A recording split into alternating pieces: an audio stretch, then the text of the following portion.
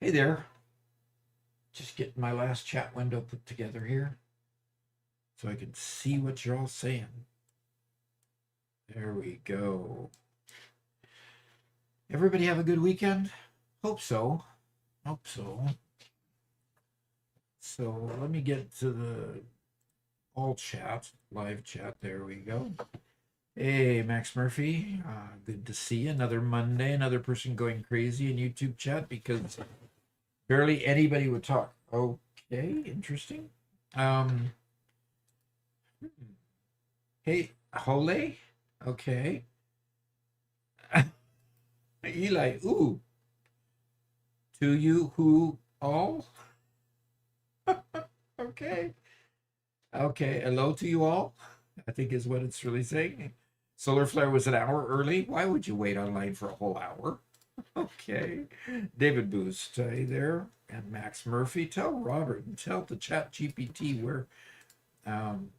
where is Seahorse emoticon? Do we have a Seahorse emoticon?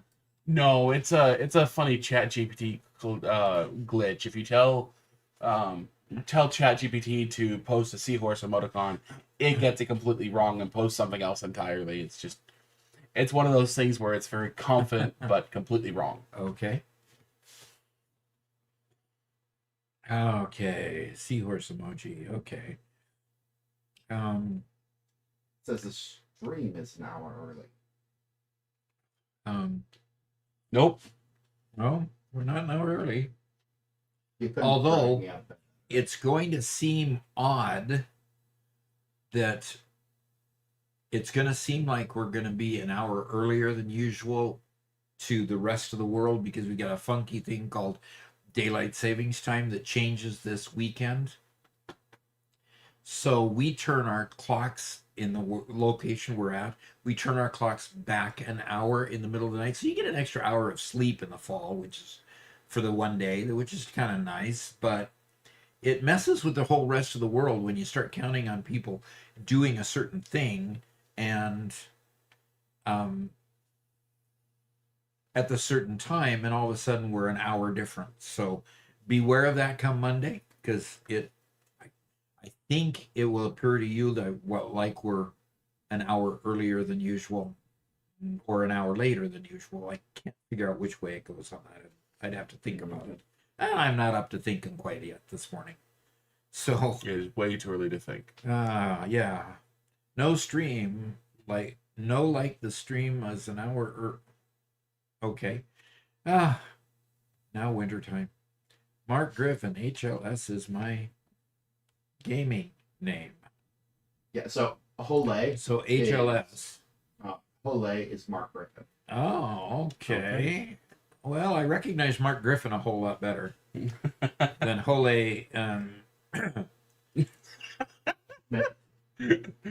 Yeah.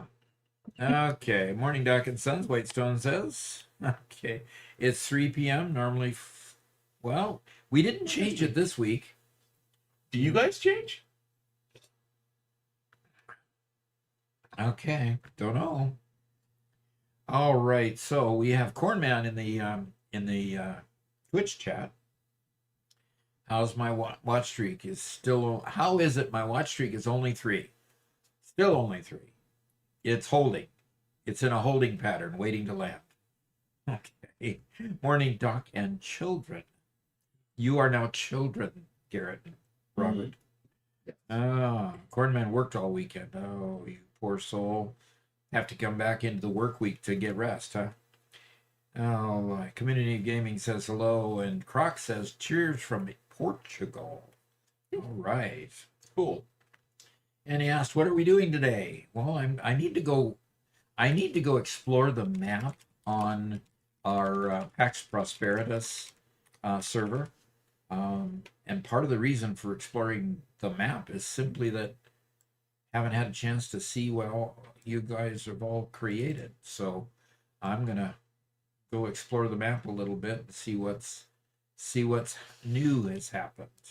So at first then, and then we're still trying to get through the next tier. So Chinko says, Okay. what? Sorry, Solarfire says yes. In Sweden, we changed yesterday. Well, there you go. Yeah, for us, it won't happen for another little bit. We're not early. You're late. There That's you what's go. going on. Yeah, there you go. Yeah. Okay, now you confess. Okay, so Chinko says, Doc, I left a present for you at the tower.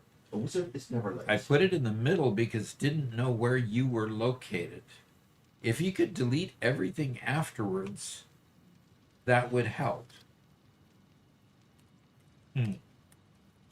Not okay. A lot of the world changes for daylight savings time, and it happens at different times for everyone still. We still can't get things together. I didn't realize that daylight savings time was a thing outside the US. Learn something new every day, because I don't, until this live stream, I didn't really talk to people outside the US very often. So it's really cool getting the mind expanded to think more than just home here, which is cool. We also thought the rest of the world was smart enough to stay away from that. Cornman is asking, when are we going to do Doc and Sons again? I think he wants to really make the game crazy again. I was trying to say, when is Doc solo? Oh, trying to say, when is Doc solo? We can go look at Doc solo. There's a Yeah, lot I think- been happening over there. I think you should be doing Doc solo for a couple hours today. Yeah. Certainly have plenty of time to do that with an 8-hour stream. Mm-hmm. So, good. We've been spending a lot of time on the server.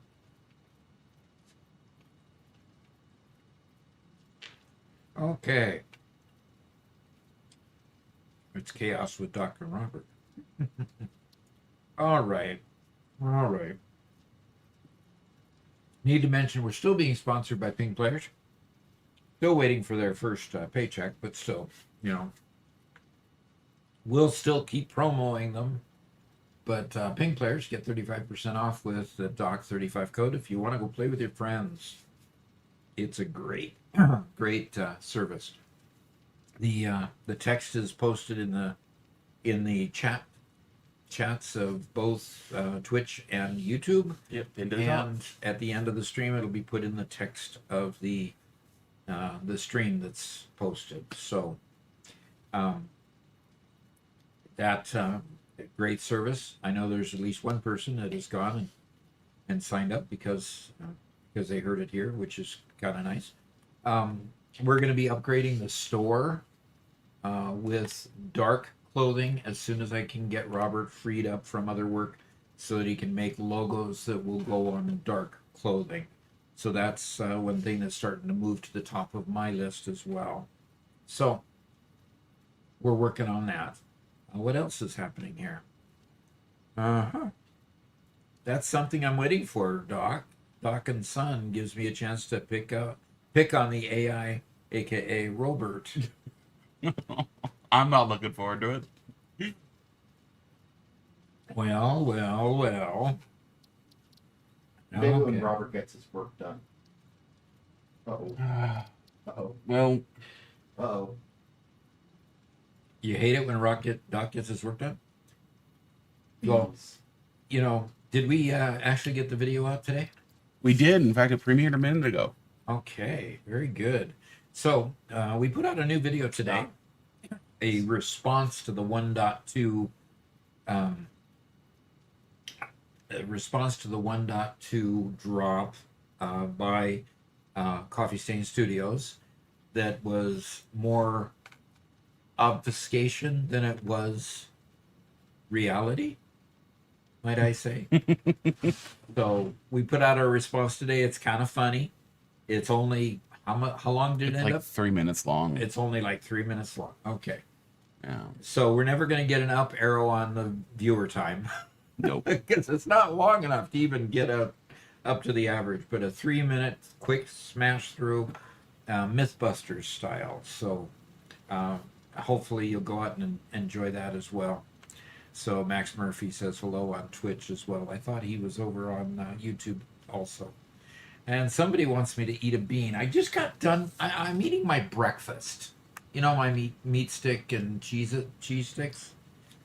I've Breakfast got to of mix a champions. bean with that. The breakfast of champions, you betcha.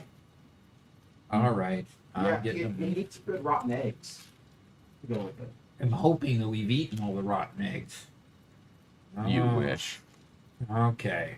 I didn't check the chickens to see if we got eggs this morning. Got a Oh, red bean this time.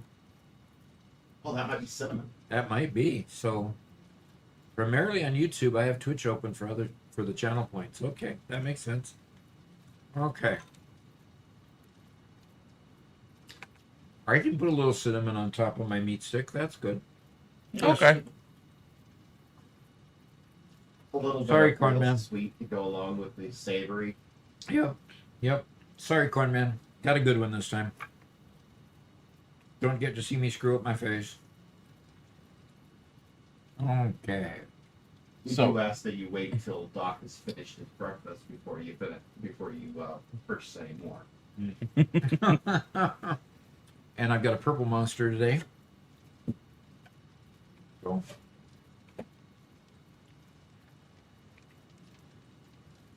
In my monster cup. This is the coolest cup I've ever had. Literally. Of all the cups that I've ever had, bought and gifted and so forth, the one that Robert printed is by far the most fun.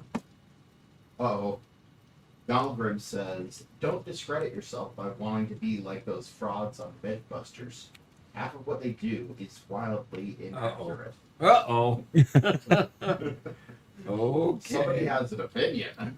Yes, they do. You are correct, but It was fun.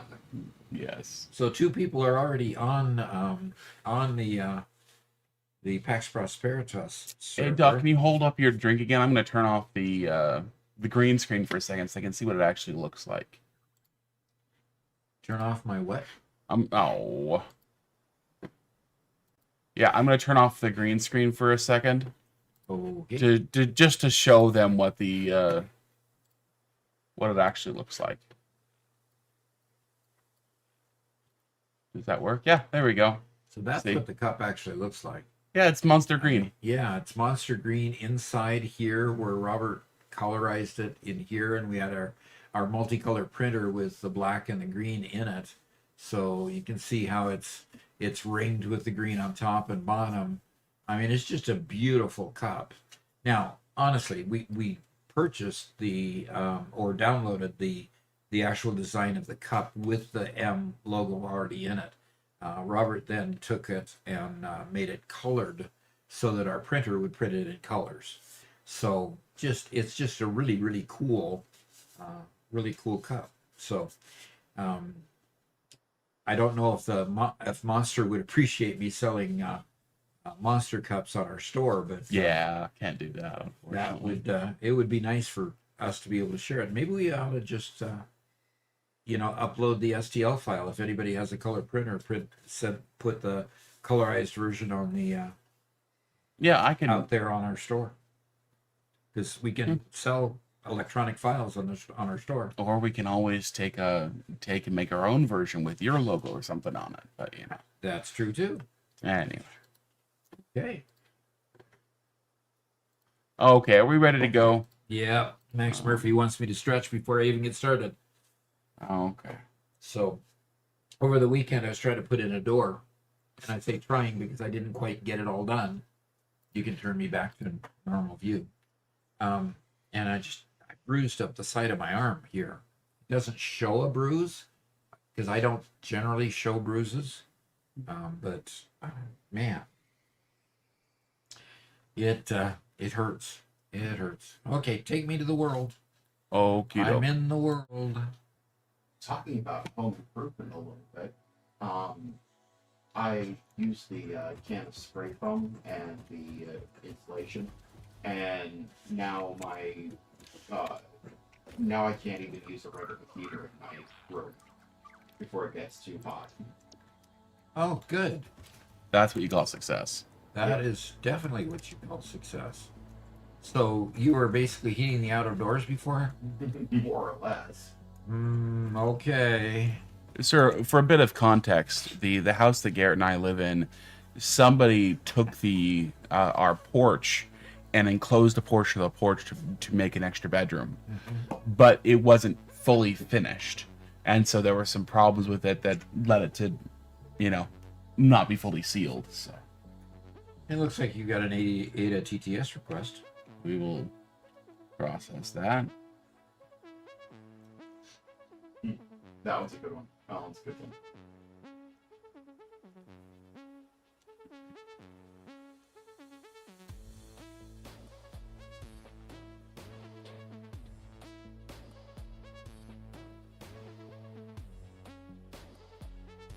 All right.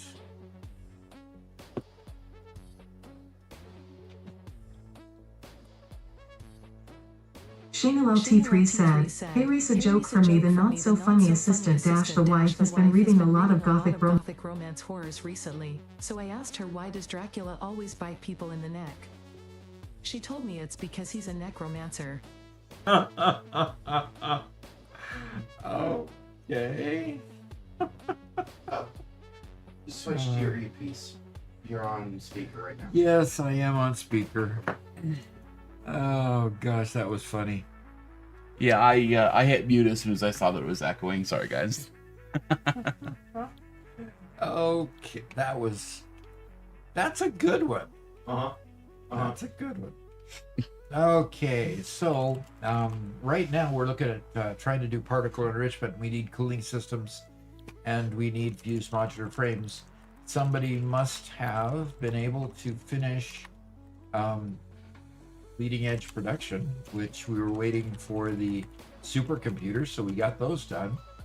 Now we're looking at particle enrichment, and we'll go ahead. Can we already do this?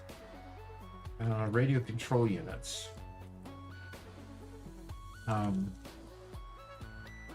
So current selected milestone is the particle enrichment.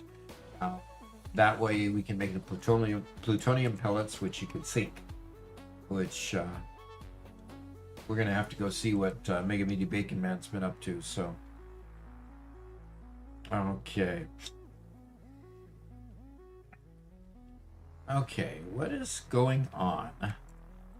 Donald Grimm makes a comment calling the first as a myth busted to the general ignorant public who believes what they see on TV is dangerous. Okay. I agree. Occasionally they stumble into a fact, but it's wildly wrong of them to say that their findings are accurate or scientifically sound. It was a television show, guys. The problem is people take it seriously. Yes, that's the point you're making. Doc, this is for you. Please delete afterwards. The ones where they were actually helpful. Ah, look at this. Look at this. Very nice. I love this. Yes. The shows where they're helpful is when they would have missed to say, it's impossible to do X. And then they were able to do it. Because it's like, okay, sure, it's possible. But when they do the reverse, they're saying, no, it's absolutely impossible. It can't happen. Well, you weren't able to do it, but... Yeah, you can't prove a negative. Yeah. You And have yeah. to prove the null hypothesis. They were just goofing around and having fun. We can do particle enrichment now. Milestone reached. Project part number 9, nuclear pasta, can be created in the particle accelerator. The accelerator has vast and fluctuating power demands, depending on the recipe, so will need careful integration with your factory. Fix-It does not waste, so nuclear waste can be refined by the particle accelerator into plutonium for reuse in the nuclear power plant. Fun fact. Fix-It psychologists suggest factory designs reflect the minds of their creators in unexpected ways. On an unrelated note, your infrastructural choices have been interesting. Obviously, she's referring to Mega Meaty Bacon Man's structural choices. Yes. Yeah, that definitely That tracks. That tracks. All right, I'm gonna go collect some stuff from the store. Do you think he's already picked something up? Yes, he's picked something else up. Man, he picks up stuff in an interesting way, you know? Okay, so Max Murphy, what's the rumor about the butter?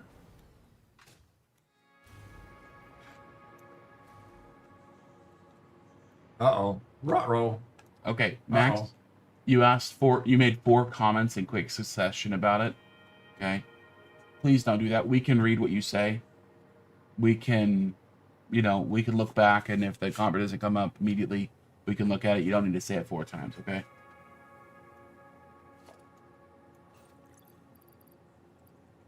Oh, brother.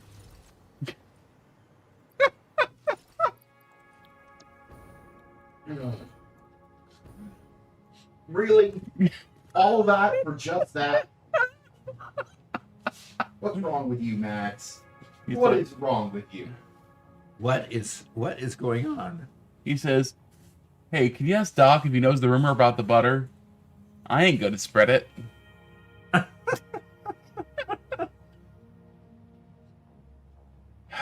Ah, very good. Horn Man. This is Doc Small. I like it. Cornman messaged me a couple days ago and says, hey, I just found out that Albert Einstein was actually a real person. Oh, well, that's exciting. He says, I always thought he was just a theoretical physicist. Oh, no. Oh, no. That was good. Are you writing all these things down? No. These things should not be written down. Should not, huh? They should be obliterated for the face of the earth. You might be better off for it.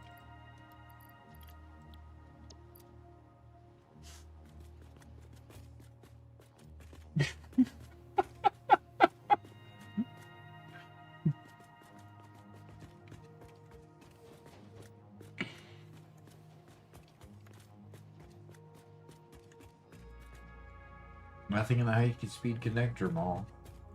Oh, somebody did some nice work on the pathing and everything. This is pretty cool. Yeah.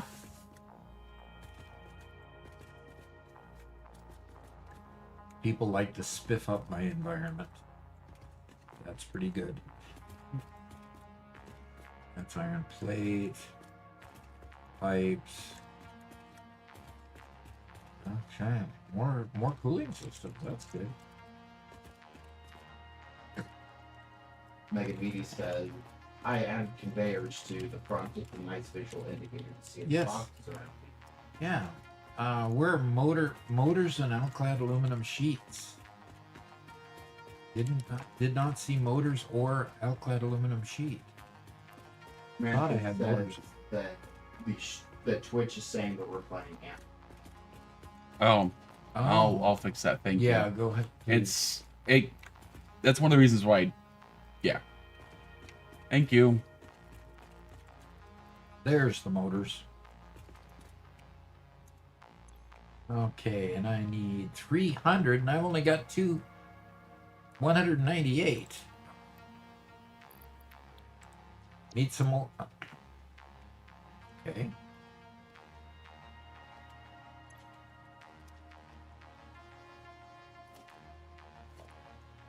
All right, we are now out of motors. There's my alclad aluminum sheet. See how much we have. Plenty. And we only need 100. Oops, I don't want to take 200. Don't want to take too many. All right, and let's put these back. Mark said, hey, Mr. AI, when you getting the upgrade? You're sharing your funds with Garrett, so is Doc just giving you the cold shoulder? No, actually, one of the bonus pieces we were able to do due to the subathon is I was able to upgrade a CPU in my machine, which was sorely needed and very much appreciated. And as soon as Garrett's motherboard's replaced because that died, we will be flowing those upgrades on down, so Garrett will be able to be at his desk with a pretty good machine as well. It's awesome. And I know we looked at the motherboard that first day, but I didn't pull the trigger on it. Yeah. Okay. I mean, yeah. Anyway, I have to put my headset on because I have to get editing. So, Garrett. Whitestone says, let me know if Doc wants to go see Andrew Stay's area.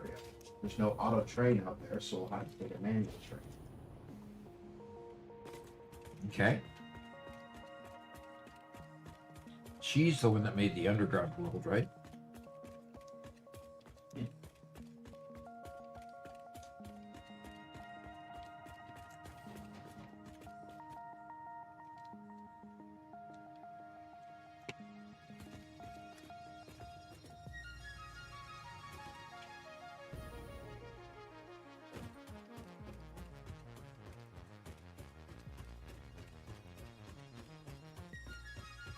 Yeah, we've had a conversation in chat Yep. about Mythbusters.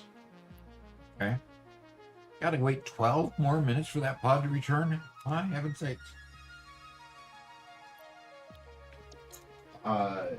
Wellgrim says, the air shooting thing is probably the most egregious, but there are others. They said scientifically shooting a gun into the air, the bullet or round coming down wouldn't end or hurt someone. Where you've had such happen, people are no longer among us because of it. And Trumpet says, what goes up must come down. Gravity causes acceleration. It's common sense that a bullet is still deadly. I agree a bullet can slow down enough being shot through something to make it inert, but not shooting it up. Yeah. Eventually, I mean, what goes up has to come down eventually. I mean, it doesn't have enough velocity to escape the Earth's atmosphere. So it's going to eventually decelerate at 32 meters per second squared.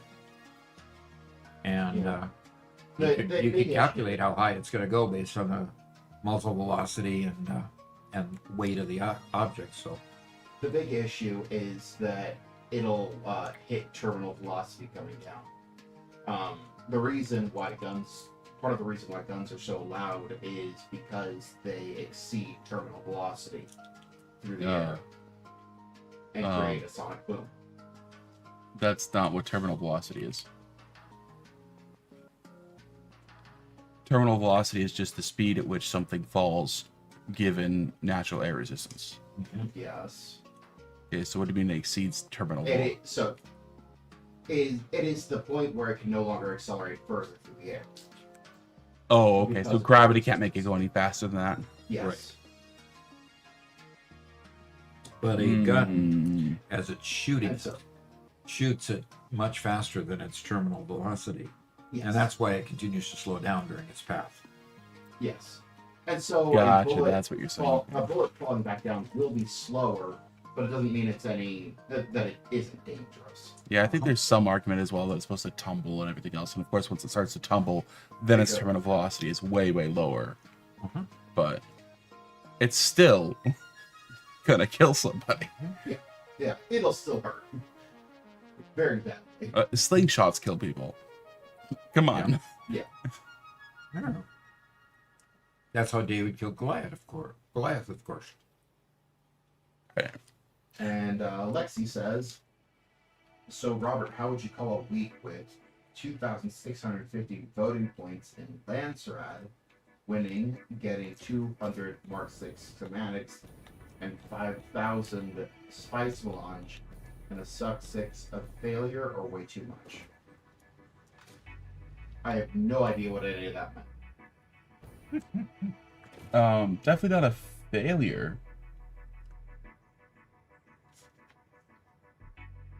Yeah, sounds like a good week to me, unless I'm misunderstanding.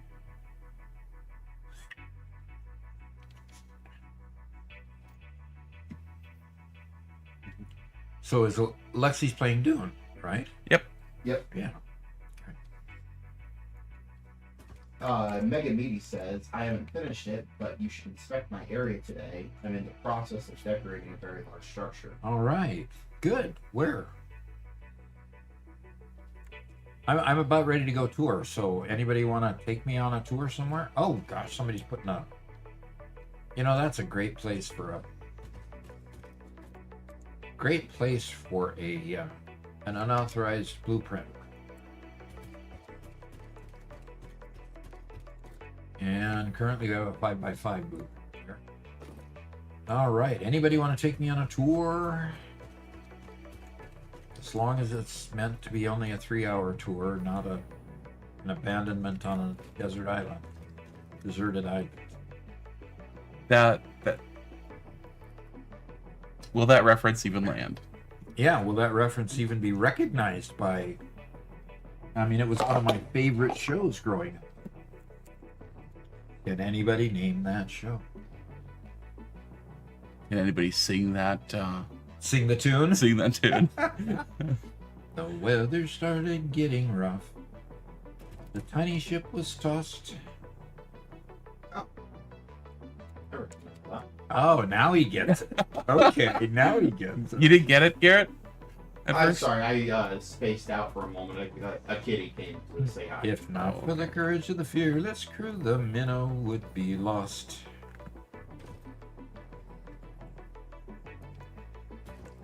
So what are we making here? Let's see what you make. What? Gomagrim says, I mean, you do look like the skipper, not attractive enough to be the professor. I don't think Garrett or Robert qualify as Mary Ann. Although Garrett could be Gilligan. Gosh. Wow. Now I see what you guys think of me. There you go. There you go. What do I put up? I don't know. Oh, nope. Nope.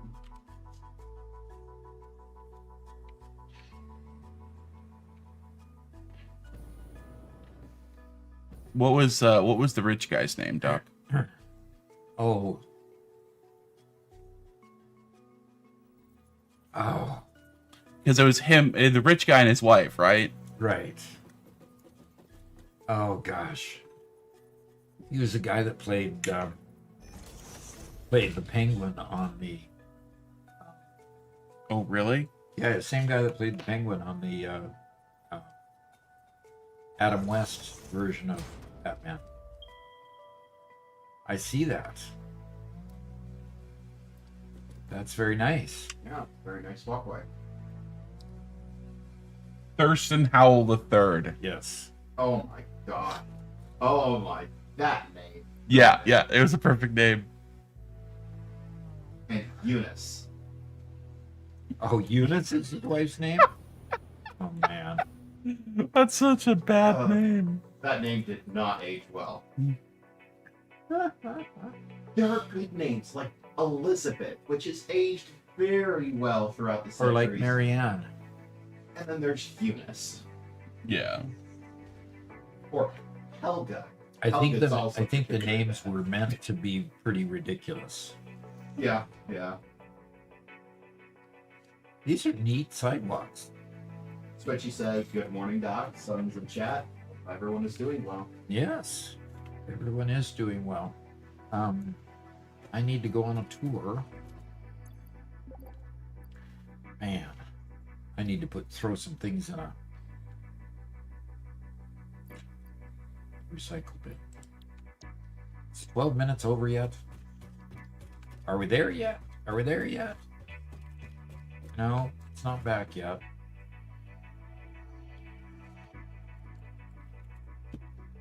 Oh, come on. Yeah, I don't think I ever saw a full episode of Gilligan's Island myself.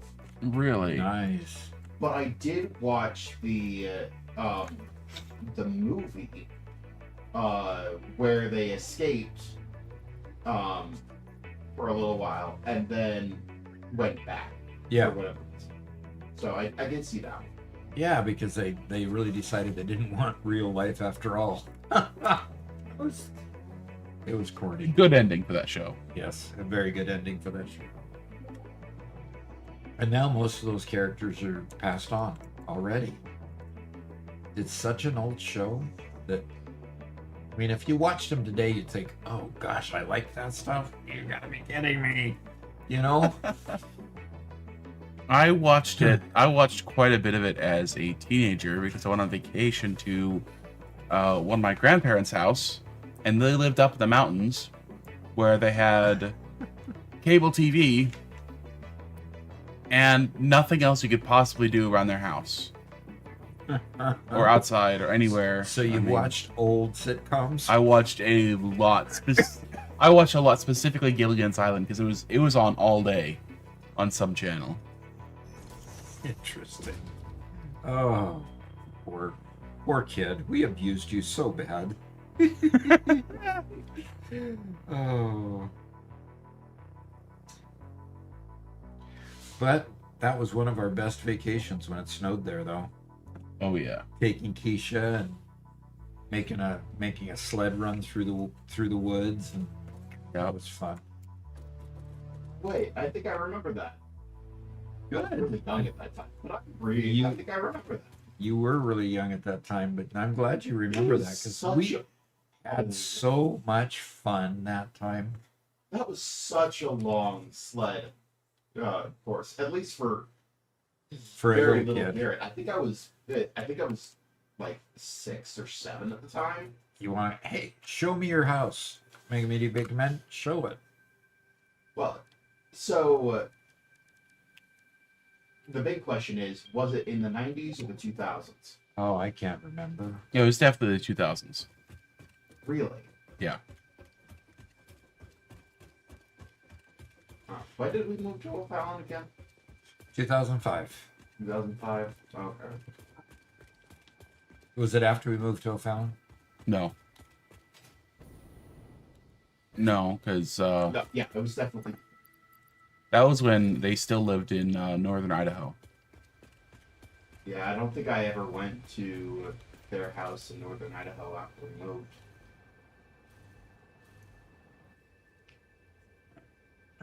All righty. Cornman, I don't know what you're talking about, so I'm not going to read that. Okay, let's go. Ah. Scorpio says, I want to see Doc hit Garrett with his hat.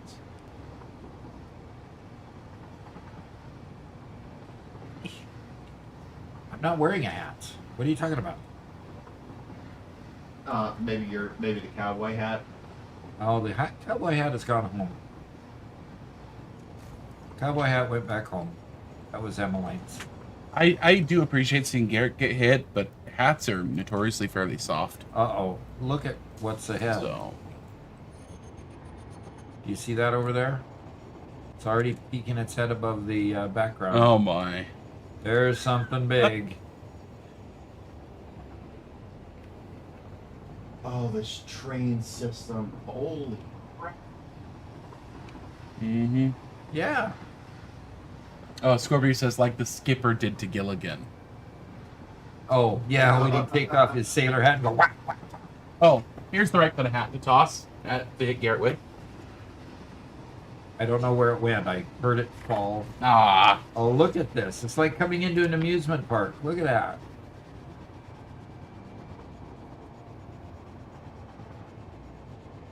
The Oh my carousel is on gosh. the right. Oh my gosh. Welcome to what? Some Janklands. Okay, Janklands. Look Okay. at those supports. Oh my gosh. That makes it look like a theme park. Yes. And not a real theme park, too. A theme park from a,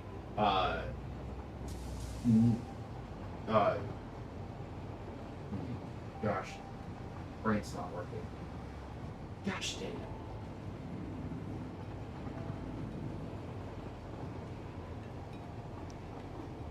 Of course, we've got to go here, there, and everywhere, all the way through it. That's pretty cool. Oh, he's got all the guy wires set up too. That's ridiculous.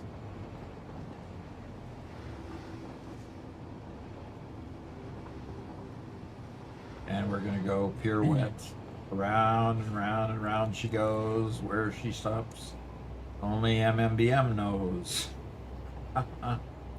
And one more time. Oh, that's just cool. He is an artiste, that's for sure.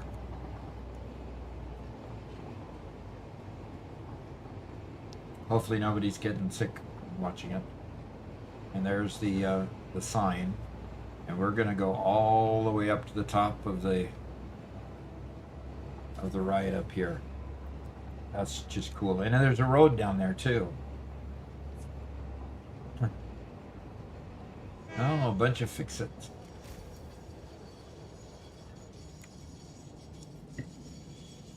UFO. Unidentified foreign object, right? Because it's not flying. Okay, obviously he wants me to get out. Perman says it's an Invader Zim theme park.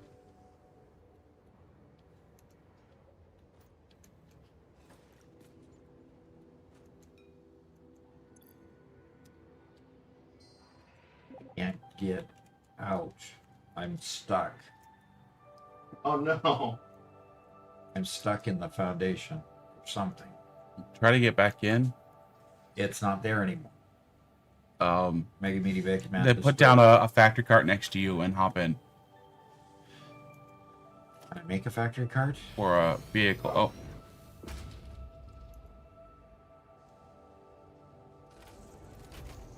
Okay, hop out.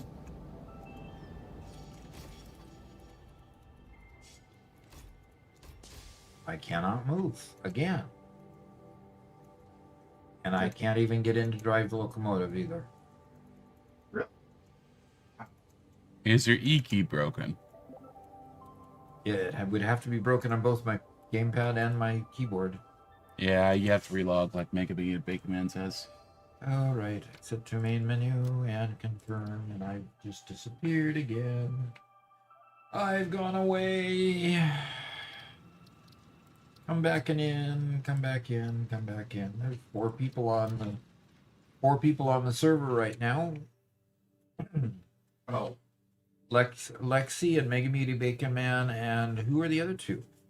Robert, you're not on the server. No. Scorpio says it's no longer UFO, it's UAP now. Unidentified aerial phenomenon. Yes, they changed the name. Boo. I mean, it could be a flying object. Boo. It could be a flying object, because flying objects fly in the air. Why they had to change it to UAP, I don't know. I just want them to release the anti-gravity system they've got to the public. There you go. Garrett, are you a believer? I don't know. This is But I think that it's reasonable to suggest that the U.S. government might have some sort of anti-gravity. supercomputer production there. Although it's missing one component. What is it missing? It's missing high-speed connectors. Wow, look at all this. Look at all this producing going on, Robert. The crazy part is the fact that anything gets made from this. It is all quite amazing, yes. I'm sorry. Look down, please, at Yeah. those fans. Yep. Isn't that great? Why? How? What? Ugh. It's a bug that when you increase the size of the normal fan, it does this blade going in and out thing. I don't know if you could call it a bug or if there's high-speed Well, connectors. when he looked at it, he certainly saw a feature. Yes. Yes, exactly. Exactly. That's the neat thing about Mega Meaty Bacon Man is he sees features in bugs. Because use that. And look at all this product coming up there to be used. Yep.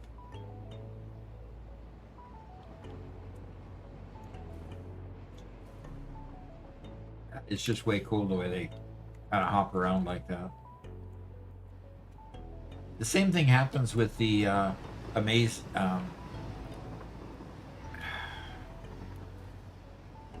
The store, you know, the Awesome Shop store with the top thing that goes up and down after it's Oh yeah. After it's been scaled up. Yeah. Donald Grimm asks, "You think the government is competent enough to cover up alien life?" And no, I wasn't saying that I necessarily believe in alien life, but after all of the investment that we put into the military, I don't think it's out of the pale to believe that we've come up with some kind of anti-gravity technology. So Mega Media Vacant Man says water extractors, awesome sinks, and the awesome ship. Shop. The awesome shop and fans all have visual anomaly animations. So awesome sinks do too. Interesting. And the water extractors, anything that has a rotating element to them, I suppose. All right. Need to join. Oh, let's go up here. I think Scorpio's absolutely right. He says UFO, I think, has too much relation to aliens to the common person. And I think that you're absolutely correct. That's why terminology is constantly being changed, because the people who want the term to mean something else don't like what it actually means to people, so they invent a new term. And you'll see that this happens to increase accuracy sometimes. Sometimes it's just a narrative shift. I don't like the narrative around this term, so I'm going to invent a new term to change the narrative in my favor. Mm-hmm. Okay, so we've gone to a floor that isn't a floor. That's interesting. I didn't know you could do that. But it creates a nice little observation deck here. You're also a little trapped. Uh-oh. Ruh-roh, what's going on here? I lost my connection. Megan Meaty, what did you do? I know this is your Server fault. appears to be offline. Wasn't trying to. I think we crashed. Yeah, Yep. server went offline. Right. It crashed. All right. Hey, Robert, do you want to go to Ping Players and see what's happening with the server? I still don't have it logged in on my computer. Oh, okay. Sorry. Let me scoot up there.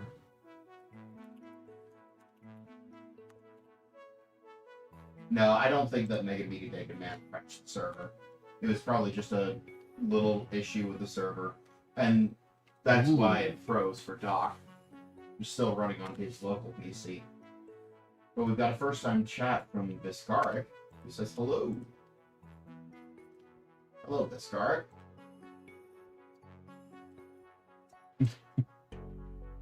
Now, is CPT Okay. I guess Captain Viscaric could be really cool. That's a good name. That's a good name. Let's see what's going on. It says the server is running, so I'll hit retry over here. Okay, very good. Looks like you can get back on. All right. Hello to Captain Viscaric? Corporal? No, Captain CPT. Viscaric, okay.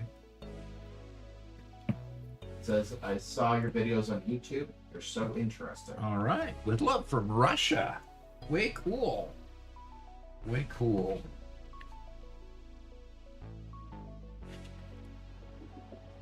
Oh, way cool.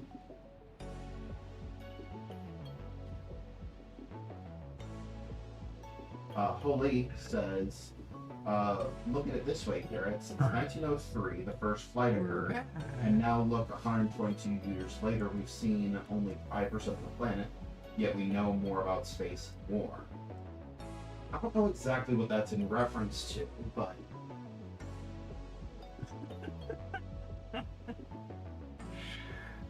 Okay.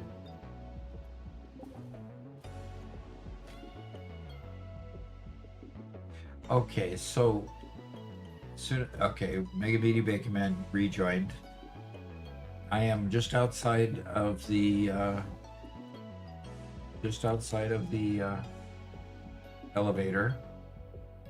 So come on to the elevator and we'll get back on it. Maybe what happened was wasn't an observation deck. What happened was that was where the server was starting to crash.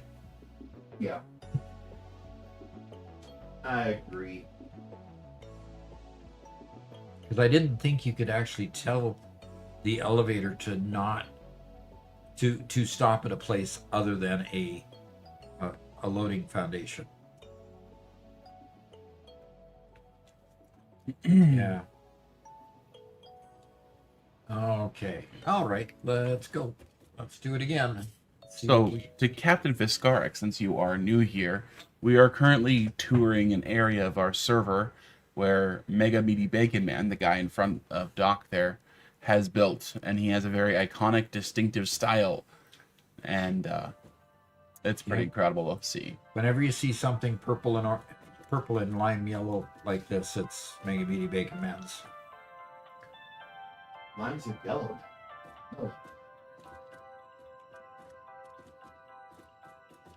Oh, It says. Okay.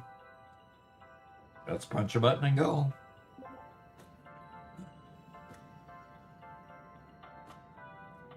It's not closing the door.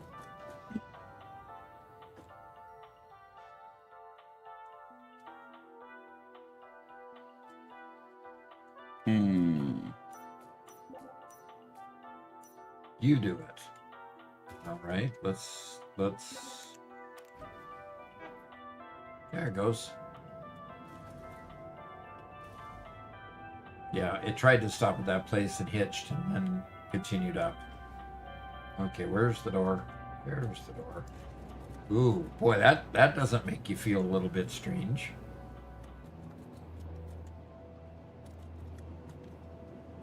Okay, we're gonna go in the... Did he go in the... no, he's right there. I love what he did with the beams. That crosshatch pattern. Oh dear. You go into this and you go get launched. Oh, look at that. And it's probably perfectly too. Wow, that would be an awesome flight. Sure. Do I dare? Okay. Yeah, do it. I'm gonna change backpacks.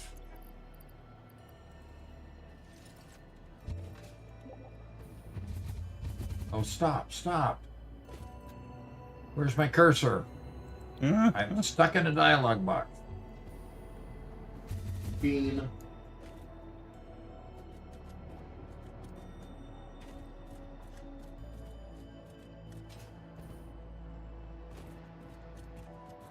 All right. Ready?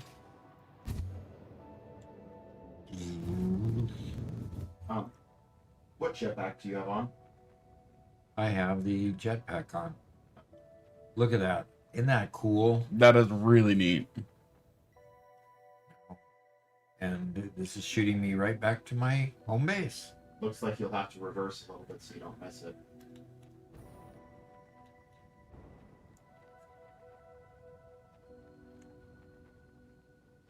Very nice. Very nice.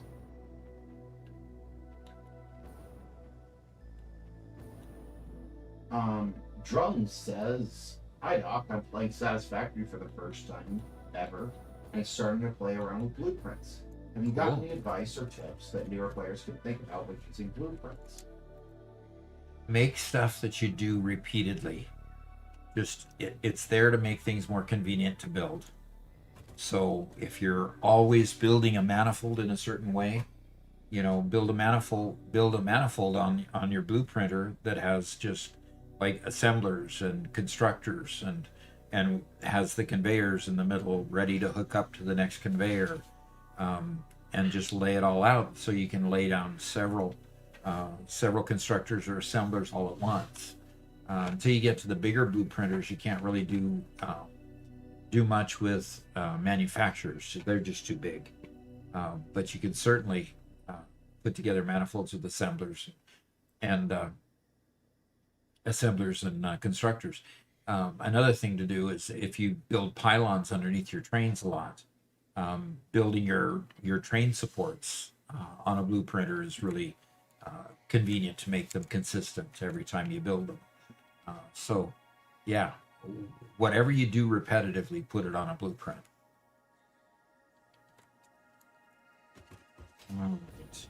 All right. What has Newton got for me now? Hey, Newton. Nothing? Okay. Hey guys, Newton needs a friend. How did he get Newton here even? They'll follow you if you've tamed them and you're holding a pale berry. Okay.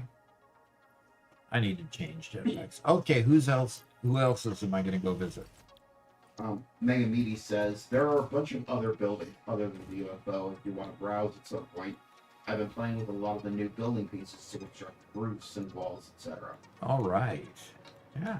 But yeah, he says you can come back and visit the rest at some other time. Okay. Well, what I saw was cool anyway, so. Cornman says Newton needs a lady friend. Okay.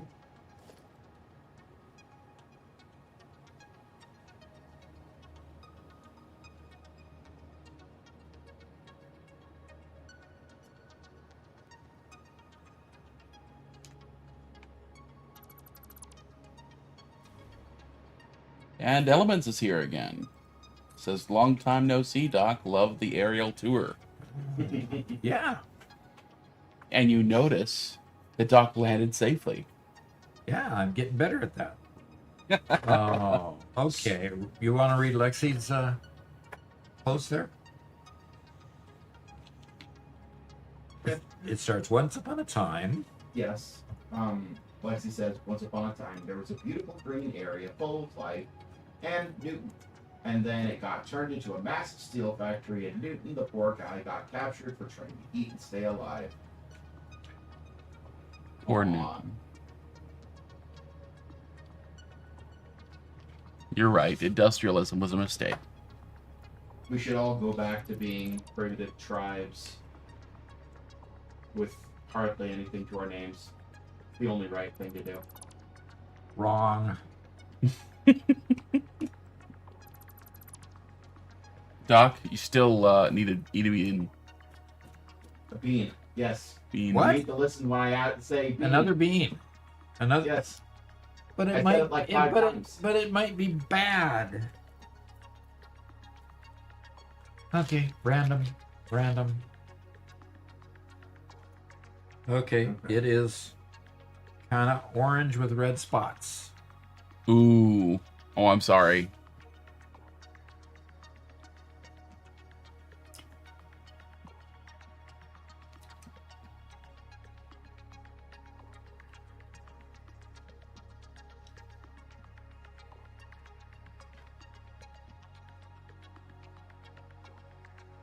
Okay.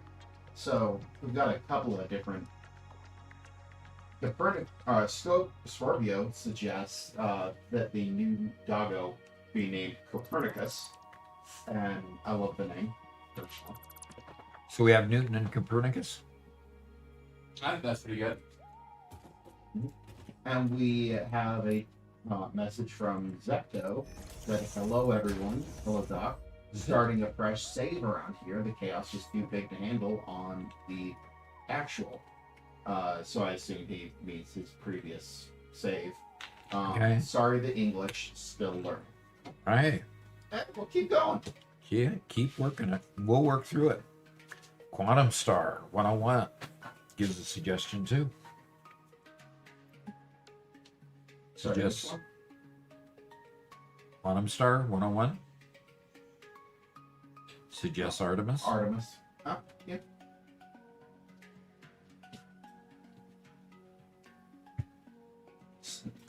Sniper Fitty says, "Hey Doc, it's been my first time getting into Tier 7 and 8, and Ooh. you've both been immensely helpful, helping through my mid game and all the complexities of the game now. Thanks, guy. Have a great stream." You bet. Thank you for dropping in for a few minutes.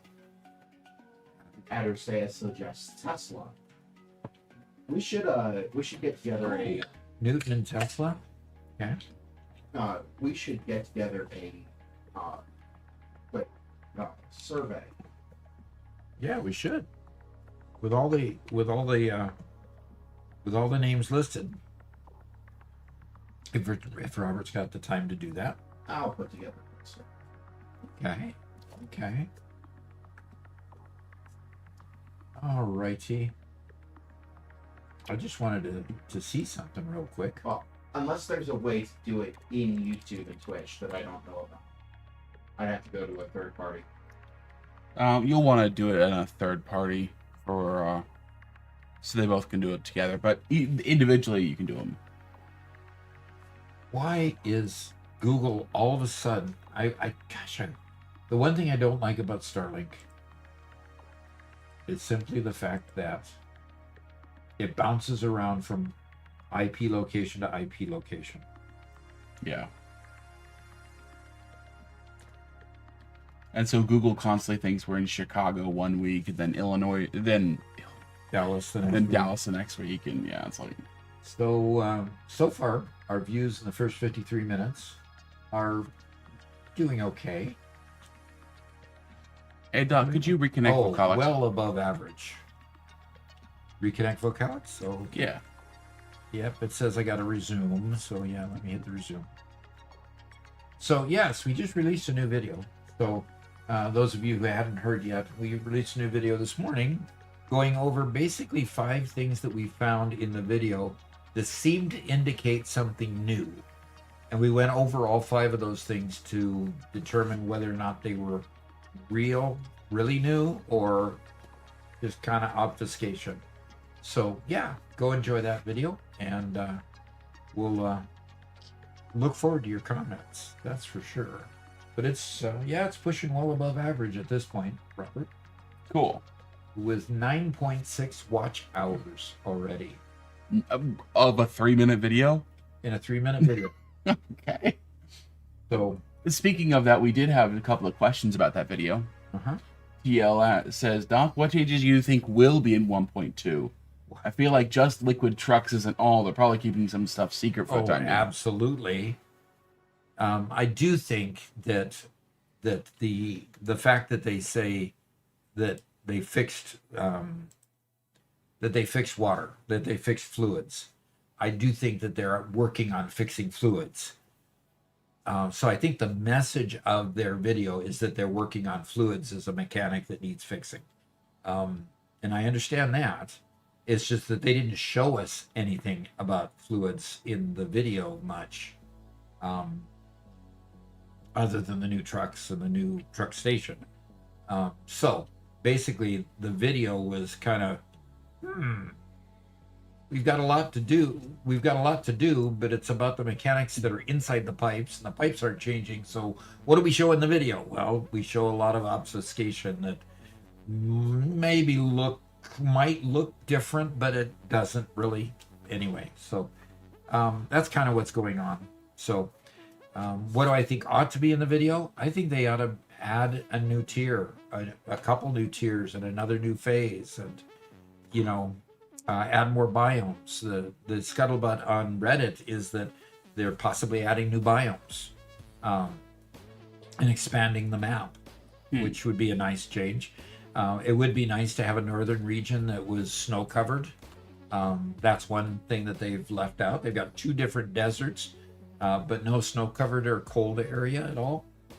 So they got a nice island area, but yeah, they could do a lot more in the snow-capped regions, maybe more mountainous regions. I don't know, but it'd be pretty cool to see what they add there. And it would really be nice if they allowed us to have even better conveyors. No, I don't think that's going to happen, or but they could certainly add Mark II, Mark III, Mark III pipes, Mark III, Mark II pumps, higher capacity pumps, higher capacity oil extractors, or what. Also, there's a lot of things that on the edges that they could increase. So, but the thing that I've been hearing out there has been an increased number of biomes, and of course they're saying they're trying to fix fluids. So those are the two that I've kind of confirmed up by the scuttlebutt out there, but nothing more than that at the moment. And of course, there's always wishes and wants, right? Mm-hmm. By the way, Mega B Bacon Man is ready for you to push the big red button. All right. He says he's not qualified. He's not qualified? Okay. I will go take care of that. I just posted a link to a single question survey. It just allows you to determine which of the three suggested names you like the best. Okay. Love to hear what you say. I posted the link Milestone in the chat. reached. Drones provide automated low-capacity aerial transport between drone stations. Stations need to be supplied with any kind of fuel for the drones to function.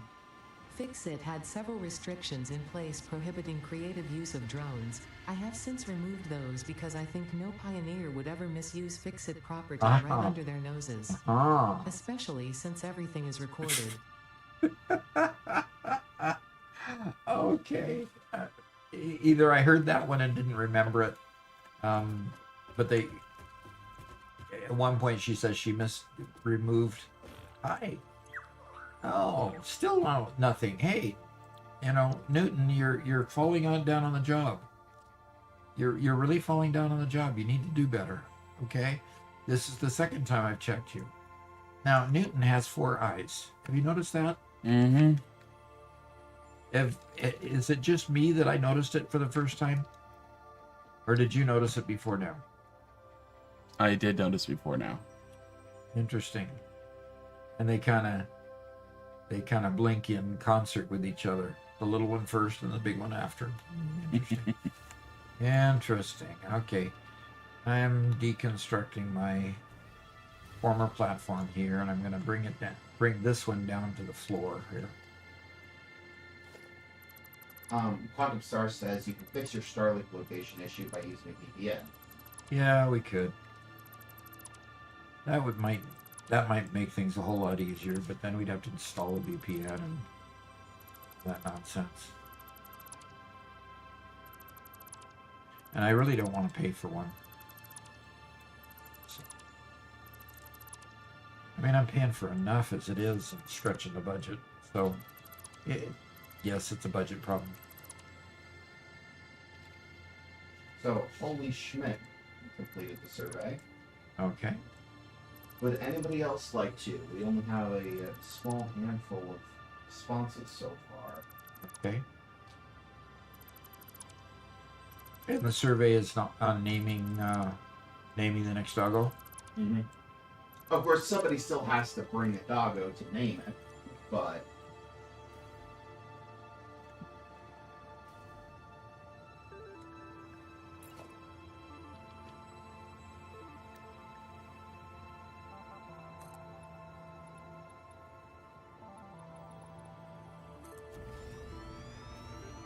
we've currently got 5 answers and a tie between answers. So if somebody could go in, at least be a tiebreaker. A tie between answers, huh? Currently. Okay. We'll just have to bring 2 doggos.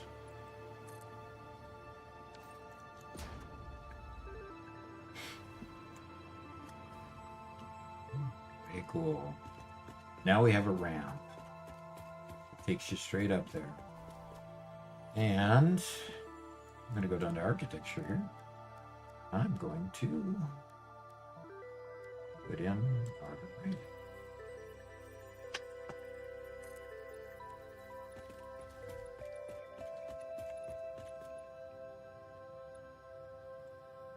Element says, what do you want most in 1.2? For me, it'd be cables to auto-connect between blueprints. Interesting. Cables. Kind of like the cables that, the decorative cables. Oh, I think he's more just talking about,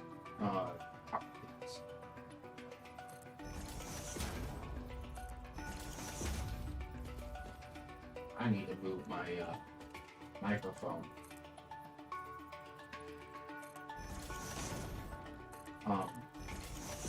Holy Olay says you'd like to see deep sea mining or going underground building your own tunneling machines. That'd be different. That would be cool. Yeah. Mm-hmm.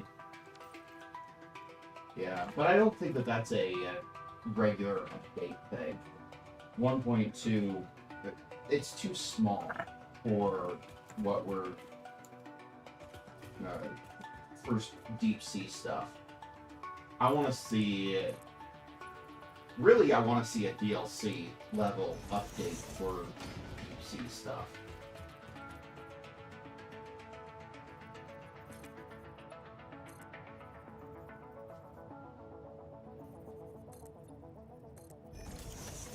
The DLC level update. In other words, just expand the universe. Yeah. A major addition to the game run purpose. Okay.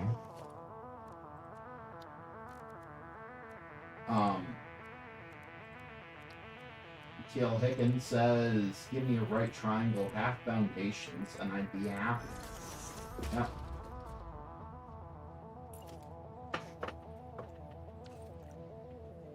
Yeah, the auto connection should just apply to all the things which are stretched out: hypertubes, power lines, pipes, conveyors.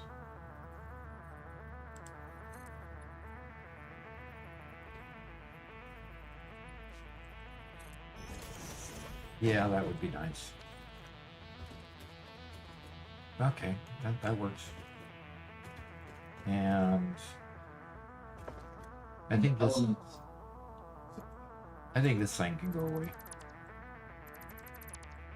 Yeah. Nice bit of history, though. Yeah, I should have saved it in the museum, right? Moved it to the museum.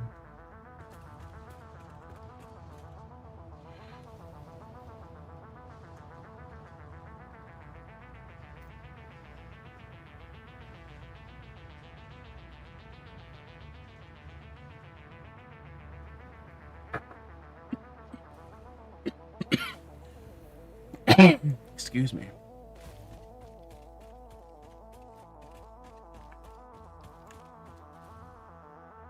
Alrighty. See, I'm not quite sure what of all this is still needed. I mean, this goes up into the goes from there down.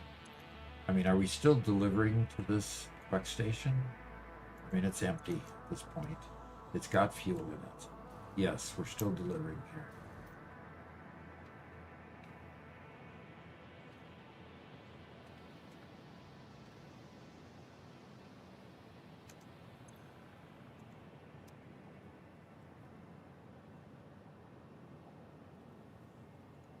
Basically, all these plates need to get connected to the mall rather than straight down here. It's basically, you know, pretty much all these plates are just going straight into the sink.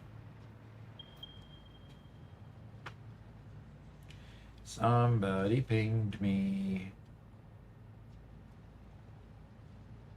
Mega Meaty says Chico's still doing things. I'm not sure if his trains are connected to the hub yet.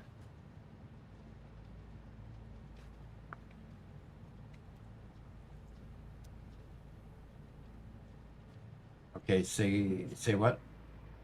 Chico is still doing things. I'm not sure if his trains are connected to the hub yet. And Chico responds, not yet, but they should be today, hopefully. Okay. Connecting up a train? Yeah. hopefully. Cool. Because yes, if it's connected up to the train, we've pretty much obsoleted the trucks. You know, these two truck stops are pretty much obsoleted at this point. There is a train, looks like it's coming down here.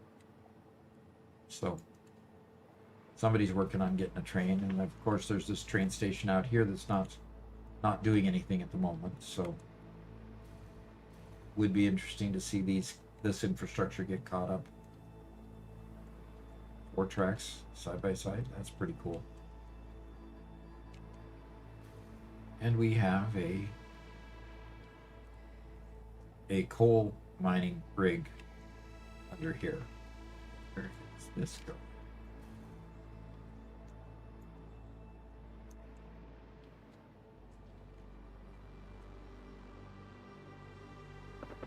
Interesting.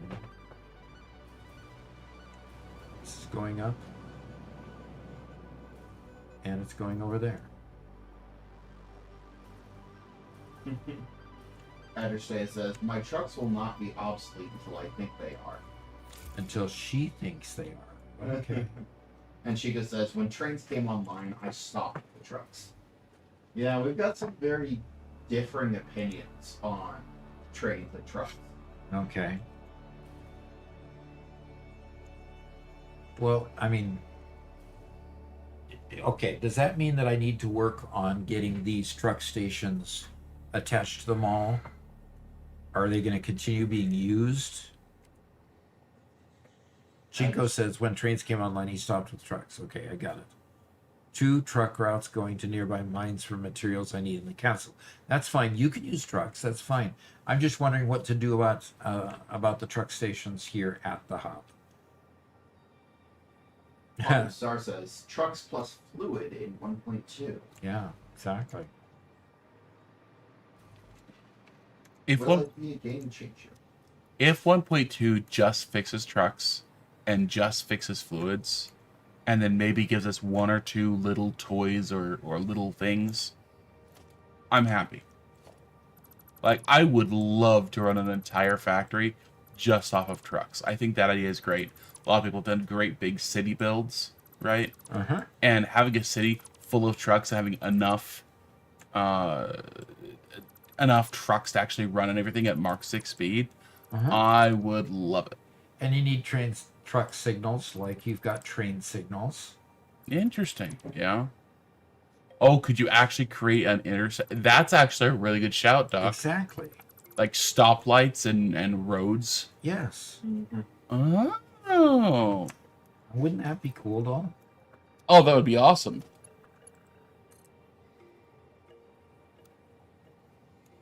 Because, yeah, one of the big problems with trucks, and we saw this in the Gigafactory world, we had our road with a lot of trucks going in and out, but then we created an intersection so we could have some extra trucks join, and every time they just crash into each other. Yeah, exactly. Because there's no signaling at all.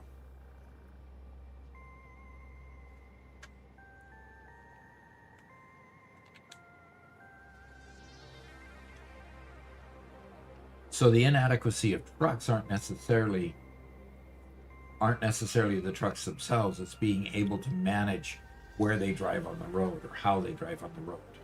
Yeah. And Teal Hickens says, truck stoplights would solve most of the problems that caused me to ditch my first world. Yeah. Same here. Same here.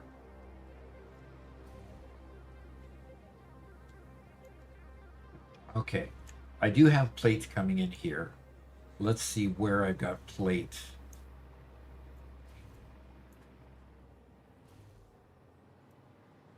Max Murphy, we will not be showing Doc suction cup. I mean, it's funny, but it's not family friendly.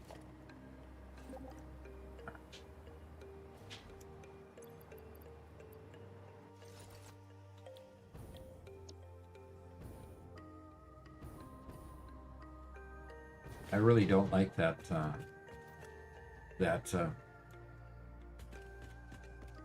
the bug.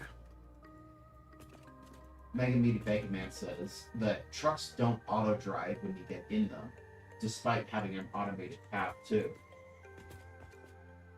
That's an interesting thing to point out. Yeah, you can't just have the truck drive itself while you're in it. Right. It looks like I might have motors in two places. There's this motor part here that has nothing in it. And there's, I thought, motors over here too.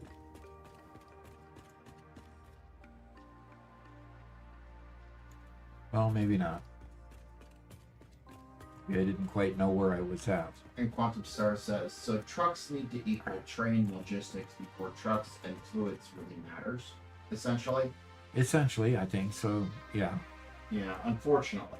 there's iron plate, and it's just that container is full. Okay, so iron plate is found on this side. 1, 2, 3. TW Dutchman says, Seven, I would one, love and- a train lift elevator instead of a corkscrew to get up to the red jungle. A train lift. Interesting.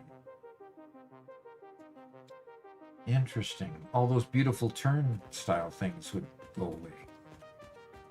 Yeah.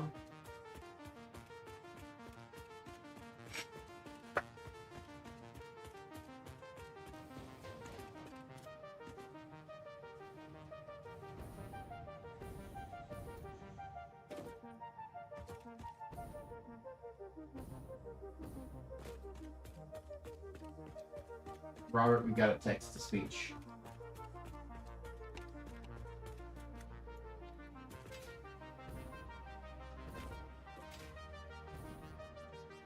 I have no idea how Ada's going to handle that. Yeah.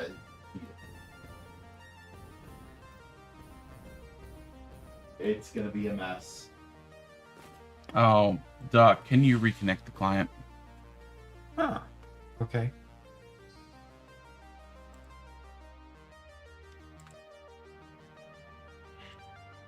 Wonder why we're having trouble keeping it connected.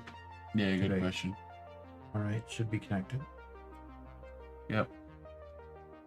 Corman_XD said, what are the two numbers directly following 5? That's right, 6 Sabine. Well, it did it a whole lot better than what I was expecting. I thought it was gonna say 6xxxxxxxx.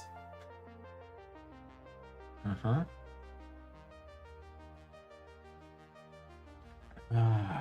Hydrate. Okay. And somebody max redeem stretch. Pioneer, initiate ergonomic recalibration, also known as stretching. Okay. Yeah. Apparently 6-7 is a meme that I have never heard before. So All I've right. got no idea what the history of that one is. Garrett, you're approaching middle age. Suddenly memes just Obviously. are meaningless. I know Well, plenty of memes. Our video that we released today is at 402 views for the first 60 minutes, Oh, no. and which is 242 more than normal. So it's more than double our usual performance for a regular video. Yep. Nice. And it's had one person hit the subscribe button watching it. The truth is that there's a whole lot of people who love the game Satisfactory, but aren't actively watching or playing it right now, and are willing to come back as soon as there's a new update. So, Uh-huh. Yep. And so they watch for the updates. You betcha. Okay. I was not able to find. Cornman has a suggestion, which is a horrible suggestion, but also a hilarious suggestion. Horrible Yes. but hilarious. Doc should do a jazzercise on stream. No.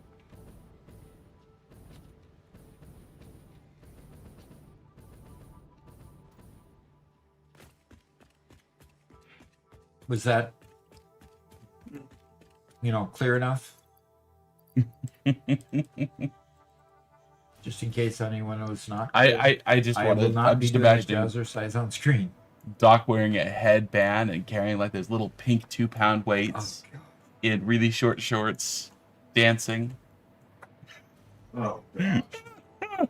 Okay, there's where the plates are coming in. Okay, I found where the plates are coming in. And Yeah, Richard Simmons 2025. exactly. Not the comeback you thought. Hey, what's your first name, Doc? No. No. No, let's not try to equate the two there. Richard Simmons was a kook. He was a character. I don't understand how he got so popular. What's your first name, Doc? Doc. Doc. Hmm.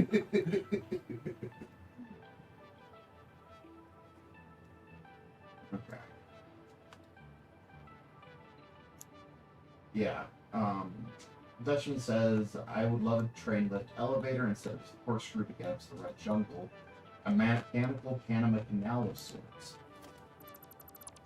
And Hole says, a train lift would be epic, however the weight would have to be eliminated as elevators cannot handle excessive weight.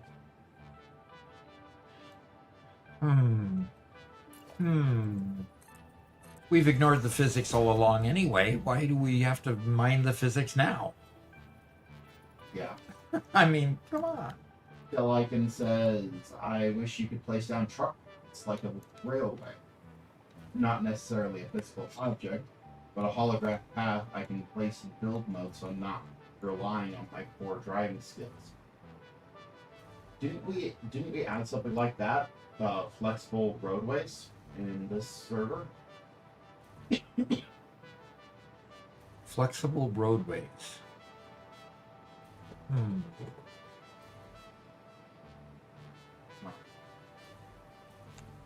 I mean, I'm sure we could.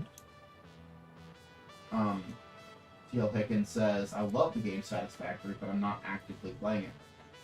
I'm at work. Set face. That face, yeah. That face.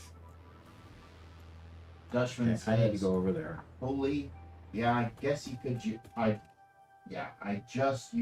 I just think some sort of stop and go lift would be a neat official solution.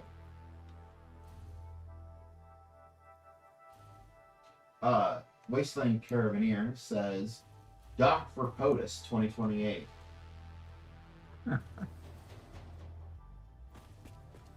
No, Gonogram comes in with a defense of Richard Simmons. And I actually agree with this. He says, is same way Mr. Rogers and Bob Ross had their energy was positive, and Richard Simmons' energy was out of this world. He was a personality.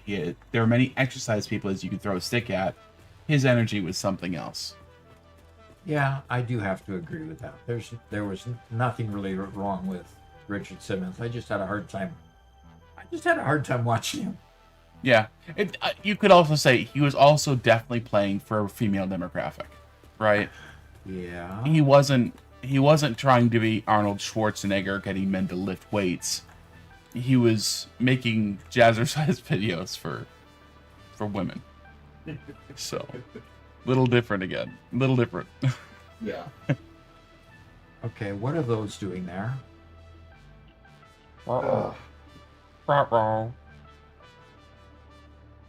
I mean, if they are meant, I think I know where they poke up. No, I don't know where they poke up. Wasteland Carabineer Yes. says, Doc for POTUS 2028. MAIA. Perfect. Make America Industrial again. There you go. I bet you that's just a piece that that Whitestone hasn't fully connected up No, yet. it's connected. Oh. It's connected. It's just that these are the end point of the train station. Ah. So that's exactly what I was looking for. Is where can I put stuff in the end here? And if we go and look here, that's them right there. That's it. these two right here that start at the end of the line, and that would allow me to attach up at the truck station, for example, and pump it through the system and make it Oh, this is the incoming line. is the incoming, yes, so that I can input here and have it go through the system and sync it if it is needed. So I can destroy the other syncing method over there and actually run it through. So if I need iron plates, it will come through here and actually go into the system. Gotcha. So I'm going to work on connecting that. I think what And Galdegrim there's is saying. one of Mega Media Big Man's. Yes. I think what Galdegrim is saying is that you yourself are the Richard Simmons of Satisfactory. Oh, okay. Positive energy. Okay. Yeah. I meant it more as a joke, but yeah.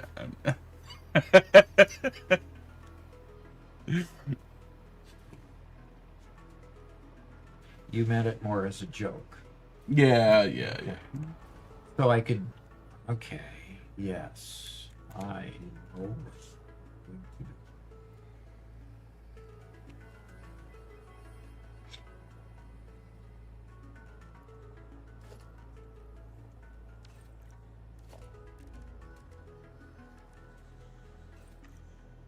Go with a.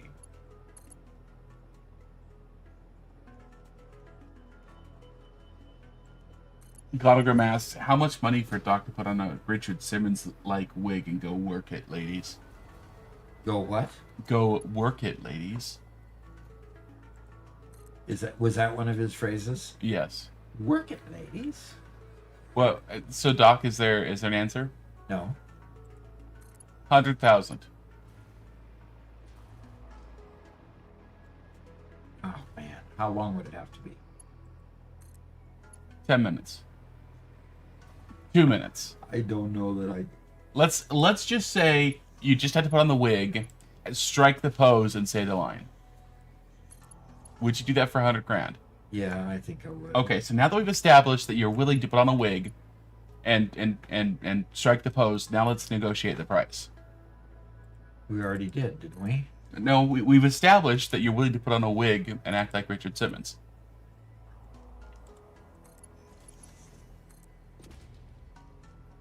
Okay, Robert, you're being a jerk. Stop it. Stop it. I won't allow you to do that to Doc.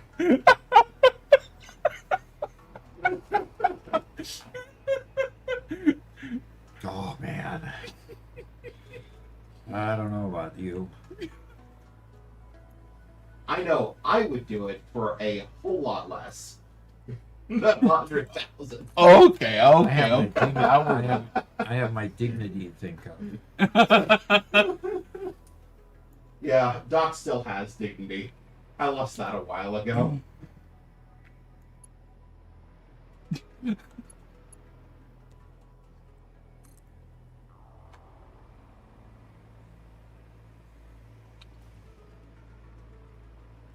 And Wasteland Carabineer says, so how much for you to cosplay as Richard Simmons and make a full workout video? Now that would cost a lot. Yeah, that would really. 500 bits is not enough for man. No, this is something that would be added to my blackmail folder for the rest of his life. There's only 2 things in his blackmail folder. I'd love to have a third.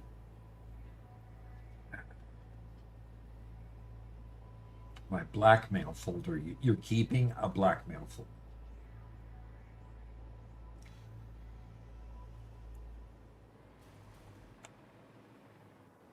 You know what? Enough money makes the blackmail folder completely irrelevant. True.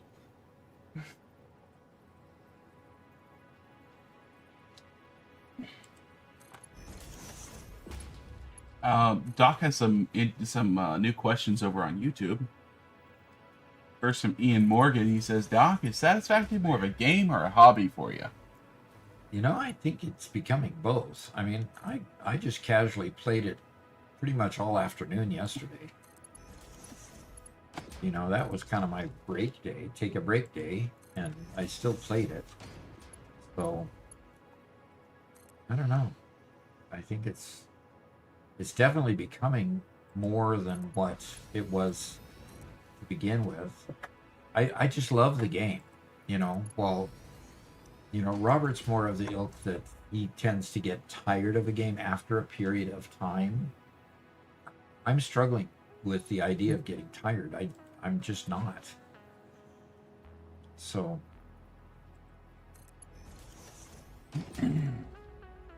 right, Robert? Would that be an accurate statement? Yeah. Man, I promise you, I am too expensive for you.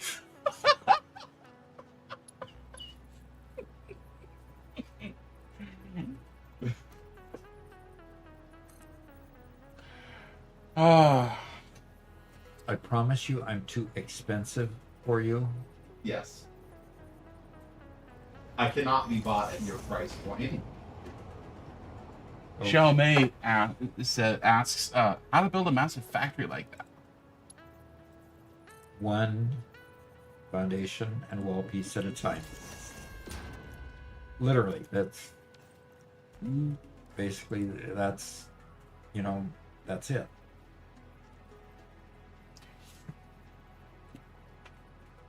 We do have a number of shorts over on YouTube talking about the Mega Factory and our Gigafactory and how we laid it out, the organization.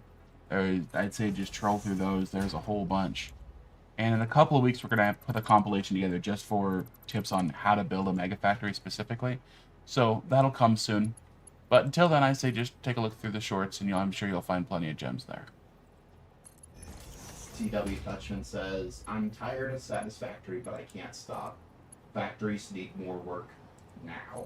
Yep. Mm-hmm. And you know, I tend to fight with the idea of getting a little bit, okay, this one didn't work, but that one did. That's interesting.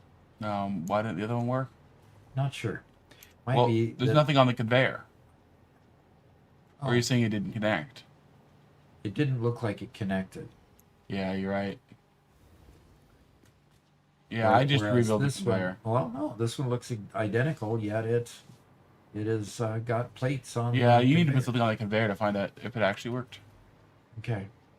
I don't. That was a screw truck line, and I don't think things are being brought into the screw truck line anymore. Yeah. So I have to go down. And you know me, I don't like to break holes in the floor unless I absolutely have to. And Ucky Place. Oh well, it's just gonna have to be ugly. Victim90 says, build, tear down. Rebuild better, tear down again. Yeah. Rebuild better again. Yeah. Sounds like an iterative process to me. Yep. Can't tell which one I'm hitting. So in my last world, I built a factory with my best friend, and then we stopped playing for a little bit. I came back, tore the entire factory down, and rebuilt. It was an ugly factory. It was an ugly one, huh? It was a very ugly factory. Okay. All righty.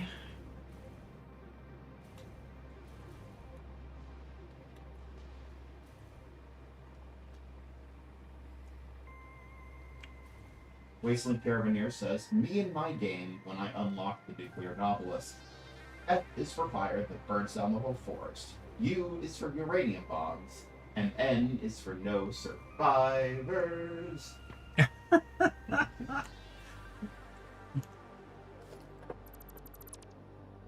Oh, I saw a video. I saw a video title that was really, really good.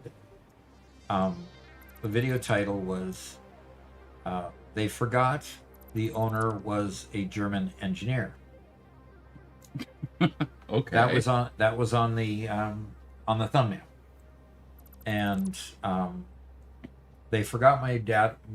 The owner was a German engineer who owned the jewelry store. Okay, so you knew it was a jewelry store based on the icon. It had way too many words on it, but still. And then the title of it was 9 entered, but 9 entered and 9 exited. But 9 was spelled N-I-N-E for entering and N-E-I-N for exiting. Ah, nice. Oh, okay. That was clever. I thought that was really clever. Ian Morgan says, you probably shared this, but I'm just getting into your content. What is your professional background? I studied systems engineering in college, so I love these games. Uh-huh. Well, you can probably tell why I love these games. My background was in finance and IT. So I ended up being the IT liaison between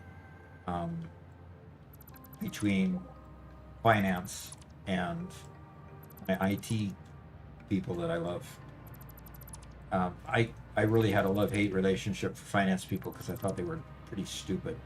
Anyway, when it came to systems, and frankly, it was just because you want this system to do what?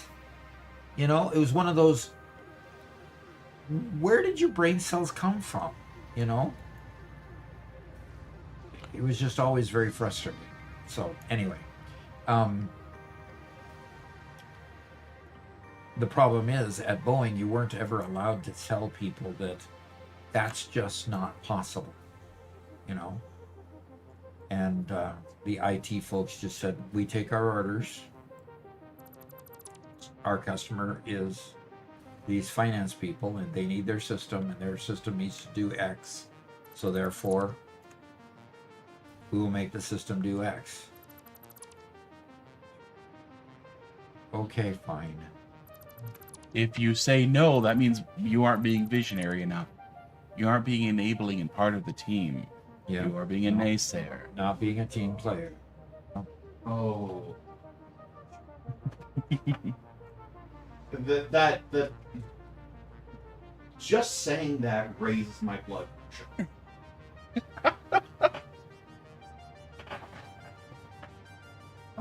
This is really weird. So what happens if I delete the lower part of this lift that this splitter was attached to? It'll just stay there, and it'll just pass it through from the left up. Okay. Because nothing's coming down to this sink anymore. Because of the way the innies and outies. Wait, is that a merger? Yeah, it's a merger. It's a merger, so it's not going to do anything anyway. What? So nothing's coming in from over there anymore. So that merger didn't have anything to merge into it. Whitestone says that was just for those plates that can be Okay. But Drums said, hey Doc, I have a question about using manifolds. If the ratio of the number of materials and the number of produced items are the same, is the manifold still the most efficient method? If the ratio of the... Say that again? Of the materials and the produced items. So the input and the output of the machine. That doesn't play into the calculation at all. Let me just get this attached. He could be referencing our advanced manifold short, where we talk about which one should be on the inside versus the outside. Oh. You know, based on that ratio. Then it just doesn't matter which one you put inside or outside at that point. You want to put the bigger ones going outside because a lot of times that's a split manifold. It has twice the capacity of the inside one. And so if your inside one has more need than the output, then you want to put the input on the outside because it has twice the capacity. So you put the bigger one on the outside always and put the smaller input or output on the inside. So I hope that's what you're really trying to answer there, because I'd like to read it. Robert Garrett, where is it? Is it in Twitch or YouTube? YouTube. Okay. GK Drums. Okay. Okay, have a question about using manifolds. If the ratio of number of materials and the number produced are the same, would a manifold still be? Yes, it's still the most efficient method. Yes. It's just a decision whether or not you want to put the inputs on the inside going to the outside outside to the manifold, or put the inputs on the outside going into the manifold and having everything go in the center. So manifolds are still a whole lot more efficient than try to balance everything manually.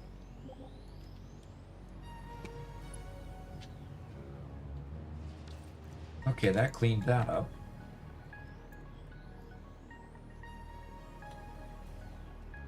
All right. And this is empty.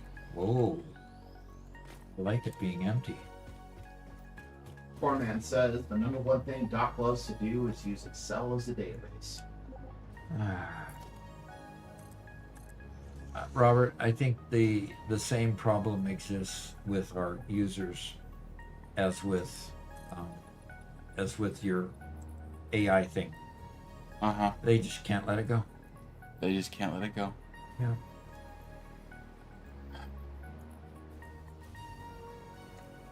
Okay. We have iron plates coming in there, and they're going into the mall now. And I can merge anything onto these conveyors over here. So if somebody wants to start delivering screws over here again, or delivering anything else to that one, you can do that. At this point, this is a underutilized or unused truck station. So either one, however you want to do that. Okay, so what have we got? We need to start making phase 4 materials, okay? I just need to check here. Yes, we've got the drones. Now we just got to complete the phase 4 materials. Main line will split, one going to the oil islands and one going to the blue crater. Not quite sure. How do you get that up there? Oh, that's enter. Enter gets it here. Okay. Just needs in that canyon. Wow, I have no idea where the main lines are being built at. Doc keeps needing stuff that I have, so I had to build stuff. I can always incorporate into what the main line is at the end. Okay. Try to get some more work on it today. Tundra is not Whitestone, is he? Yes. Tundra is Whitestone? That's Yep. right. Build a mega intersection in the middle of the grasslands that can have branches. It'll be fancy too. Okay. Main line will split, one going to the oil islands, one going to the blue crater. So you should be able to just connect a train line that's going and just tell it what once Whitestone has all of these truck lines created, then you end up with a situation where all you have to do is tap into the network and tell it where to go, and it'll go through the intersections and find the train station that you need. So that'll be really cool once that's all done. So Mega Beady Baker Man says, I like fancy. All right. So Garrett, you have something? Yeah. Wasteland Carabiner asks, so hypothetical question for you, since I think you live in wolf country, what would you do if Monica walked up to you holding a small wolf puppy she found lost in the woods? What would you do? I would raise the wolf puppy, because I've got Garrett here that would love to raise a wolf puppy. Mm-hmm. So actually, I would absolutely love to. Absolutely. You got me right there. But I would advise taking it to a rescue. Okay. We just don't have the facilities. Okay. They They need like 25 acres. did see a wolf cross the road on the way home from church yesterday. A wolf or a coyote?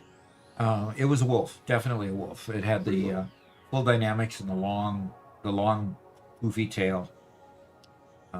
It was definitely a wolf. And gosh, yesterday was the day for wildlife. We saw an eagle, a full size eagle, come down and pick up some roadkill and fly off with it. Wow. Nice. Yeah, very nice. So Oh, yeah, beautiful. That is the third eagle we've seen since we've lived here. One was when I was driving through Oklahoma, so that really doesn't count as here, but that's the second eagle we've seen here in our local area. So I hope they're breeding because I'd like to see more of them. I really would. They are impressive birds. You know, hawks are impressive, but man, those what kind of eagle is it that has the white head? bald. The bald eagle. The bald eagle, full grown, is just huge. Yeah. I mean, it's like a 747 versus a 737 when you compare them. I'm I sure don't everybody think got that anybody reference. else knows Yeah. I love this Doc Small sign over here. That's great. You should have saved. Just as long as it's not a reference to Darth Maul. I mean, Darth Maul was a bad guy. that. I'm a good. That's- I'm a good guy. I'm a good guy. Yeah. So we have a Doc Small sign over here already, but I think they're just making it better, bigger, more striking. So yes. I hope to be able to get a wolf dog one day. A wolf dog. Uh-huh. A wolf dog properly bred is within my capabilities to raise with the proper facilities. But Okay. the actual wolf, even when you've raised them properly, still have some problematic personality traits that make it very difficult for somebody who isn't very experienced. Especially for an adult male. Yeah. They tend to like women better. A lot better. Huh. Mhm. So they're differentiating enough to tell the difference, huh? Yeah. Yeah. You need it to be a wolf dog so that they have the attachment to human. Okay.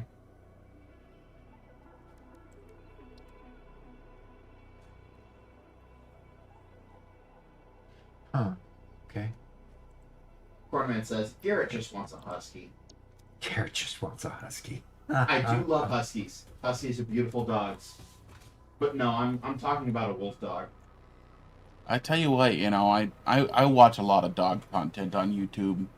A lot of shorts, that kind of stuff. And they've all made me want a dog more. Except for huskies. I don't want a husky anymore. Is that? All the YouTube huskies have been poorly trained to howl and whine and disobey, and they're portrayed, at least on YouTube, as the least obedient dogs ever created, and I hate it. Huh.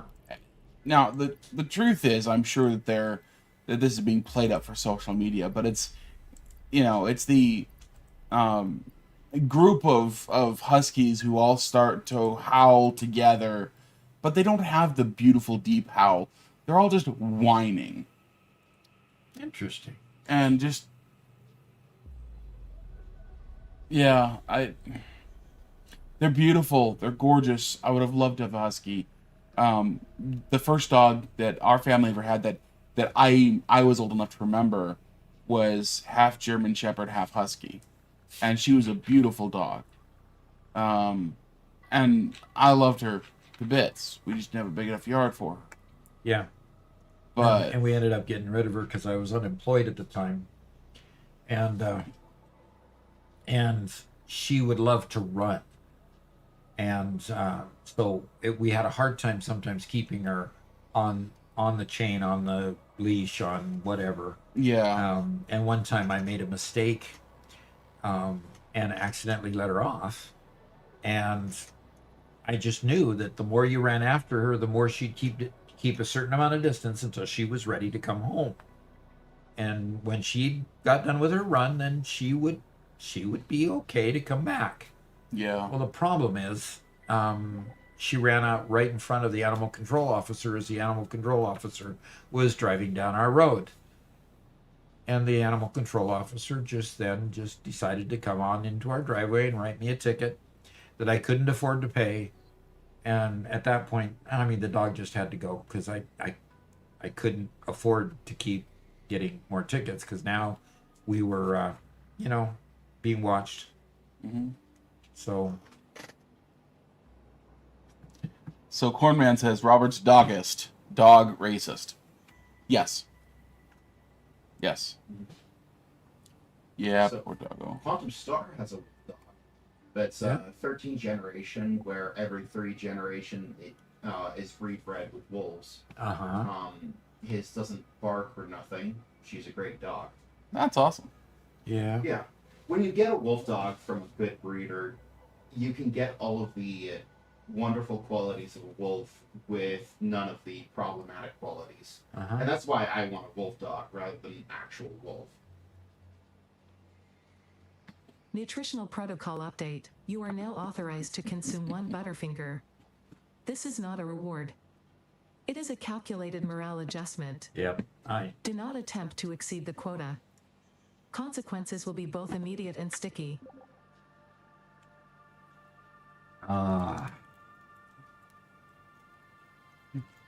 My nutritional update for the day. This is all I get. That's all Ada will allow me to have. So I will ask, because it sounds like there's a couple people who do know Huskies better than me. I've seen Huskies that are specifically sled dogs. And they will run all day long, pulling sleds and that sort of thing. They're not bratty. So I guess my assumption or thought was a lot of these Huskies are bratty because they're not in the environment they need to be the most healthy.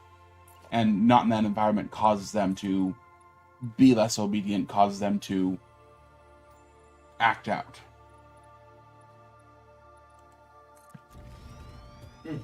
Have a bean with that Butterfinger. oh, come on. Spoil it?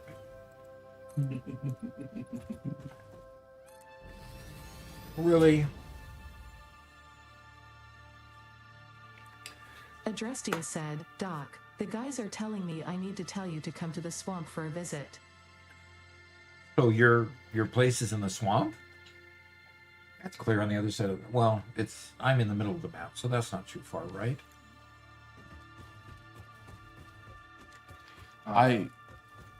Miguel Oliveira says, hi there. I'm having a lot of struggle to build a factory. Do you have any advice? Oh. Nice. Oh, this is cool. I like that. I like the sign. Thank you. Please post some details what you're having an issue with, and we'll see if we can Yeah, fix it quick. please do. Yeah, please do. I did hear the question. I do need to get my bean. I'm just going to get it here. I'm going to put it down here for a sec. I'm going to take a stretch. Got to take some medicine, so I'm going to just do that off camera. So I'll be right back, and then by then, somebody paid to see you dance, Garrett? It's up there. Yeah, I see that. Did somebody pay for that? Yes. Yep, Really? 200 bits. Interesting. Okay. Very And well done stretching. I'll comment on the dog thing. Breeds have very different personalities. They're very different from breed to breed. You know, my first dog, and me personally, I had a black lab, and the black lab was that perfect mix of always super happy, always wanted to play, always with you, and wanted to lay and sleep at your feet at all times. Right? It was a perfect dog for me to have as a teenager, and I loved that dog dearly. More recently, I had a beagle who passed away, I think, 2 years ago. The family had him for 14 years before. No, we had him for 12 years, but he passed away when he was 14 years old, which is a great age for a beagle. But he was thoroughly a beagle. He didn't want to play. Now, he had some personality problems, but he didn't really want to play. He didn't get the zoomies very much the way the other dogs do. But when I brought him to Arkansas and suddenly we had 3 acres, he'd go outside and he'd get that hunting scent, and he'd start yipping, put his nose to the ground, and just tear off down the yard, sniffing everything. And he had so much fun the last couple of years of his life in his quote retirement home, we called it, chasing the scent of squirrels and rabbits and stuff, because that's what a beagle does, and that's what beagles are good at. And I loved him for that part of his personality. So when I get a new dog, I'm definitely looking for one with the kind of personality that will fit. Doc is already distracted again. Adrastea, I need to come to the swamp. That was the last message, right? I'll try not to get too distracted while I eat this. I do not want a Chihuahua. No. Cornman has it right. If I have my next dog, it's going to be a Lab Golden Retriever mix. Yes. Absolutely. That would be Yellow that'd be a bean. great dog. Mm-hmm. So Miguel Oliveira says, I know what I want to do, but it's like building every time I build something, it's ugly. So if anyone has any advice, I'll be grateful. Don't worry, be ugly. Okay? Yeah. And literally, let it be ugly, because you can't build pretty at first. You've got to go ahead and be willing to build what you have to get the product you need to get to the next tiers, so that you can take it down and build it pretty. Okay? So that kind of comes from a talk by somebody I really respect, Kawasaki, Guy Kawasaki. His philosophy was, when putting out a product, was don't worry, be crappy. And the whole idea was, you probably won't get it built if you wait till it's pretty, or you wait till it's the best you can possibly do. In other words, authors and artists of all kinds have this same problem. They have a problem with worrying about getting it perfect before they release it to the public. And realistically, you need to don't worry, be crappy at first. It'll get better, and you'll do better as time goes on. So, Adrastea, she's at the swamp. I know where the swamp is. Let's get the map up here. Adrastea is talking about being over here in the swamp area. And currently I am... This thing's too cluttered. There's Thunderwolf. There's Chinko. There's Mega Meaty Bacon Man. There's me, right there. At the same time, if you're looking for specific advice in how to decorate well, we've got a lot of people in our Discord who are very good at it. Mm-hmm. Whitestone Industries especially has a great general aesthetic that allows everything to look very good. Mm-hmm. And he actually has his own channel as well. So you can go to our Discord and talk to them, talk to the other subscribers on the help channel, or you can go to his Whitestone Industries channel as well and check out what he does. Very good. Very good. Yeah, there's a lot of people that decorate better than we do. These train ties here, the elevated train portion is all Whitestone Industries, or on the server right now, he's Thunderwolf. So, Speaking of, there's a train ready for you at the train station. oh, to go to Adrastea? Yep. I was just going to launch off and head on out. Another That's cool. kind of piece of that same puzzle of don't worry, be ugly. And I think this came, the first time I heard this principle was in the book, The E-Myth. But his idea was that the same creative hat you put on is not to do one job is not the same Okay. hat you put on to do a different job. I'm on the train. So allow yourself to build and then later come and decorate. Because if you're trying to figure out how to decorate things while you're building, it's going to stop you up and slow you up. So do one process at a time. All right, I'm on the train, guys. Cornman, we will do that after he's done reviewing Adderstay's place. The Productive Packer Deluxe. Thank Yeah. you. That can be done. Ooh. This is the other turn other to one. get downstairs.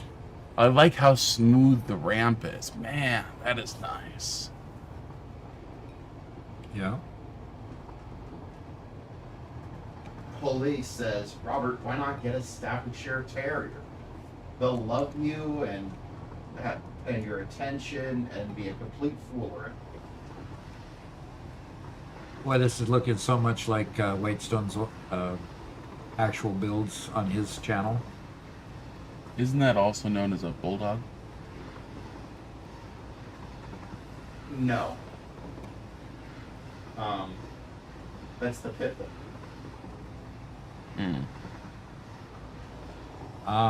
Elements says, many times I've gone, darn, I need to make this thing bigger. Now I'm stuck with this small space. Uh-huh. Yeah, You always need more space than you think you do. exactly.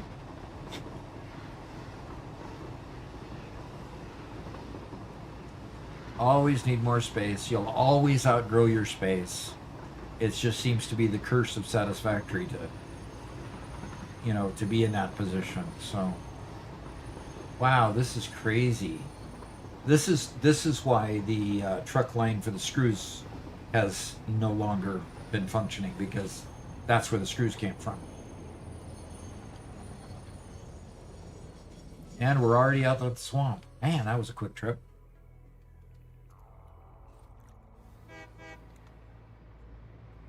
Garrett, what breed was Cricket? Oh, She was a mutt. She Yeah. was a mutt through and through. I know that she... oh, I'm look at the pretty train fall off the track. Oh, oh. I'm pretty sure that she had some pit bull in her, but she was mostly other breeds, and she was a lot smaller than most pit bulls. It was a blue something. Like the word blue. Oh, yeah. Trying to get it re-railed, and it's not re-railing, it's derailing right after it re-rails. Is that the problem? You broke it. Okay, Adrestea, she's poking me, telling me to go someplace, I'm sure.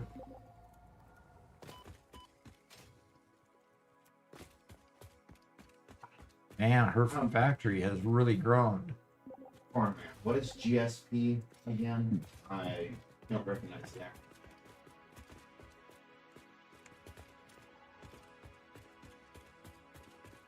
Wow, your factory's really grown. Cornman says, my grandma had a tiny dog named Cricket. She fed the dog vanilla wafers. Huh. Grab a cart and enjoy the tour. Come on, get in the factory cart. Make sure that you're not pointed at the inventory. That's what's happening. I don't think of the carts having inventory. Glass.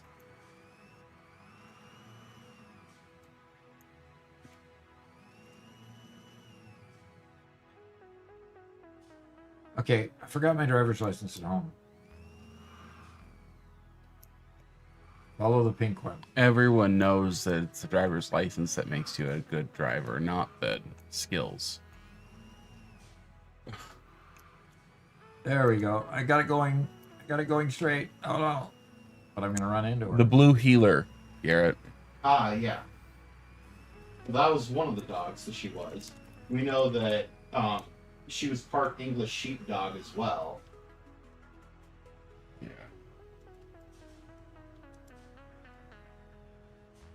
Oh, German short-haired pointer. Okay.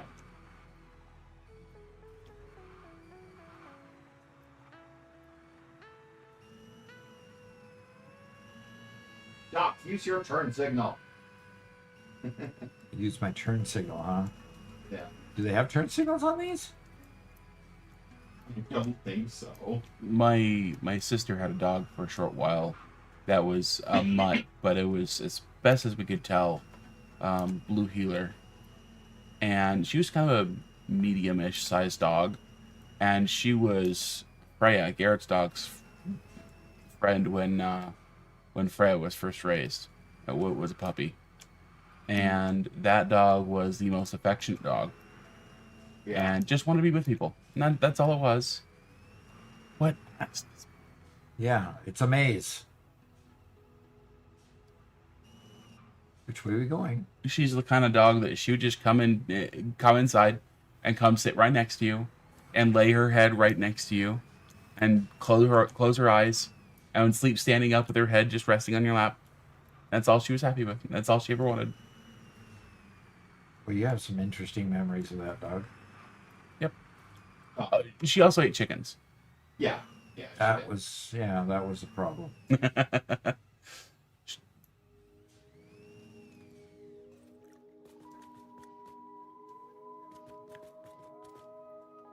All right, where do we go? Gonagrim says, I eat chickens. Good doggo. She ate the wrong chickens, unfortunately. Uh-huh. There's the train station. Cool.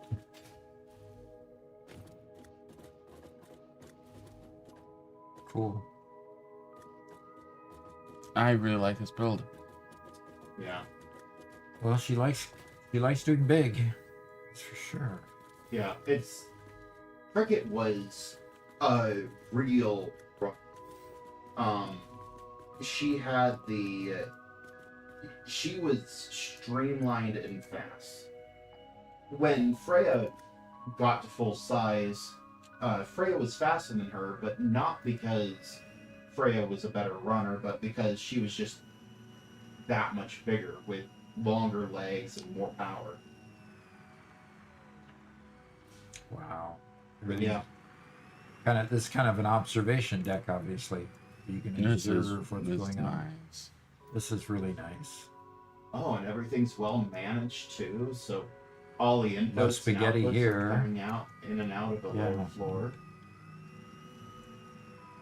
We won't ask to see the spaghetti. That can stay private. Keep on wanting to just go through. Okay, which way are we gonna go? Autopilot disabled.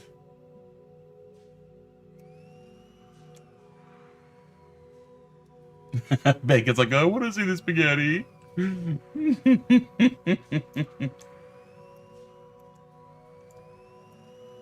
Miguel Oliveira says, Doc, you've really helped me out a lot. Not just today, but in the past week. I watch all your videos and shorts. Love you. Keep up the nice work. Ah, thank you. Venom Gotcha. First time chat. Says afternoon. Hi there. And Holy Schmidt says GSD is a German Shepherd. And yes, I knew that one. The acronym I was asking about was GSP, which is apparently short for German Short-Haired Pointer. Very similar acronym.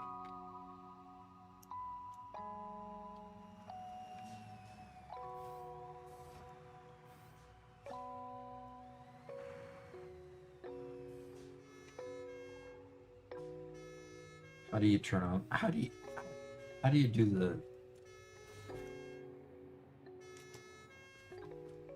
The what? How to stay logged off?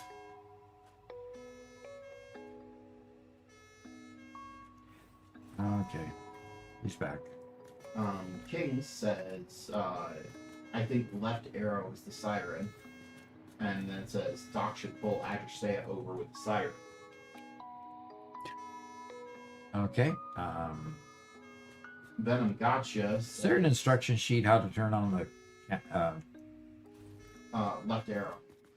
left arrow? Didn't work on my keyboard. No, just pick it up. It's bugged. It's always a server desync thing. So just press F, dismantle it, put it in your inventory. That's the only way to get it to actually go away for everybody. There you go. Uh-oh. There's still...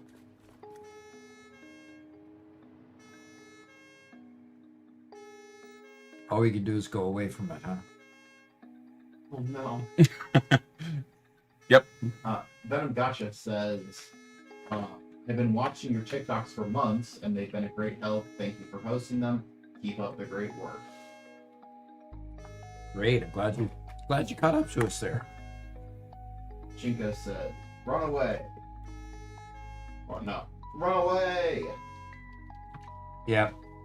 That's what was happening. It was crashing. It just didn't know it yet. Yep. Oh. Now this is the... Look, she said. Wow. Yes. Ping players. And let me refresh the ping players page. It says that it's running.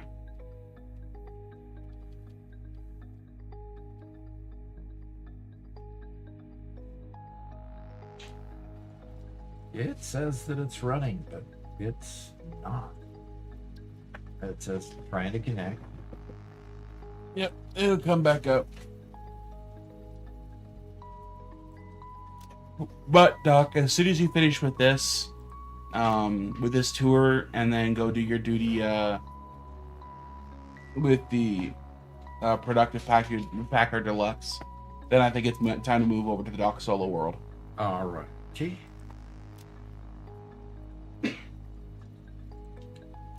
Yeah, we might not. There, finally.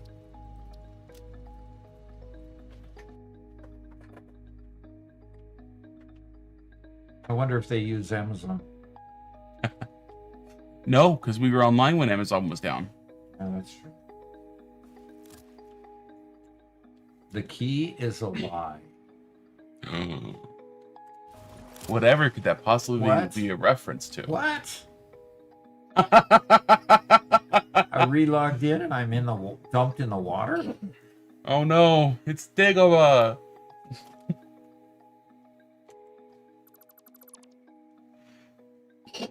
All right.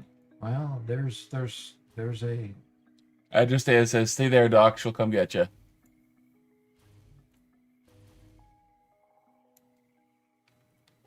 Don't dismantle anything.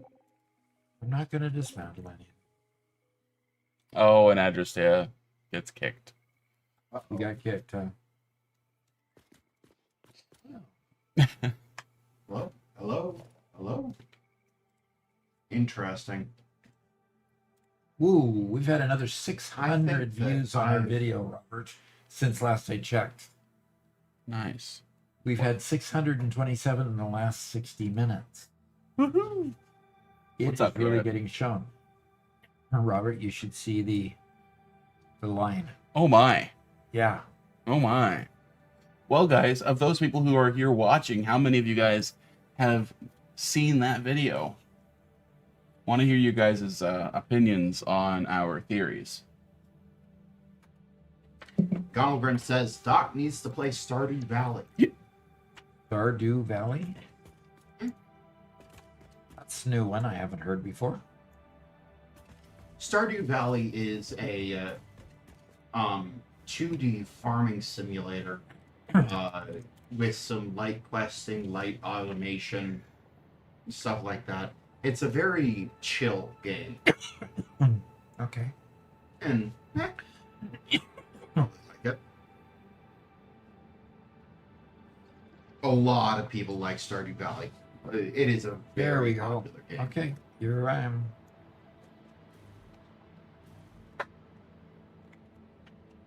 Uh-oh, where'd she Where go? did she go?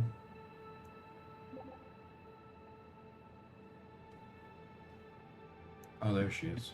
She claims no spaghetti here. You know what? No, it's pretty It- well organized here. It does look pretty good.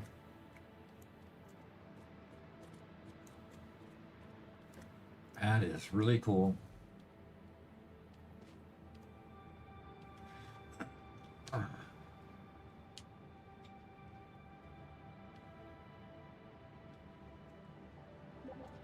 Using a storage container as a splitter there.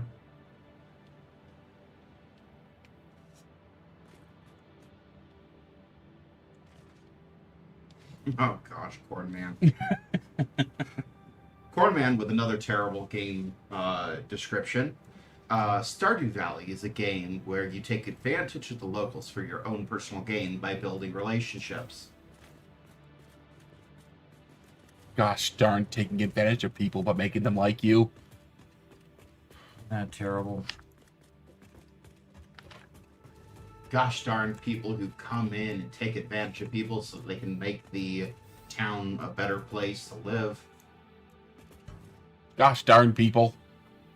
All right, which way did she go this Scorpio says, Garrett's got some stamina to be dancing this long.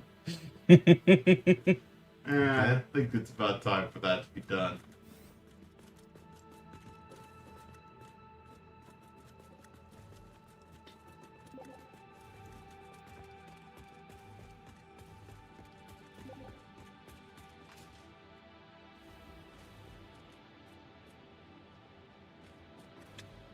Wow. Okay. You know what? I take it back. There's no spaghetti to be had anywhere.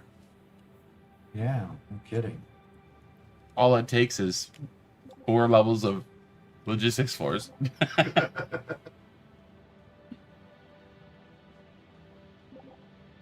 Yeah. That's pretty cool.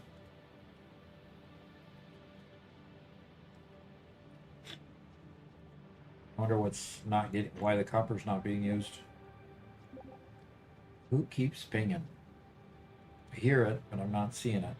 King said, I thought he was taking a coffee bath. Coffee bath?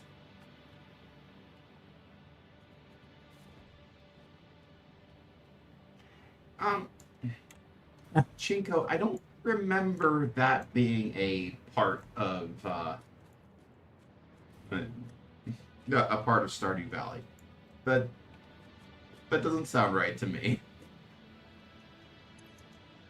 Okay.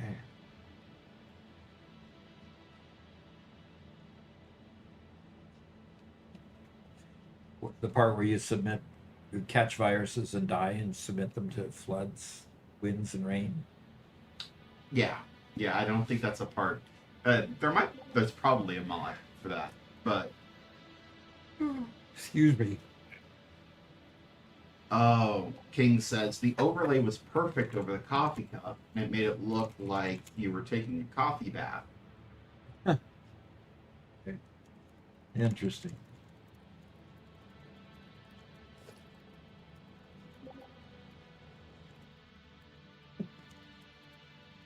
Okay, we ready to go somewhere? Need a train speed uncapper. Ooh. That could be interesting.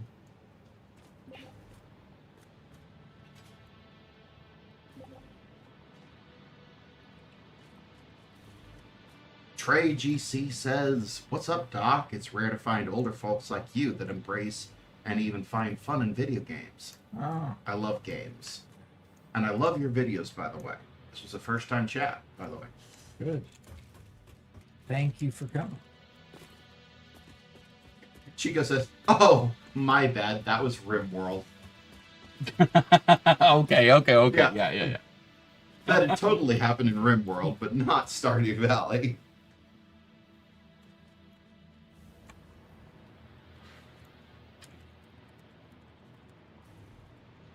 All right. Well, that's very cool. Very cool tour. That is just, it's awesome. The builds you have, it's really, really good. So, oh, and somebody put a multicolored train out here. And Trey GC just subscribed. I go fix my factory now. Okay. Mhm. Miguel Oliveira asked, Doc, for you, which is the best spot to start? Which is the best what? Spot to start. It really it really changes with your experience level.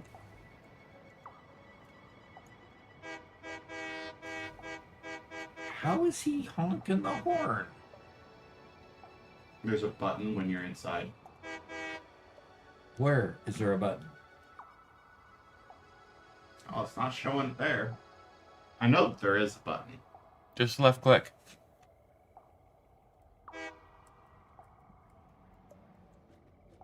Well, I can't honk. Whoever's on top should get inside another locomotive. Oh, Mega Meaty Bacon Man loves to stand on top. Oh, okay. Yeah, there's no putting sense into Mega Meaty Bacon Man.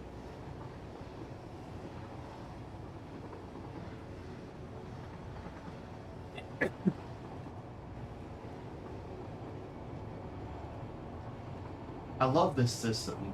You can add a train and go pretty much wherever you want without ever having to worry about colliding with another train. Yeah. Cornerman says, Garrett is so clippable. Oh gosh, what this time? What this time? He's not even on camera.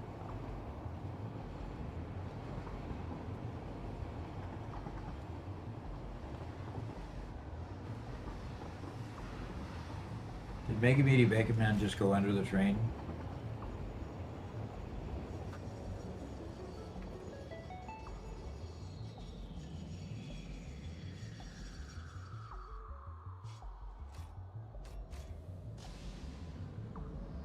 I think I fixed it.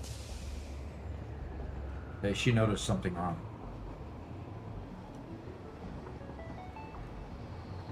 Ah, and there's the turnstile. I'm very robust, don't worry. Mega Meaty Bacon Man says, I'm very robust. Don't worry. I'll be back. Deja vu. Yeah.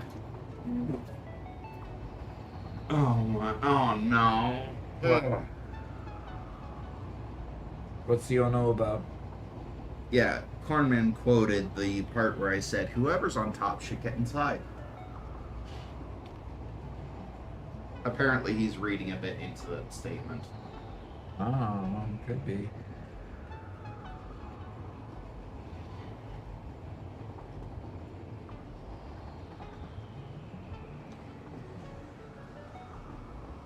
Should I get off? Adrestea says, Doc, the next time you're invited to the swamp will be when the Princess Tower's done. When the Princess Tower is done.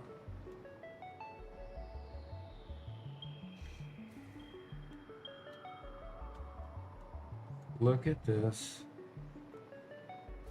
James Firegem says, Wayne! There is a Mercer sphere up there. Cornman says, I don't know why you're saying I'm the problem.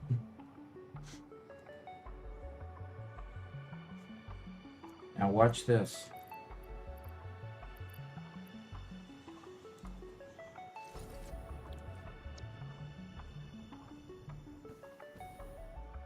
You don't have enough fuel to get No, I don't have enough fuel to get there.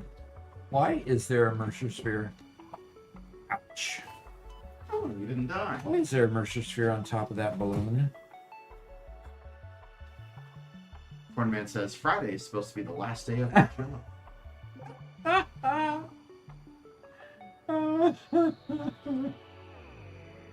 Oh, gee. The goat is being a goat. Oh, gosh. Our goat has decided that it wants to chill out on our trailer. For some reason. The goat needs a pen. And a friend. And a friend, yes. And a friend, because he thinks people are his friends. Cornman says, Friday is supposed to be my last day at my job. I won't be able to dono as I look for a new place of work. No. Good luck. Yeah. Good luck in your job search.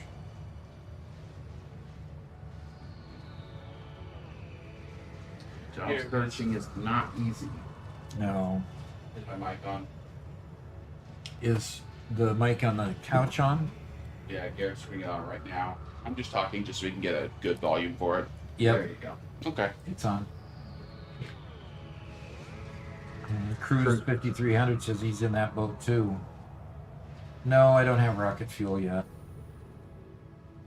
Trey GC says, you have a kitty dog? Oh yeah. I'm more of a cat person than a dog person. Although I've loved my dogs. I've had many of them.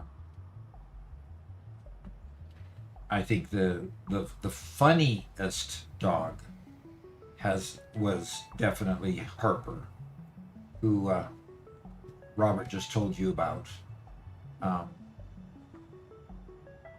Being the beagle. He was by far the funniest one. And when that dog was young, he would run all over the place. As he got old, he got pretty sedentary, but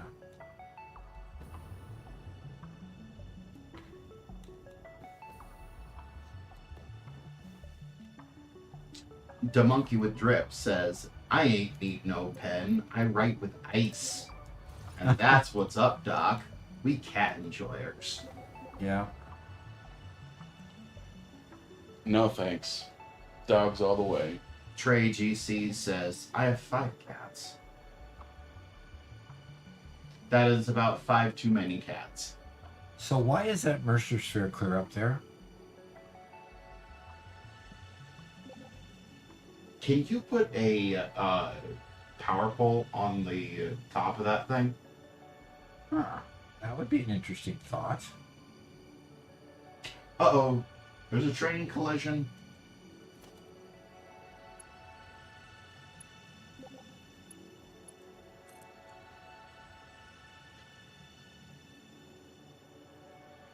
I thought I saw something. Did you think it saw some blue? Maybe not. Can you maybe use a wall line? Yeah, probably gonna have to do that.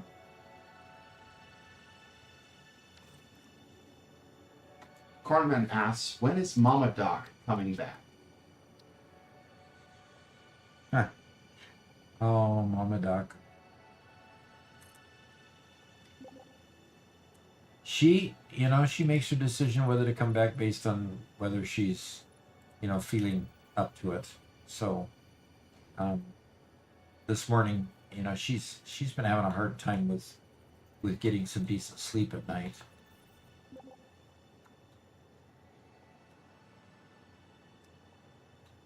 I made it just one too high.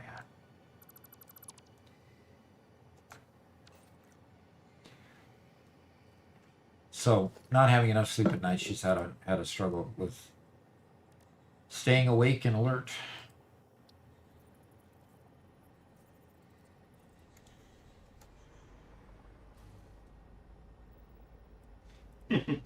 Chico says it's up there, so you would sit there and question it. Right. Of course, that's it. She's gonna build a ramp and walk up. Well, how Do it else the do you old- suggest? Do it the old school way.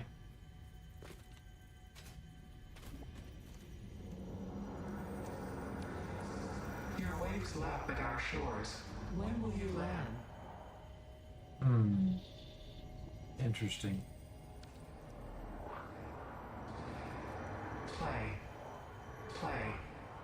Play. Ah, play. You know, Satisfactory is usually a very chill game to play alone at night until you go hunting for Mercer spheres. And what's wrong with Mercer spheres? Because then it turns into a horror game. And they're fine most of the time. But as soon as you're on your own, They get real creepy. Sitting on top of the world here, looking around, down around everything. It's pretty cool. Okay, I see there's something being built over there. Scorpio says, I just finished the build I'm most proud of. Okay. 180 gigawatt rocket fuel power plant in the blue crater. 312 fuel generators.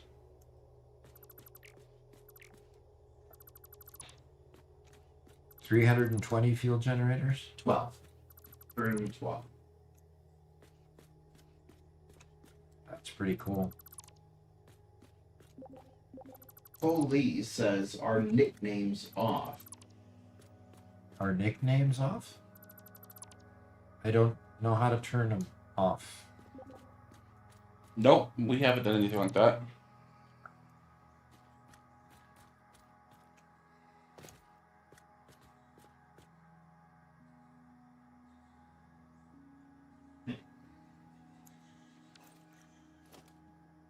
Okay.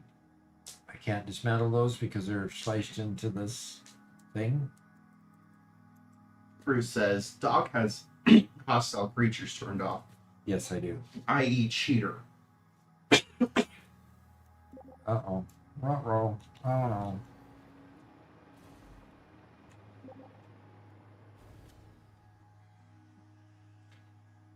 Trey gets Somebody's calling me a cheater for having not, stuff turned off? Yep. Trey Cheaters GC never says, turn I turned off hostile creatures after watching this short because I didn't know it was an option. I Uh-huh. prefer it because I can't get punted and I have arachnophobia. Yeah. The Satisfactory isn't a survival game. And while I appreciate them being there for the world building aspect of it, they don't enhance the gameplay in any way. This is very different from like RimWorld, and RimWorld is a game where having hostile creatures is a core part of the game loop, and if you remove them, you're not really playing RimWorld the same anymore, and it's a very different experience. So Okay, I'm supposed to play product packager, so I guess I'm going to I'll just shoot it. That's right.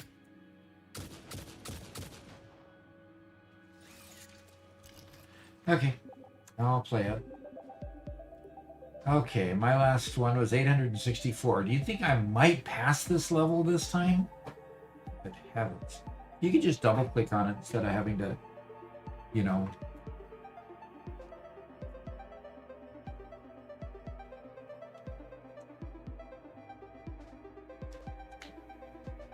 You could go to level 1 and try to beat Icy Knight.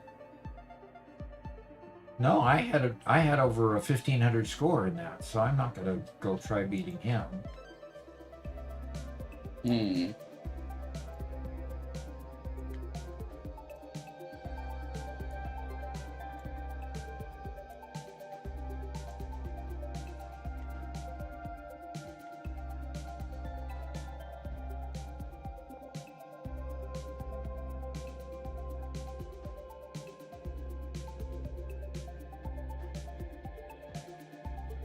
Trey GC says, I actually got really scared when I first seen the small spider creature in the distance. So I'm very glad Doc showed me how to turn it off before a man-sized spider jumped at me from 200 meters away. Yeah, no kidding. yeah, my introduction to spiders in this game was I don't have arachnophobia, but yeah, it was back when they still had weather effects on, and I swear I don't know if this is actually documented anywhere, but there was one day where it was just really, really foggy, and there was just fog everywhere, and here I am in a tractor driving around, and I hop out of the tractor, and suddenly spiders started leaping at me out of the fog. And yeah, that was not fun.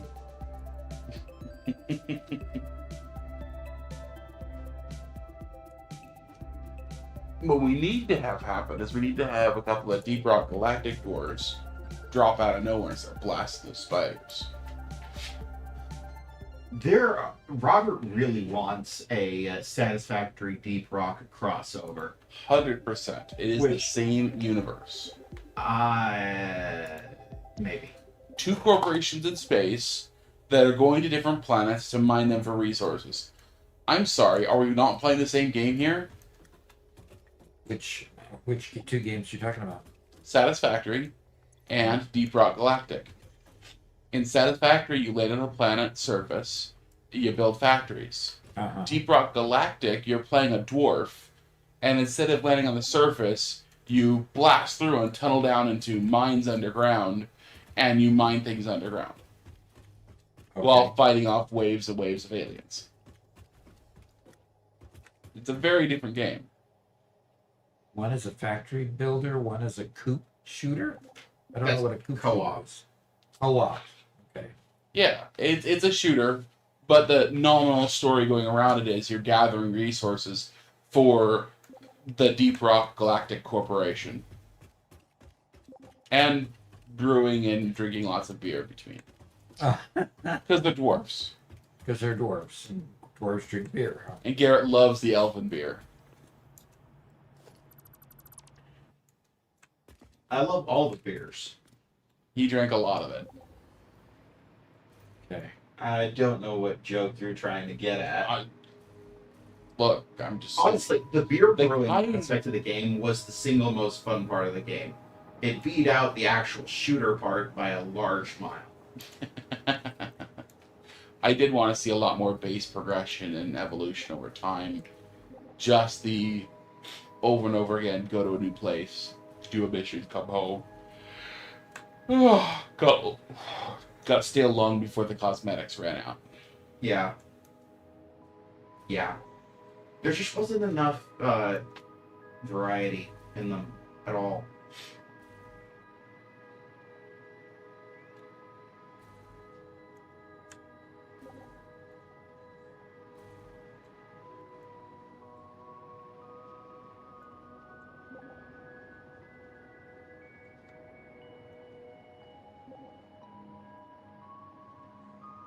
Wondering if something got ruined here that I.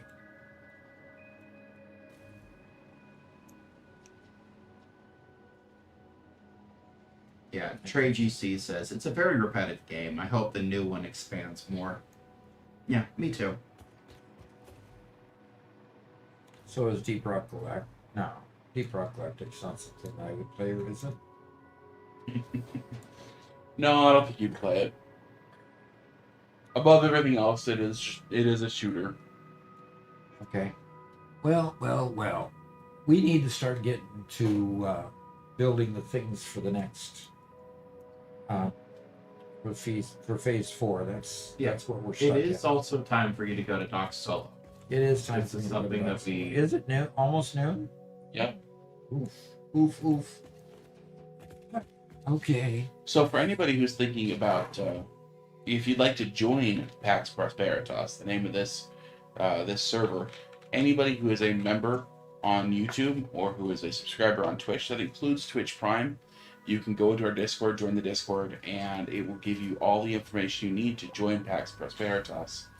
It is a special server with some special rules, and we have a specific forum with a really neat post talking about the whole theme and concept behind this world, and we'd love for you to join and build a small factory somewhere or a big factory somewhere, something as big and grand as Agrista's or as crazy as Mega Beauty Bacon Man's. We have room for plenty more people. Yep, we sure do. And when we do play together on the server, we're playing on a server that's been provided to us by Ping Players. They're the sponsor to the server and the videos that we make on that server. So pinned in both Twitch and YouTube at the top is our links and information about Ping Players, and then later on you'll see the link in the description on any one of our videos that we're putting out recently.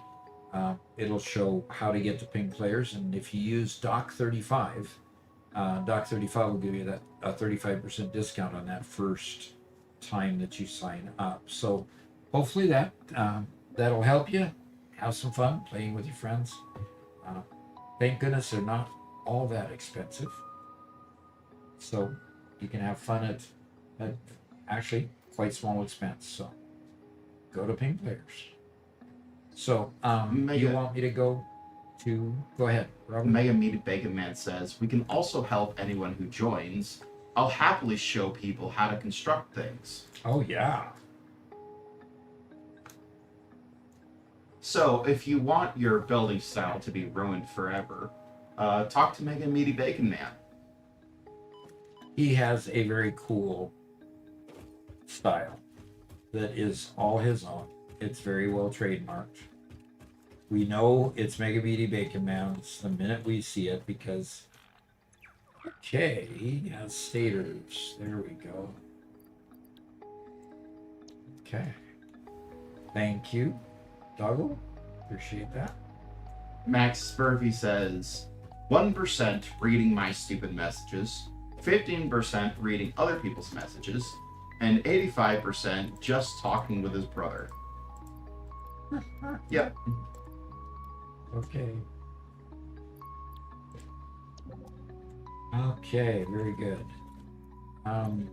Grim says, cool. Cool is what you're calling it. Yeah.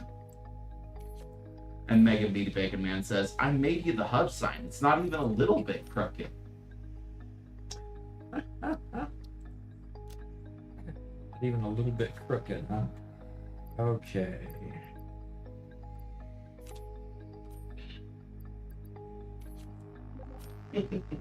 Okay.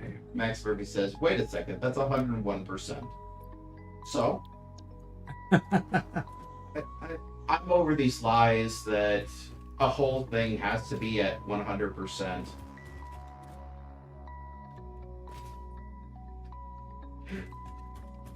Alrighty. I'm gonna go to the hub. I'm gonna log off. We're gonna go to Doc Solo for a while. See what we got going on there.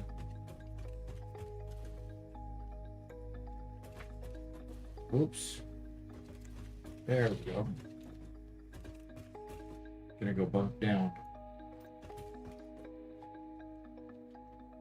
Okay, let's... I'll hit the right button here sooner or later. I don't have to save. I'm gonna exit the main menu and yes, we'll confirm that. Okay. Hello, kitty. Goodbye, kitty. Okay. Continue. Oh, I've got to do something before I can continue. Or else I'll not have any of the information I finished yesterday. So I've got to go move that.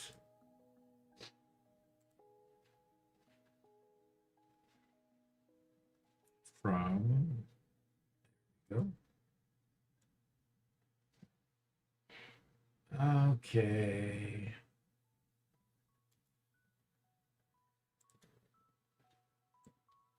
So- Okay. Yep, go ahead.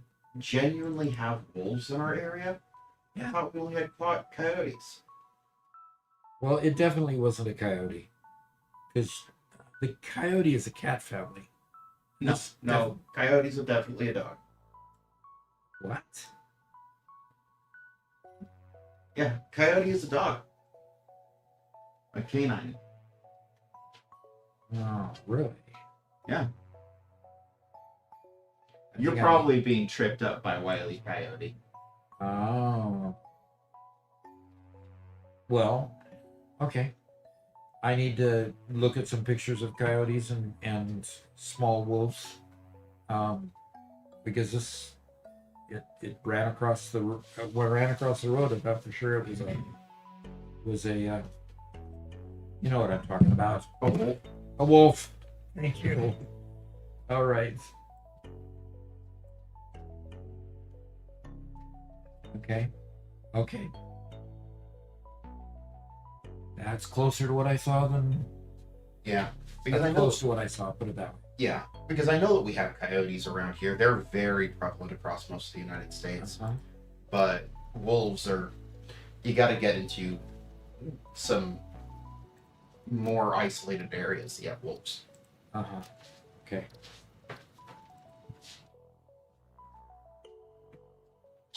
And I should have had my hunting rifle with me, right? If I could have taken care of it for the farmers around here. Yeah, I mean, I'm pretty sure that coyotes are considered nuisance animals, Yes, varmints. they vermin. definitely are.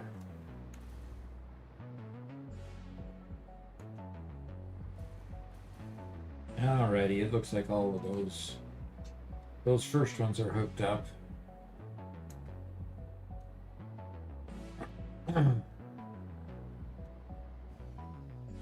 And this is the one that ends. Okay. Cornman says, Doc shooting a gun is a funny thought. Doc, should I what? Doc shooting a gun is a funny thought. Oh, really? Okay. That's a funny thought, actually. Bruce says, in Rado, you can shoot coyotes at will. What state is that referring to? Or country? Yeah, what kind of... In Rado? Colorado? That might Yeah. be it. There's a lot of places where coyote hunting is completely open and free. Coyotes are generally considered pests.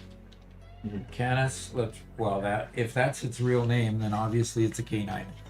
If it's part of the Canis, genus. So, yeah, okay. Look, the canine line has proven itself very adept at being tamed and bred by humans. Okay? In the entire canine line. Dogs, of course, are shown. The fact that we've taken dogs and introduced incredible genetic diversity through breeding alone shows how adept that one line is to becoming part of human life. What we need to do is continue to expand that. Once we're done with the canine lines, which means, we're doing a lot of good work with wolves right now. Coyotes need to be worked into there. The next closest animal is the bear. And guess what? The Russians have a nice head start on the rest of the world on taming bears. So we need to get onto it, start taming some bears. It's actually a Russian group that's working on taming foxes as well. Yep. But foxes are more distant than bears are. Really? Yep. They are farther away. Yep, foxes are farther away. They're just small. And to be honest, I wouldn't want a fox the size of a bear. If it was a bear versus a bear-sized fox, I would take a bear any day of the week. You think bears are more docile? Yeah, absolutely. Foxes are insane. When you say farther away, are you just talking about size? Genetically. Yep. Farther away from the original From original dog? let me double check that. Okay. Yeah. That doesn't sound right to me. Now, I will definitely have some foxes one day. The requirements to keep a fox is much, much lower than the requirements to keep a wolf.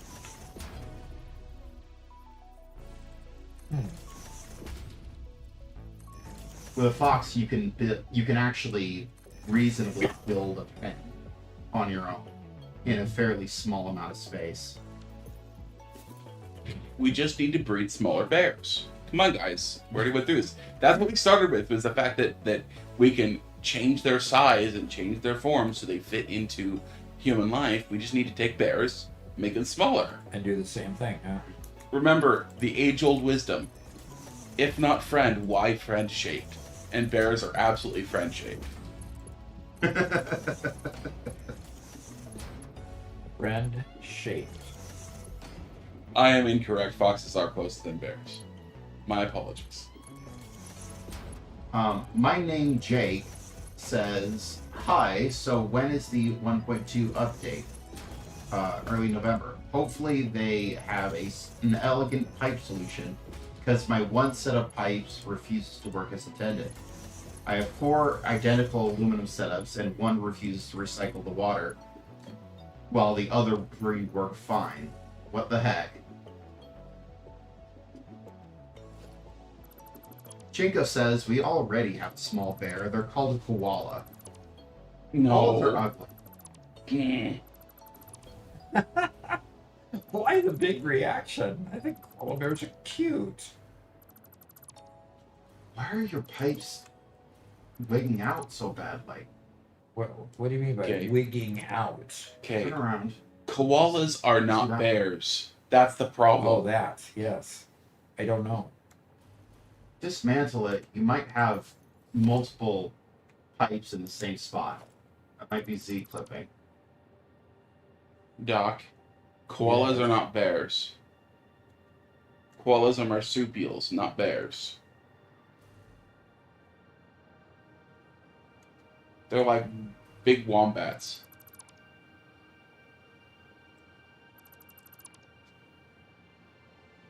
Big wombats. Yeah.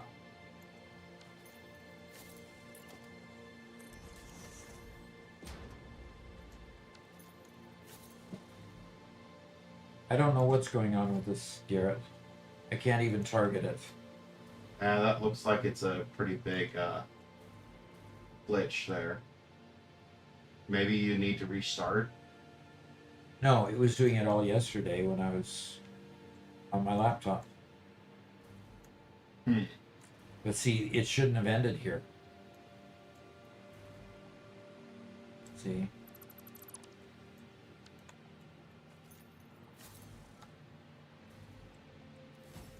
Cornman says, Robert, you're a big wombat.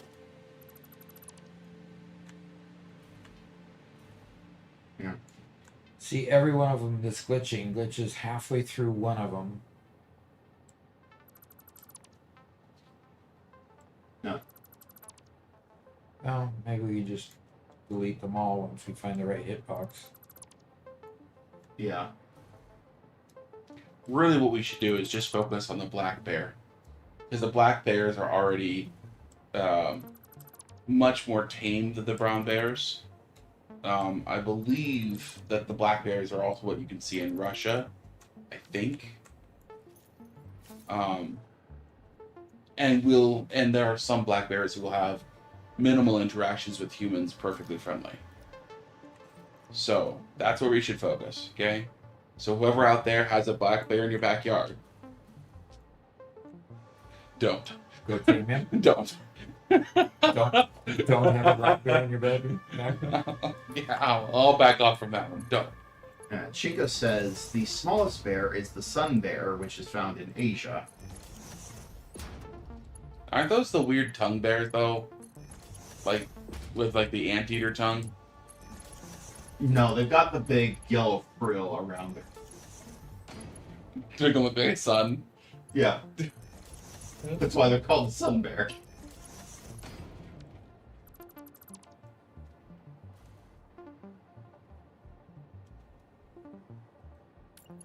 Farman says, why does the color of the bear matter, Robert? I'm dead.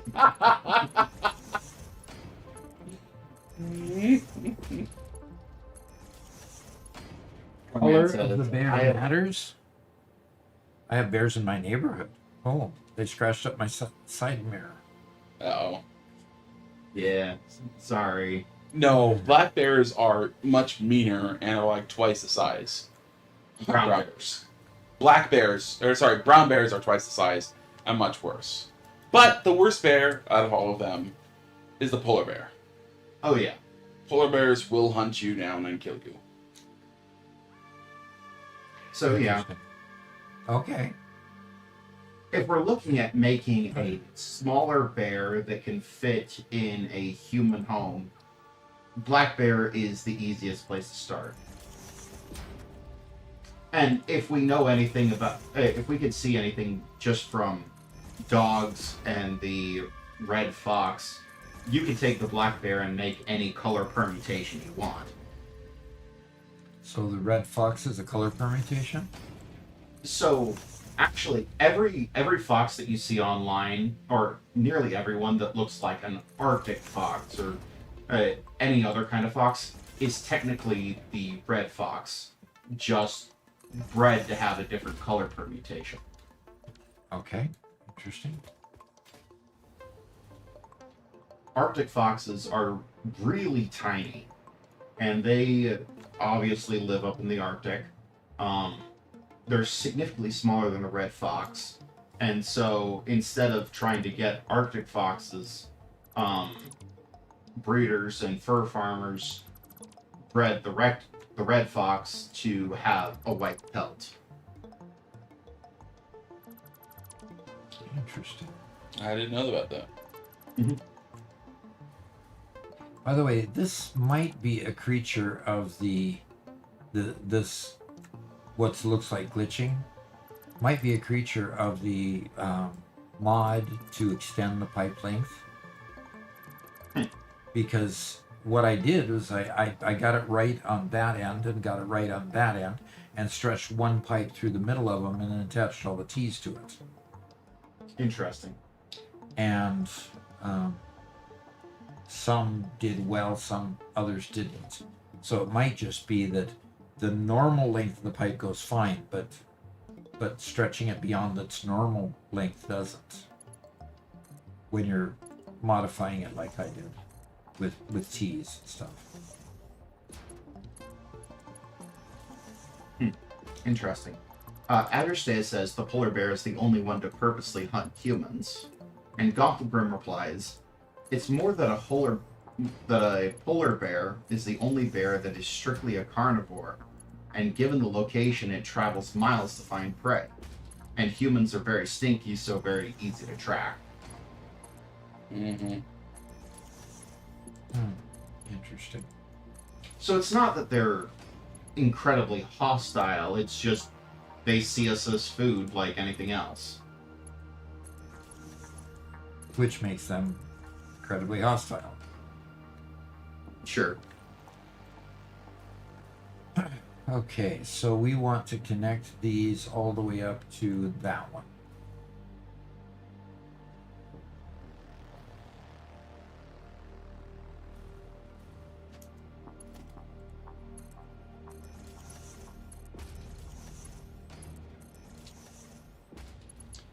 Oh.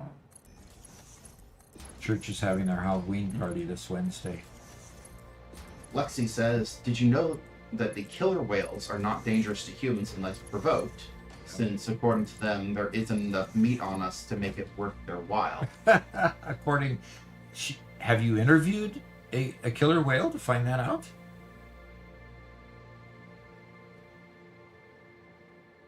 To make it that there isn't enough meat on us? Is that how they That's judge just whether what to they- attack us or not? By how much meat we have on our bones? So a So, killer if whale you're- will attack a fat person? If when they you're attack- overweight, don't go swimming. Okay. Lexi said, "I didn't, but I watched a lot of documentaries." Okay. That just seemed like an odd statement to make. But anyway, I tease, I'm sorry.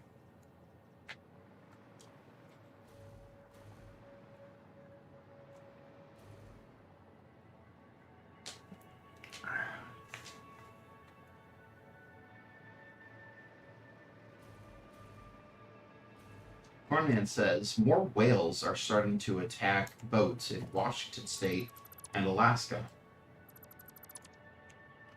Really? Yeah. In Washington? Is that just because the population of whales has increased, or because there's some other factor going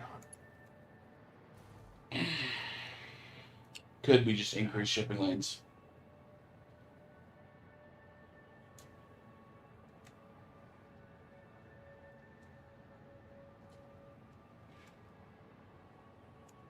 No, I really, when you copy something, you expect that when you copy it, it's going to keep the same orientation when you paste it.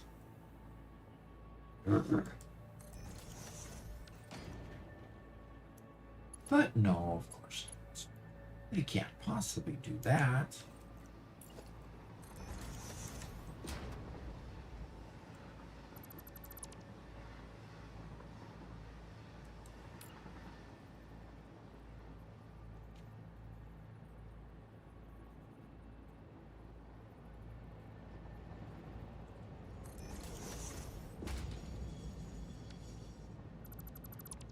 Anyway, so what I'm doing here, and the train's going to dump off some more shit. What I'm doing here is just working to get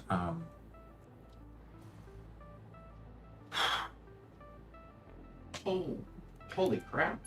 Cornman says it's because of hostile boats that are hurting the whales.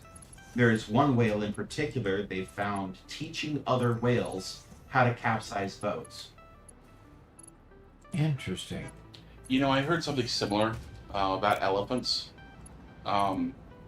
Supposedly, and again, this is one of those have never verified it things, but there for a while because of hunting the elephants for ivory, what ended up happening is they killed the oldest of the elephants, the ones with the biggest tusks, right? And the effect it had is that previously inside of a herd, the oldest whales, the oldest elephants would be the ones controlling the young males who started to get aggressive, and getting them back in line. But what ended up happening is that the elephants stopped being able to police their young because you killed off the eldest, and therefore, basically, since the ivory industry became real big, the young, who were never weren't ever kept in line, became older and older, and now elephants are much more aggressive than what they used to be, supposedly, because of this, because of losing a generation of their elders. Interesting. Interesting theory, anyway, Yeah. And unfortunately, you're talking about elephant behavior over 100 years. How are we supposed to track that accurately, Yeah, exactly. and actually draw a conclusion on it? Yeah. But a lot of these studies of the natural world have only been done in any real extent for 50 to 100 years. Before that, there were very few people working on it. And you need a lot of people to get all the data that we need in order to track these kinds of things. And you need time. Yep. Yeah. That's why I get frustrated with a lot of the people who keep on dogging on all the evils that humanity has done. It's just, we needed things like the Industrial Revolution to get to the point that we're at. We could never have become as enlightened as we are without it. And yeah.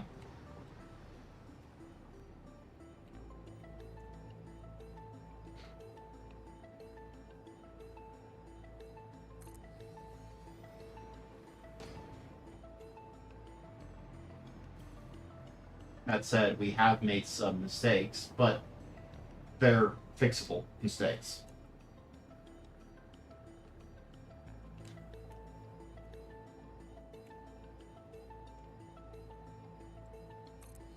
Hopefully they're fixable.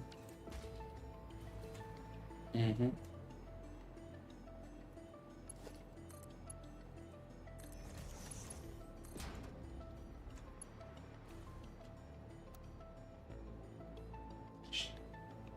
Straight through another building.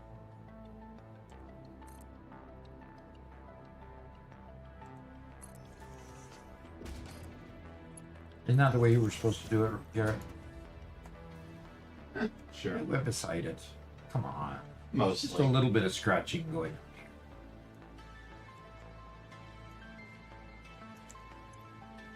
here. Right output, overflow. And right output, overflow. And where's a power pole? Here we go. There's a power pole with only one on it. Okay, that will do. Okay. Alright, that'll keep those running. Keep those emptying. And left output is overflow on that top one. Left output is overflow on that.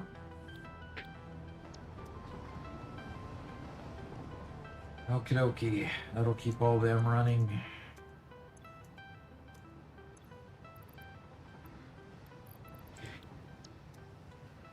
What's the diagram saying?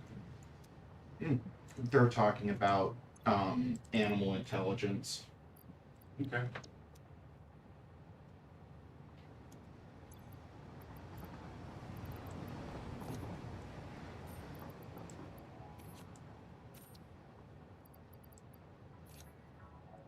Yeah, there's definitely variable intelligence amongst animals. You know, the ability for empathy. The fact that Dad's cat, when I went to sit down over there on the couch for a little bit, the cat kept on coming up to me and rubbing up against me and wanted to be really friendly. I don't generally really like cats. If they're there, I'll pet them. I'll be nice to them. I'm never mean to animals. I'm just not. But that cat wants affection and shows affection and is kind, you know, and that cat shows those emotional connections that humans obviously have. And it's not reserved just for animals that are cute and cuddly, right? Yeah. You know, like the goat. Yeah. I mean, the goat acts like a dog, Yeah. literally. If you come out in the morning time, like it's happened a half dozen times. I come out in the morning and the goat comes up the gate and starts bouncing around and prancing, and if I actually engage with the goat, he'll run around in circles and play with me a little bit, you know. Exactly. They play. Okay. Dollargroom has a long comment there. You want to help?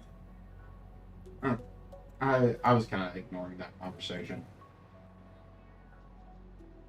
Oh, yeah. I'd like to hear an explanation for how sharks behave. Okay. Okay. Empty canisters is what it's missing. Okay. On this side, it's missing canisters because I haven't hooked up this side.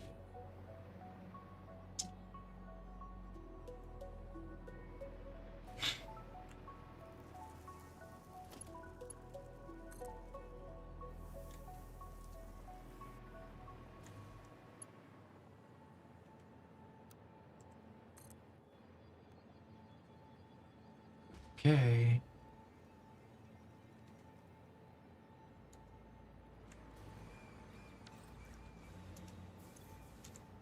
Okay.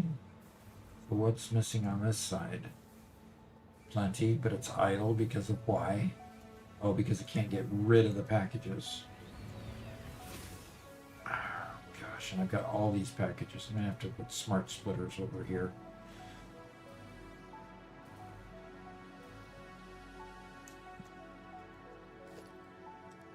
Okay. Man.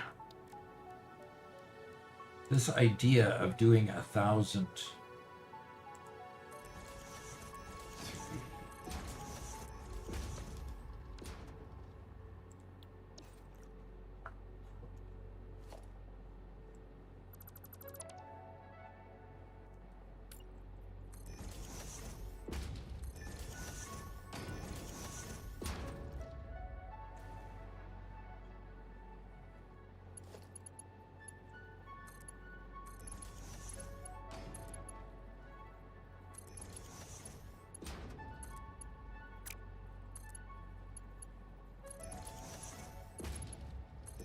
There and that and there and that and there. Okay. And am I missing one? Something happened with that one.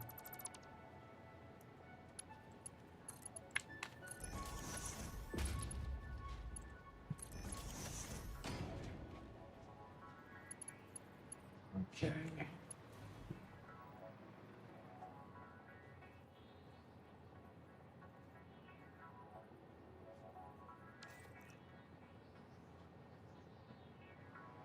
So what you're working on right now?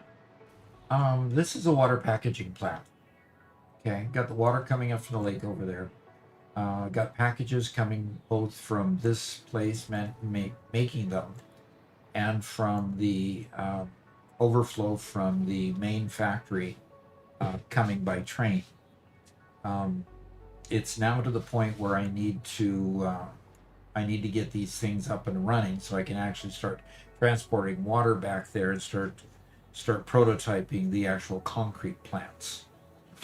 Because I'm not quite sure exactly how many of these I need. And this one's missing a power line. But I'll have to determine how many I need based on, whether or not I'm getting the right amount. In other words, the math is too big. The math is too big to figure out. I don't know if I have enough limestone. I don't know if I have enough water yet. I've got 10 more pipes of water with 300 per pipe ready and waiting to come up here. So I've already put 20 different 20 water extractors on the lake. I think I did anyway. Is there a way to simplify the process? No, not really. See, I don't have all 20 of those hooked up yet. I do have 10 hooked up to this side, and they're all bringing water to these. And the 10 are enough to feed both sides of this water packaging. The problem is I had empty containers coming into the center when that was supposed to be the finish line. So I've got to get those out of here. And then start sending the packaged water over to the train station.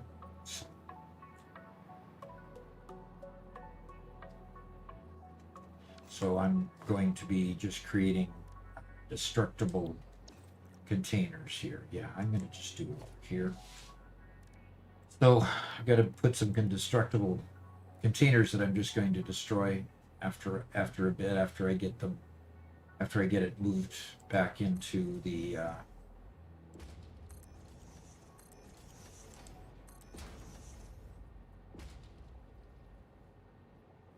1, 2, 3, 4, 5, 6.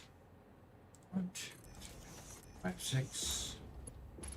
After I get it out of the wrong place in the manifold, I will then take all the stuff I collect here, which is going to be those empty containers, and I'll flush them back through the system.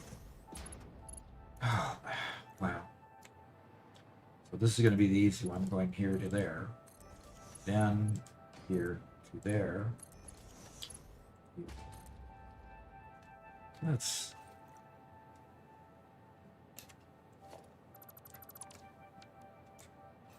oh crud. Oh, I didn't want to do that either. Come on, Rick. Control Z. Control Z. Control Z. What's that? Sorry. That's not undo. Control V. Undo. Yeah. Control U. That's underlined.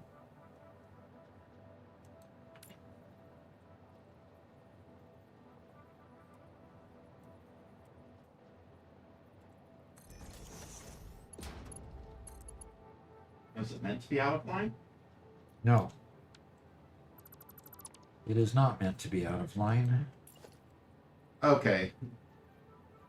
Galgrim, let's leave this conversation for now.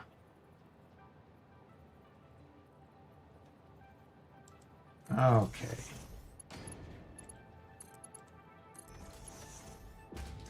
All right, let's program these things before I set them loose on the world.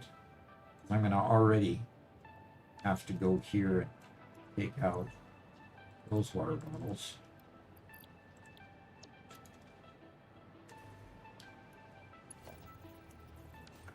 To program this. So center output is going to be any undefined, and right output is going to be the water bottles.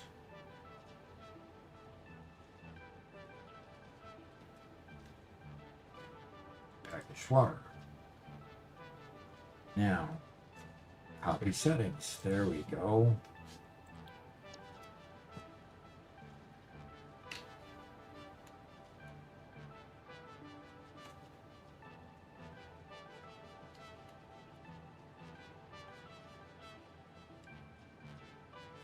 Okay.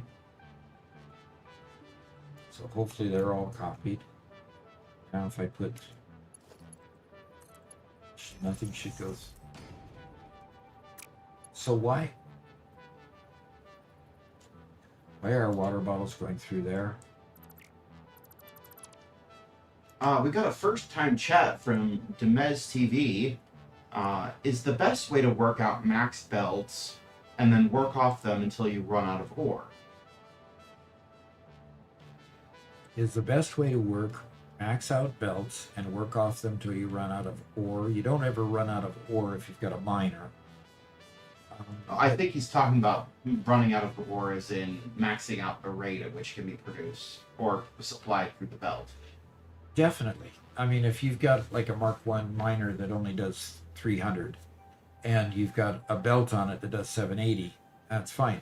Just keep on working to max out those belts. You can do it by putting multiple miners and merging multiple belts onto one belt. But yeah, I always like to put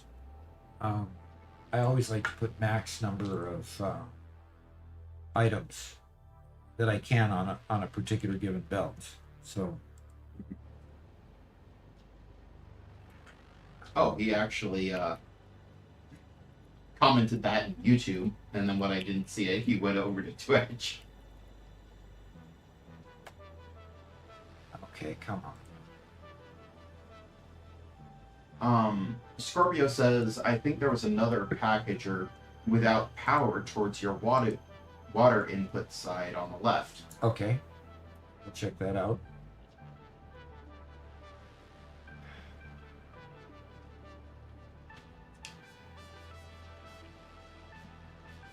I'm not getting the name of those packages correct. Okay, so where did I miss it?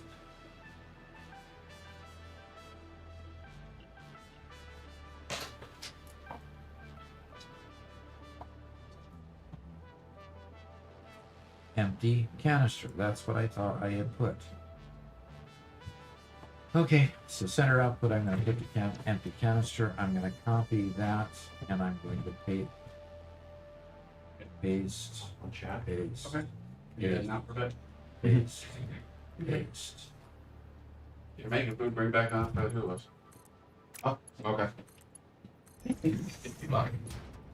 Not a command. Ugh. I'm going to change this to default mode. There we go. That's a little better. And it's going to say it's too steep.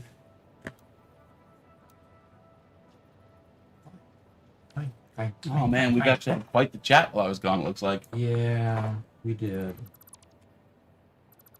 Yeah. Cool. And my name Jake's stopped by. Cool. Cool. Okay.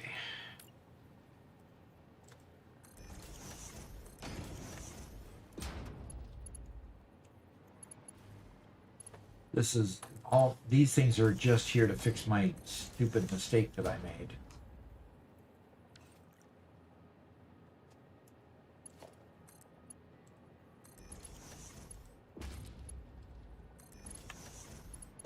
I'm gonna have to watch that video later that you've linked, Hologram. That sounds like an interesting video. Here we go again. What's up? Stupid containers that decide to flip around when you do the second one. Yeah. I don't like that mechanic. If there was one mechanic I wish they would change, is leave the direction of my devices the same as the previous time I placed it. And let you decide when to flip it. Exactly. I get that. I mean, like, who wants to alternate their freight platforms on a train from one to the next to the next to the next? Yeah, No. I don't understand the train thing. These ones I get because of exactly what you do and Yeah, stacking them. with going out. Yes, I can understand that. Put up with that. By the way, today's short is over 40 hours of watch time, or today's video is over Fantastic. 40 hours. So, Fantastic. I'd like to see the percent watch time on that. I really would.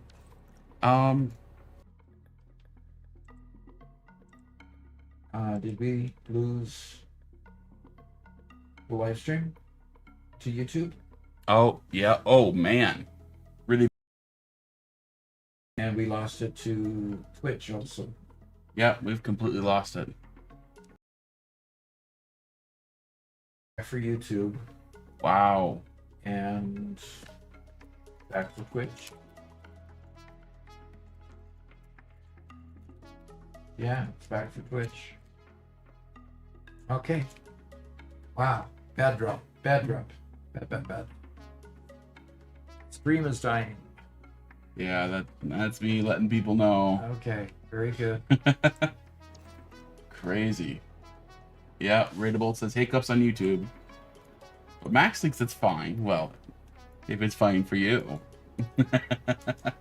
Then we're good if we're fine for him. Yeah. Did you play Productive Packer Deluxe? I did. Yeah? And you did well, right? I did horrible. Beat Again. a whole level. I still can't beat that second level. Oh, man. Yeah, definitely a speed game. I'm definitely not good at a speed game. You're not that fast, huh?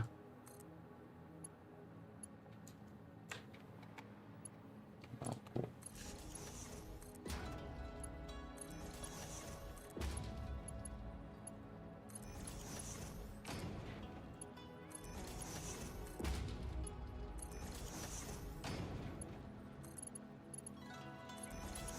Okay, we've got water starting to come out. Good.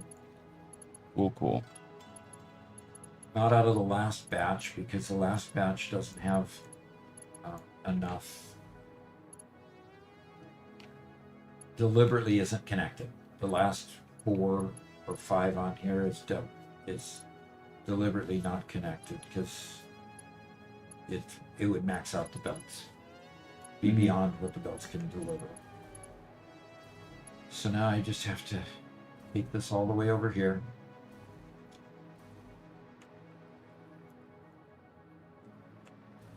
Okay. So what are you building now? Get me caught up. I haven't been watching for about an hour. Basically, I'm going to start building out the train to deliver water back to the other place. I've got the first 6 conveyors that I can plug into 6 trains going back. I'll start with 6. I might be able to plug 2 lines into 1, but I'm going to test the length of the train having to come and get it and go back and how fast the freight stations fill up. Okay. So, and I'm going to do that with the first 6 here. Well, OBS is totally done. And then it's back. Be right back, brother. Okay. Doc's running off. I get it. That's my cue to find that thing I always play, right? Which I always have to look up.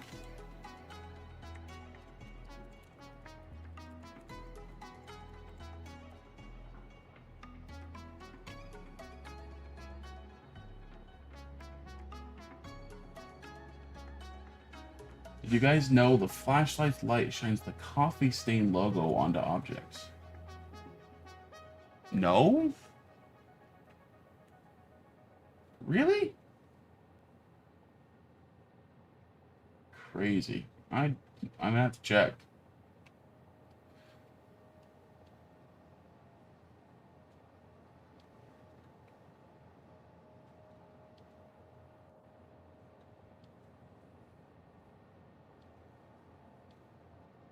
Okay, let's come over to my stream, which is totally black right now because ever since the internet went down, my internet's been dog slow. Ever since the Amazon outage.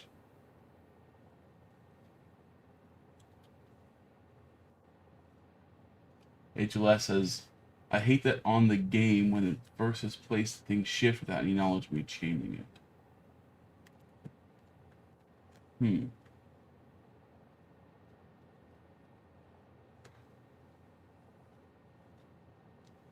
I don't know exactly what you're referring to. You're glad you're in Indiana. Why is that? Oh, because of the Amazon thing, probably. Yeah, it's crazy. Some sites are fine, some sites aren't. You know? A moment ago, YouTube was fine. Oof. Oh. Yeah, it's weird. Okay, we're going to do it on easy mode because we're going to try to get a max score here. I'm allowed to pan, zoom, everything. Yes, Scorpio. He says, redeems no conveyors. Doc, I'm head out. Yeah, exactly. Oh, let me put up chat for you guys. There you go.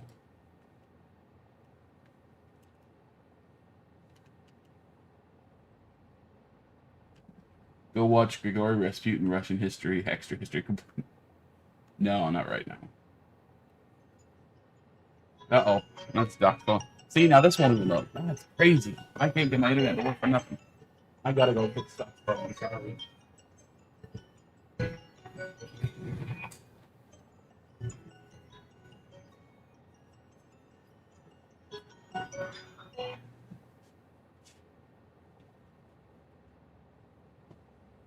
And it was a spam call.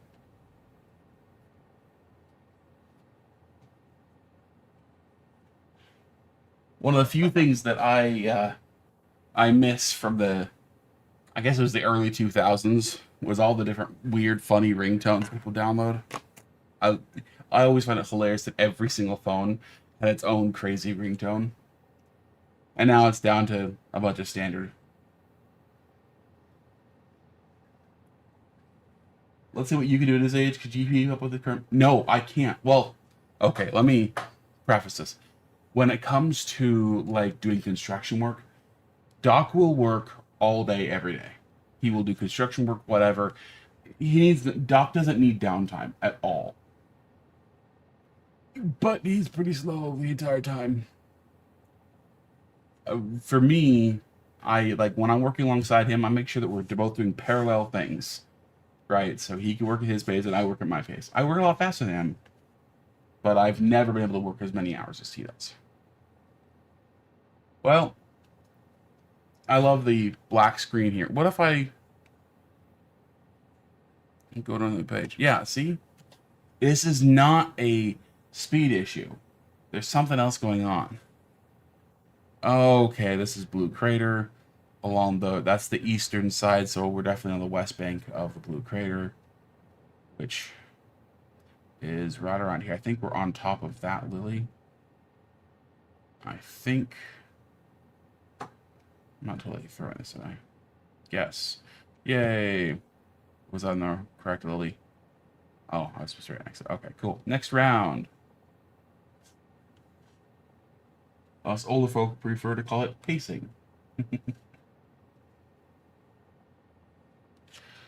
Okay, we're right next to a cliff, which makes me think that we're probably looking at like one of these, but it could be one of several.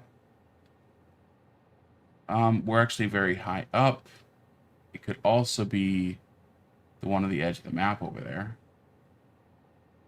Can we actually see anything out there?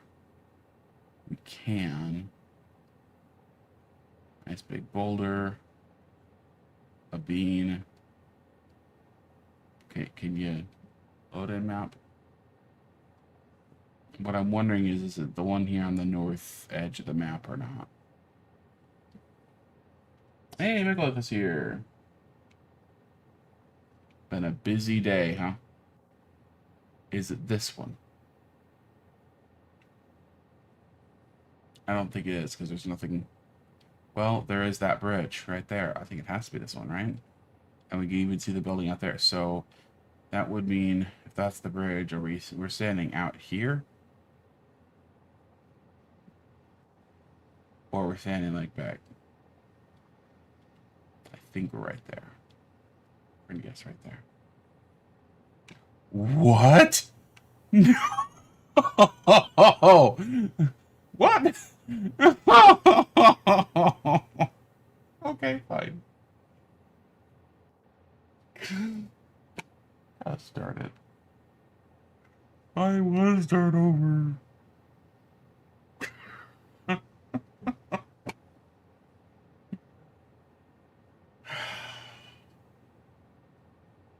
Robert the editor. No, nobody below. Okay, so Scorpio had it. I don't know why that screamed Dune Desert to me. Okay, now this is Dune Desert. It's in this greenery somewhere in here. Right next to an iron node. Gosh. There's a couple of crossing bridges and a bit of a U-shaped whatever, if this would load.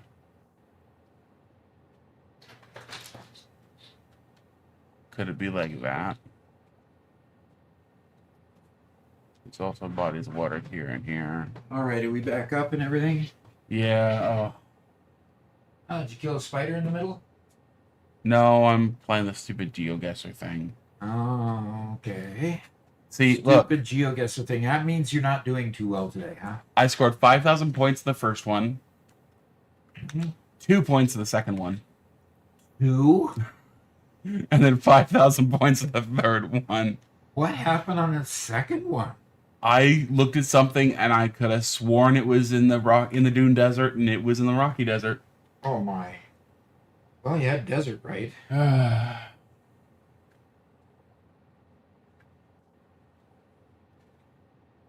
Okay. This one is somewhere in this range. Oh, it's amazing we've kept so many people on with the amount of trouble we've had. Yeah, we really appreciate you guys hanging out, even though there's been so many drop frames. Okay.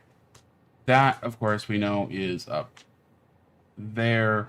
So we're somewhere in this valley, and I can't remember exactly where it is. We're in this valley. We have rock formations around us. Like, that could easily be that and that, or something like here. And then the water's just out of range. What? Or it could be over here. It feels more like we're over here. This is the one that I... No, it was the other one. See, I told you it could be either here or here, and I couldn't tell which one it was, and I was wrong.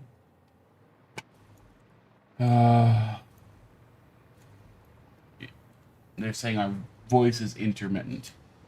Our voice is intermittent. Huh? Oh no, we couldn't finish it because the image couldn't be accessed. Well, there's the image. But now we're out of the game. So let's just go back to dock. I'm sad now. I scored a 2. You scored a 2 on the just on the second one? You didn't do the third one, right?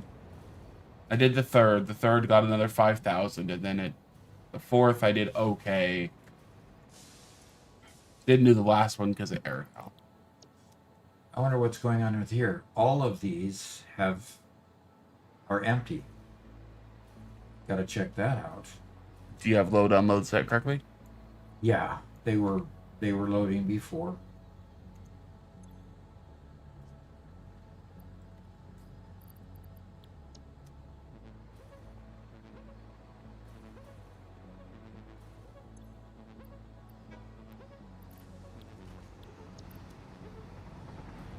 Okay, so are we ready for your timer to start? It should have already started. Honestly, come on now. Oh, Yes, obviously, if that's going to be the way you're going to interpret the rules, then yes, please start the timer.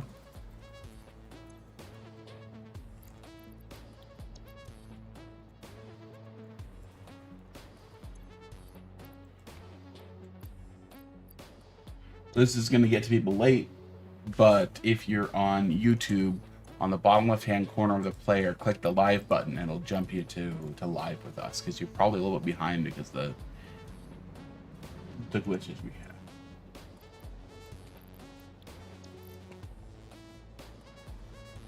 I'm getting rid of this crate.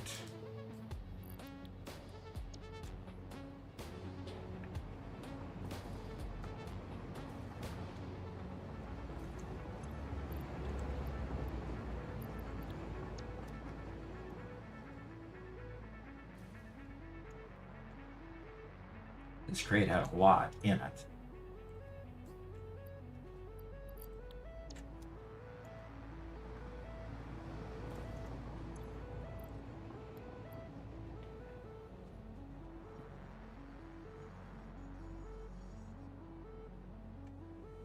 Okay. I didn't hear the no conveyors. Well, I don't hear the no conveyors thing, do I? Not if he pays for it with bits. If it was with channel points, it would. Yeah. Man, those crates hold a lot of stuff.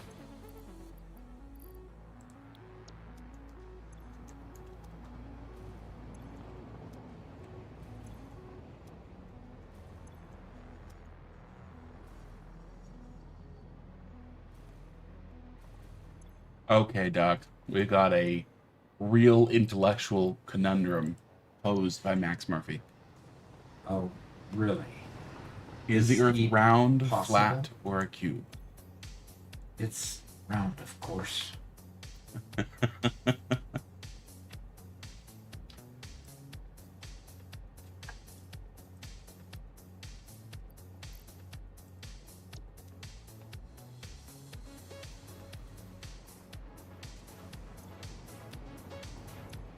It's, to be more accurate, according to Gonogram, it's spherical. Yes, absolutely. I am not a flat earther. I am also not a cube earther. What? Is there such a thing? No, no.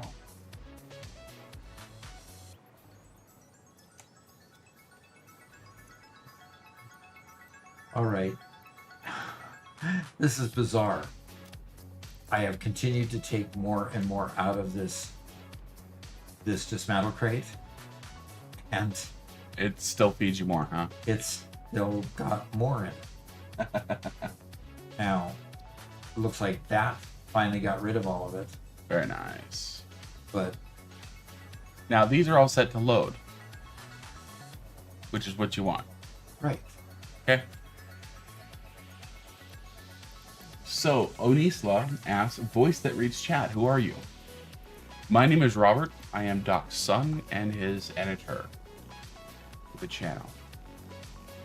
At other times, you might have heard Garrett. He left for lunch a little bit ago. He's my brother, and he likes to hang out with us as well. Garrett's an author and has a book coming out very soon, which is pretty awesome. Yeah, it is nice. This is the best job you could have. I get to hang out with my dad, play games. Sometimes they're fun games, too. In other words, he's just saying he's tired of Satisfactory. That's all he's saying. And I'm just having fun because Satisfactory is a great game.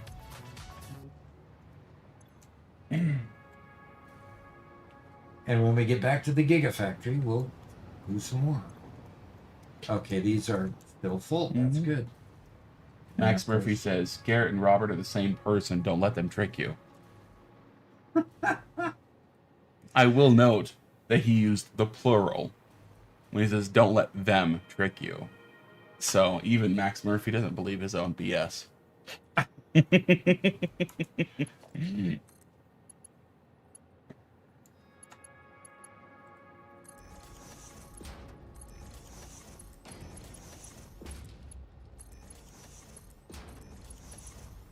Oops. Am I supposed to not do conveyors still? Is the timer up and on those? Yeah, no, the timer ended. The timer did end? Okay. Yeah. Thought I had violated curfew. Oh no.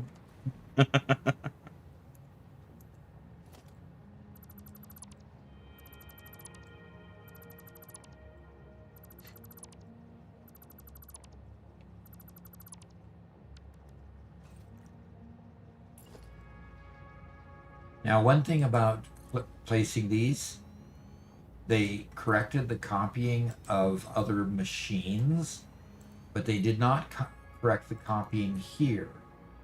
They still default to load or unload, whichever one they default to, and you have to check them still. So these are set to load. Good. And these two up here are set to unload because they deliver product over here. So, okay, now I can get, you said conveyor is done. I can Yeah, you can. I can do conveyors. Mark says, just rebooted, Doc. I bet he didn't feel a thing because that's what I have to use my left arm to swing a leg. Okay.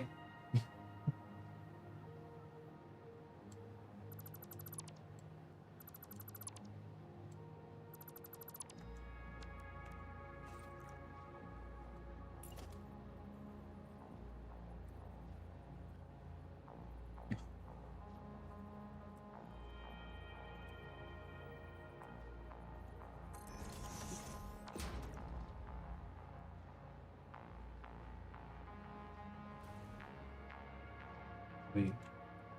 It's not the orientation I want. I wanted it the way I had it. So, Yeah. earlier we were talking about modern memes, and we declared them to be brain rot. Memes are brain rot. Quite often. Some memes are, right? When was the term brain rot first coined? Oh, And by good whom? question. I don't know. If you had to guess, like the decade in which the term brain rot was invented, what would you say? I would probably say that the 70s when computer games started becoming more and more popular. Console games started coming out. Yeah? That's what I would guess. Okay. Am I even close? You're about 120 years late. Really? The first time that term was coined by Henry David Thoreau in 1854. And what was he complaining about? Thoreau criticizes society's tendency to devalue complex ideas and sees this as indicative of a general decline in mental and intellectual effort. Quote, while England endeavors to cure the potato rot, will not any endeavor to cure the brain rot which prevails so much more widely and fatally? Widely and fatally. Yes, and he was referring to people who live a simple lifestyle in the natural world as having brain rot. A simple lifestyle in a natural world. Yeah, Interesting. that's brain rot. Yeah, way earlier than what you and von Talken both predicted of the 1970s. Yeah, no kidding.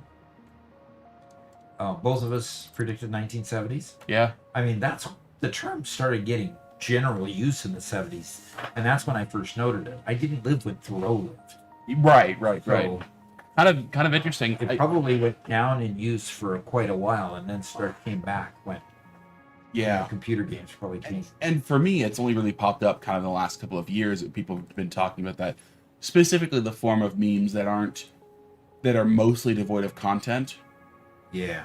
Or of context, because a lot of memes originally were just taking an inside joke and making it public, you know. Yeah.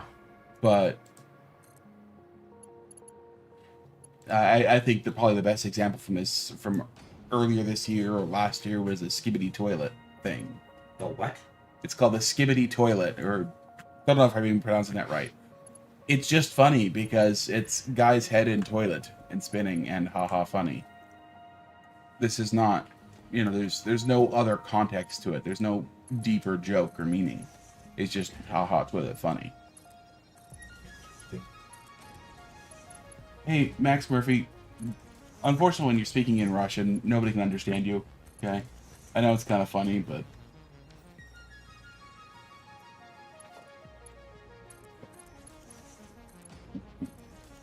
And Mark says, so basically he's saying that retirement is another word for brain rot. It said welcome to the chat room again, so it must have started over again. Oh gosh. This is the second Doc Solo world. I called it the practice what I preach world, Yeah. where I'm actually building on the grid and I'm building manifolds for each thing. The manifolds attempt to be organized as best I can anyway. Good, now we've got the top row putting out bottles. And we need to bring out a lift here to get.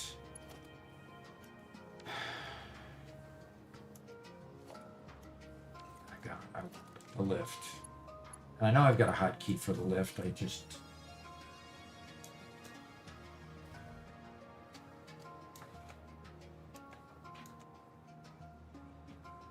Yeah, that's about right.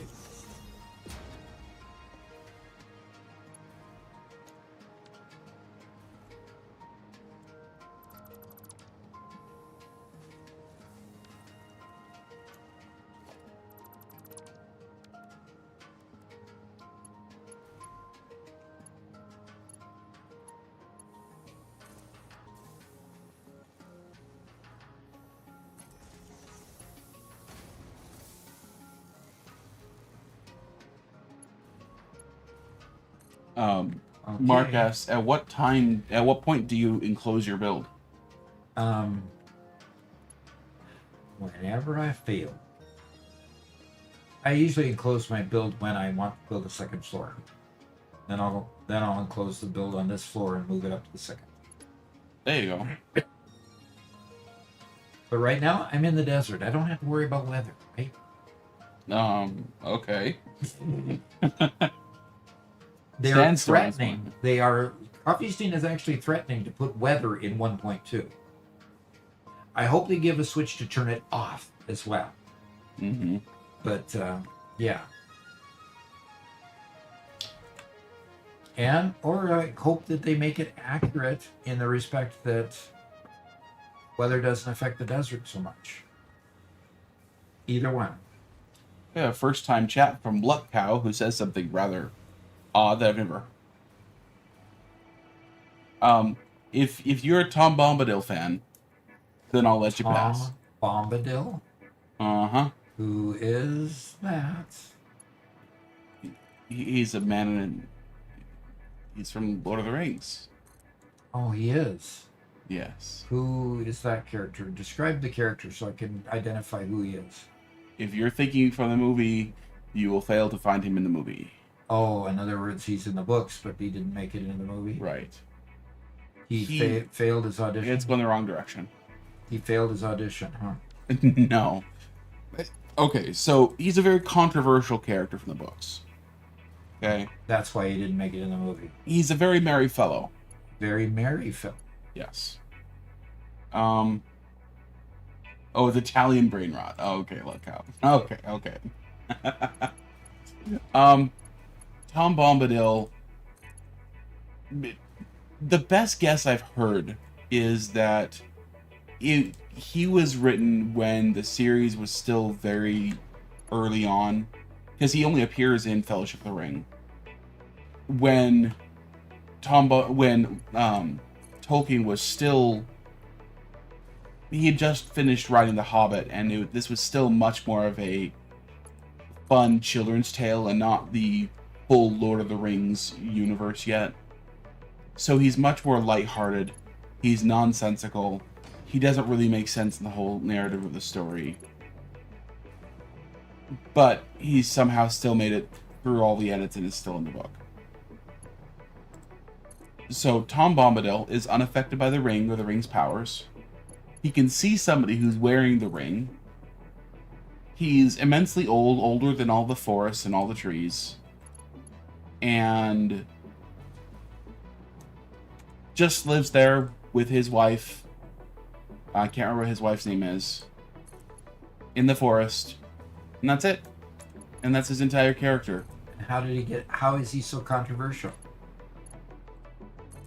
If he's immune to the ring's power, then instead of Frodo spending all this time taking the ring all the way back, why didn't he just hand it to Tom Bombadil and let Tom take care of it?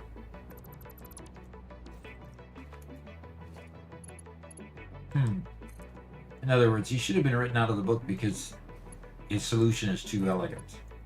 Yeah, it's like just hand it to him. You know, just give him the ring. The story's over. But meh.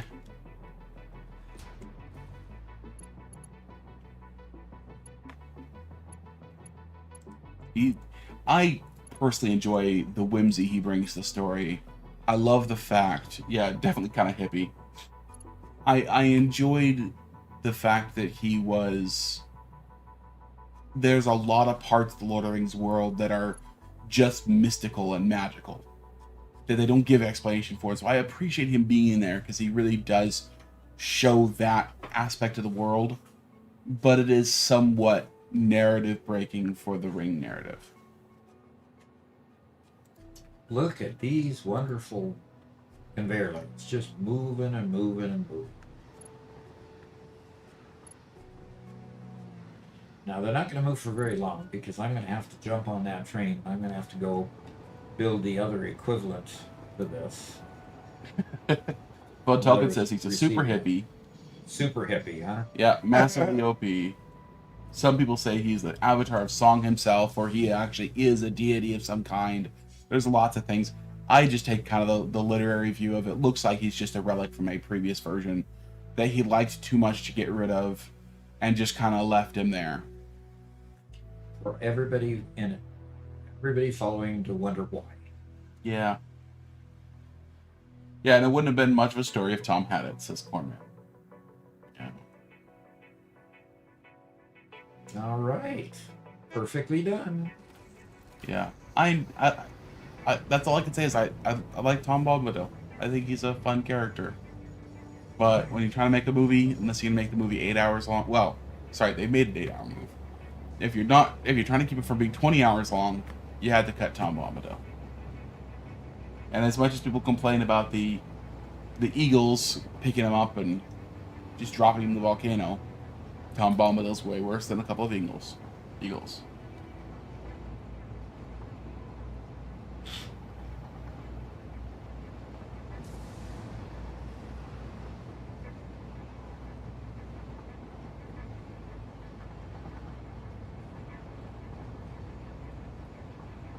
They are incredibly long. And I appreciate the fact, I appreciate the Lord of the Rings movies for as much as they did have to change. They were made in the proper spirit, which is, and Jackson said it himself, he wasn't making his own movie, he was making Tolkien's movie. Unfortunately, that attitude changed when he made The Hobbit. Why do you say that? Because The Hobbit was massively revised, changed, things added that didn't exist. Everything. I thought you told me that he took a lot of the side lore that wasn't in the books. Took a lore that was written about that world still and added it to the books. Was that not the case? Well, I did say that, yes. As I've learned more about it, and I wish we had. It looks like Gondogrim knows a good amount about the universe. I wish Lexi was here as well, because she knows more than probably both of us combined. It wasn't just they took extra lore; they inserted new characters that shouldn't have been in it. The most egregious one is, my brain does not want to cooperate today. The elf himself was not there. The elf? Yeah. The elf that kind of made sure that they lived? He was not in The Hobbit at all. Really? He had no interaction there. None of that whatsoever. You mean the wood elf that they... Yeah. The gal that followed them along? No, the guy. The guy? Okay. Legolas was not there. And so bringing Legolas in, thank you, I'm sorry. And so bringing Legolas there was not... they added him in, and then of course everybody jokes on the whole bridge crumbling scene, where as the bridge is crumbling, he's running up the stones, and then they kept Bilbo alive during that last fight, or awake during that last fight for the most part, when in the book, the entire fight scene, that's the entire third movie, happens in a page. Because at the very beginning he gets knocked out, and then he wakes up and it's all over. So they invented the entire war. That last war where they finally get the mountain? Uh-huh. Now, to be honest, I enjoyed it. That part was really fun to see, but... But he had but literally the director created that whole section because they, I mean, To fill out a third scene. yeah, what do you do with the book if you don't have that last scene? Yeah. If all it is Bilbo being told about it after he gets woken up, awakened. Yeah. Yeah. And Gonagher says Peter Jackson wasn't responsible for The Hobbit. He was lied to and just gave up, and he had to make stuff up because the studio wanted a trilogy. Oh, so he had to add content in order to make the studio happen. And I don't think I'm saying anything groundbreaking here, but yeah, if The Hobbit was only 1 or 2 movies, it would have been amazing. It would have still been amazing because I still like the trilogy a lot. I still enjoy it. It's still fun. But now I will also say that the lighthearted tone of The Hobbit I think is perfectly fine because the Hobbit world is a lighter and happier and more fun world than Lord of the Rings. They are 2 different worlds. They're 2 different views on the same world. And so making The Hobbit a little bit more silly, a little bit more slapstick, all the dwarf humor they did, everything, I'm perfectly happy with because that's in keeping with the tone and tenor and the style of The Hobbit versus Lord of the Rings. Okay. I think this is what I want to do.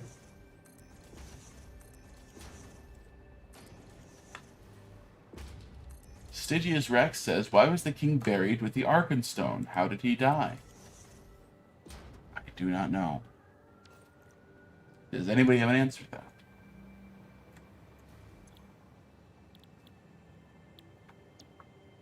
Okay, it can unpackage 60 per minute. Wait a minute. I'm unpackaging. Come on. Unpack. Unpackage water. And I'm going to get a bunch of empty canisters back.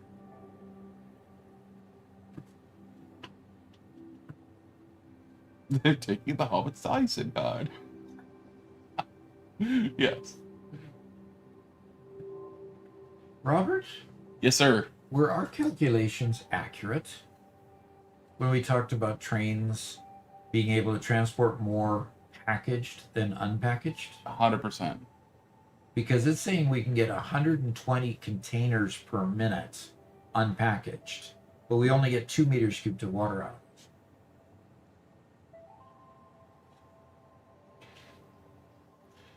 Okay, do you have any packaged water in your inventory? Yes? Hover over it. Yeah, okay.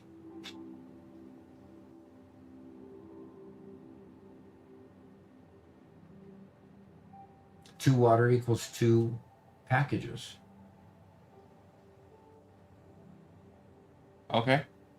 So what is the 2 water? Isn't that 2 meters cubed of water? I think so. Goes into, so you get a full meters cubed of water In each package. in each package. But this is not, that's not what this is saying. It's saying 120 items give you only 2 meters cubed of water. No. Okay. So that's a common misreading of it. Per minute versus. Yes. There you go. You got it. But wouldn't the amount per minute versus each time it processes something, it's hitting Yes. 2 It meters processes in batches of 2. Okay. Yep. Okay. Thank you for helping me work through that, because that just about blew me away. So it can handle, when I've got a conveyor with 100, when I've got a conveyor, it's only going to feed very few of these, because my conveyors, the conveyor only does 780. So that'll be 720 is 6 of them. So one conveyor is only going to actually feed 6 of these. 4, 5, oh gosh. 1, 2, 3, 4, 5, 6. And I've already configured this one. Copy this.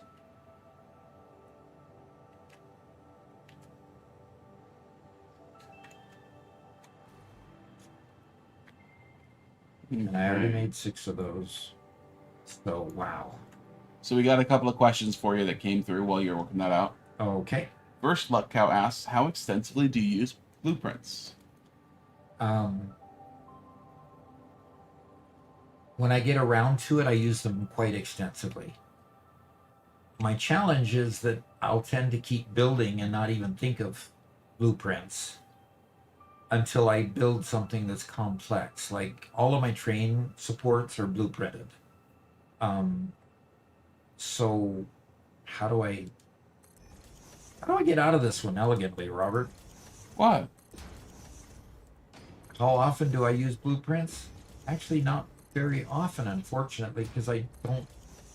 When he uses them, he's using them. When he doesn't use them, he's not using them. Obviously. Okay. That's elegant, right? That's very elegant. Yeah, that's right. Very elegant, Robert. Okay. Wow. Oh. These are gonna. Now. These didn't flip around. They didn't flip around. Obviously, I'm gonna have to have a manifold just for the.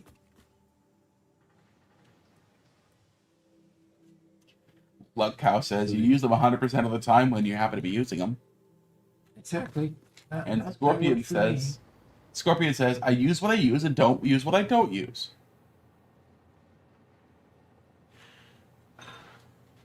Okay. That sounds like Dr. Seuss to me. Uh-huh. Mm-hmm. TL asks, Doc, what empty canister recipe do you use? And do you use most? And do you send them back to be repackaged once empty, or do you sink the empties? Yes and yes and yes. No and no. What packaging recipe do you use? I use the one that's just using plastic at the moment. I don't have an alternate recipe for that at this point. Well, I do have an alternate recipe, but plastic is so easy to make. And I've got a lot of it. The second question, I do try to recycle my packages. Like, for example, the packages that I'm going to get out of this are going to go right back into, is it this first one? Yes, into this first one, because you notice it's not full and it's not filling, which means that my overflow from the current factory over here is either not functioning or it doesn't have enough to overflow. And so I can check that really quick over here, because that conveyor line comes right here on the edge of that. Oh, come on. Yeah, so it's rather sparse right now, so it's not bringing a whole bunch. And frankly, it's not bringing a whole lot of plastic either. I might have to find some plastic to add to the line. So yes, I'm going to take these as overflow, and I'm going to put it into the station, and I'm going to put I'm definitely going to put a smart splitter on it to make sure that it's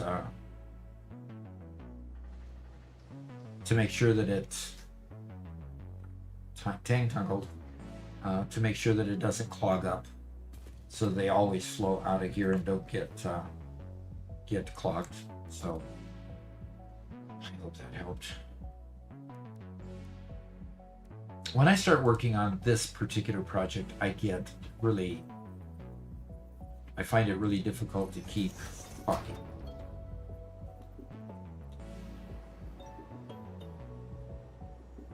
So fill the airspace for me, Robert, please. If you know what I mean. No, I'm gonna sit here, just kind of let you go. Right. Now, what do I pay you for? Oh, right. I'm sorry. Guys, come on, back me up. Chat, say something. My paycheck's on the line. Mark says, so Doc is more mechanical and Robert is AI. What does that leave for Garrett? Definitely biological. There you go. Yep. I mean, guys, Doc is the closest thing we have to an android here, with everything that's been replaced on him. Yep.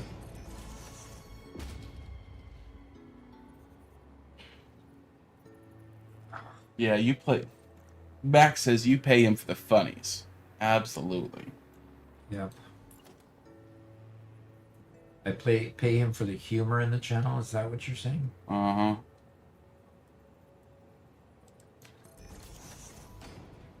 Raidable says power poles, Doc. Yeah, I've got to get powerful too. Yep. And Gummagram corrects me, not android, cyborg. Yeah. Doc the cyborg. There you go. Definitely that. Mm-hmm. Stormy says, I didn't know Fix-It paid anyone. Nope, unfortunately, Fix-It doesn't. Uh-oh. Uh-huh. How did those get off? And where did they start getting off? Your one's on the right. Nope, go behind you. These are all fine. Look to the right there. There it is. Stormy asked, what's the project being worked on here today? Here today, we're getting closer to making our first concrete because now we're getting water brought here in several of these. We've got water coming in, and these are unpackagers. We're bringing bottled water in from the Rocky Desert to the Dune Desert and bringing that bottled water over here. It's going to be unpackaged here. And after it's unpackaged, we'll be able to start making concrete. So, you know, the one thing about this measurement that they give you here, when they, come on, I was copying. One thing about this is when they say 120 per minute, they say 2 meters cubed per water. This should be per minute.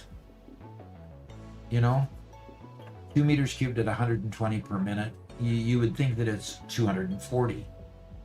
No, it's not. But can I count on this being 120 meters cubed per minute? Yes, 100%. And I've got pipes that'll do 600, so it'll do 5 machines per pipe. Yeah. Yep. Okay. So every 5 machines, I've got to have an outlet to make sure that it empties that section of pipe.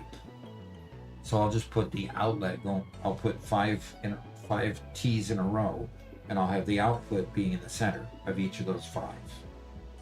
And that should get me my water there. I would hope anyway. Mark says, Doc has cut your pay, Robert. You'll do well to remember you've had a pay cut. And it's all going to Garrett so you can afford to be menial in your tasks. Mm-hmm. Okay. Ah. All right. I need some power poles. So. Yeah, and Formy was the one who asked about what you're doing. Uh-huh. And Formy says, love the wet concrete recipe. Yes, it's a good recipe. Definitely. Okay, so. Of course, the power knob is on the inside.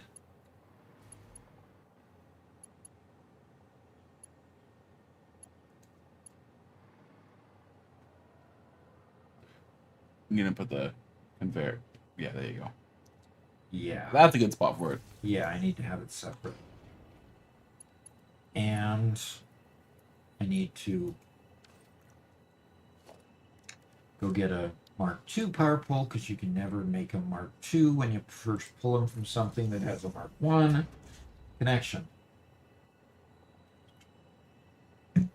Mark says, Doc, you've worked in finance. This mess should come to you with ease. Yes, it does. I just get lazy. He's also worked. Truthfully, I just get lazy. He's also worked in the tech industry for long enough to recognize bad UI design, and so he rails against bad UI design to his own detriment. So he assumes everybody's going to have good UI design.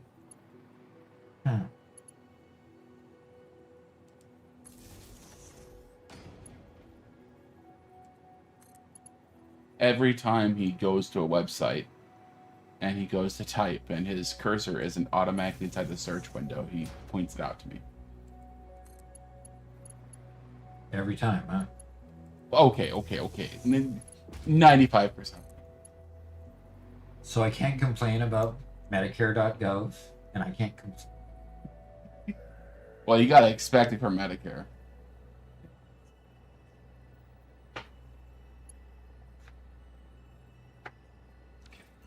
Quantum Star says you could swap to other items in the same family after you select from something to drop the Mark II, right? when I pull a Mark II power pole from a Mark II power pole, it gives me Mark II. So.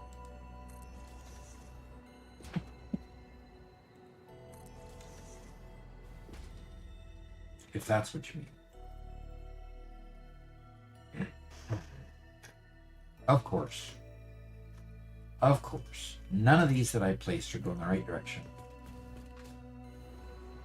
What? What do you mean? Oh. It's that same thing. Yep, Rateable says flip those packages. I copied this one, so I expect it to be pointing the same direction as the one I copied. He expects things. I expect. It's the root of assume, because it makes me redo it.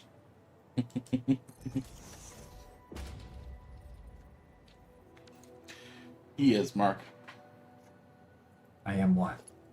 Archon Azrael says, and he loves Excel being a database. There you go again. Okay, so hold on before you click. If you hold E, can you select a different power pole from here, and will it break?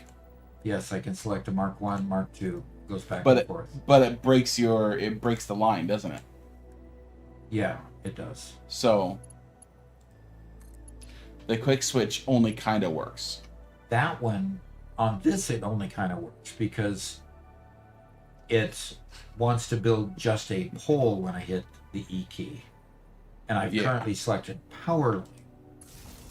Yeah. So, anyway.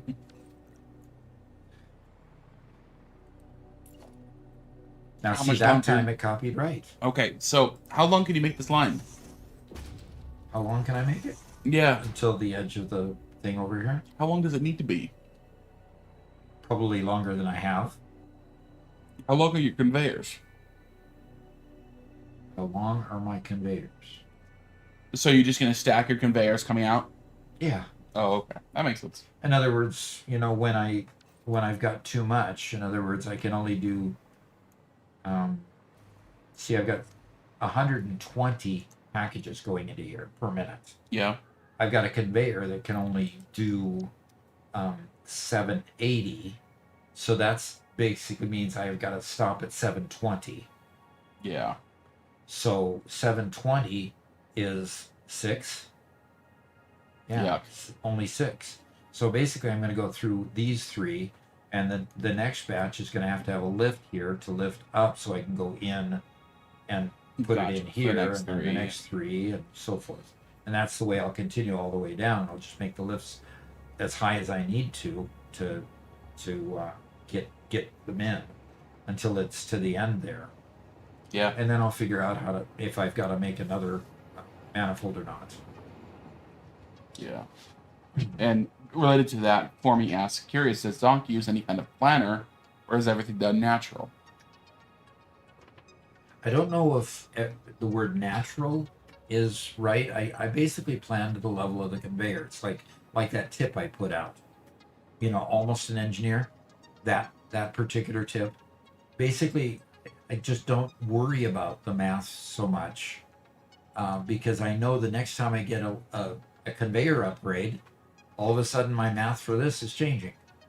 Because that conveyor upgrade means now I can deliver, I can deliver to this a 1200. And all of a sudden I've got it limited to 720.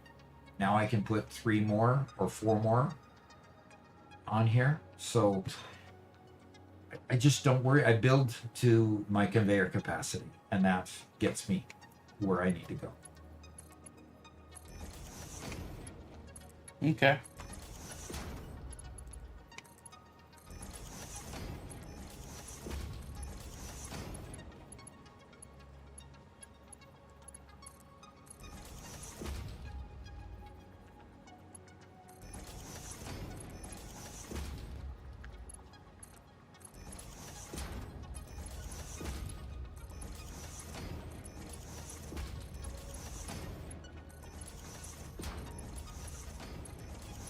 Archon says, I actually saw a video recently, and someone used Excel for taking their A and P notes. That was something. A and P notes? What is A and P? I don't know. What is that, Archon?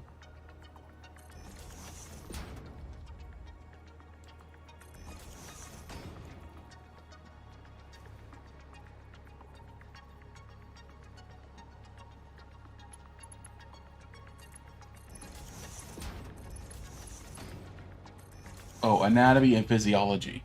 Okay. In Excel? I mean, Yeah. unless you're building in like a tagging system or something along with your notes, like crazy. I guess I could see that. All right. Okay. I've got to get.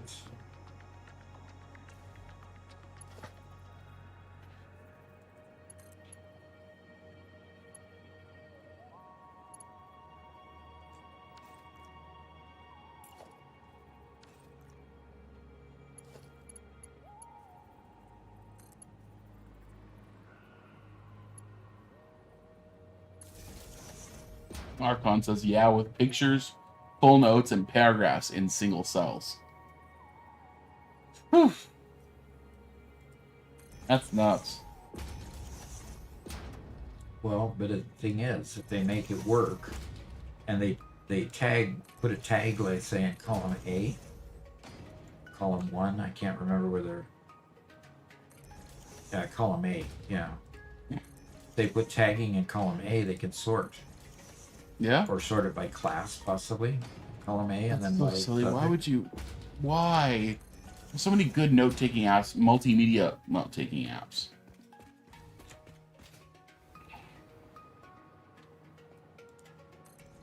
Excel is one of those tools that has a lot of extensibility, and so it ends up getting abused and used for things it should never be used for.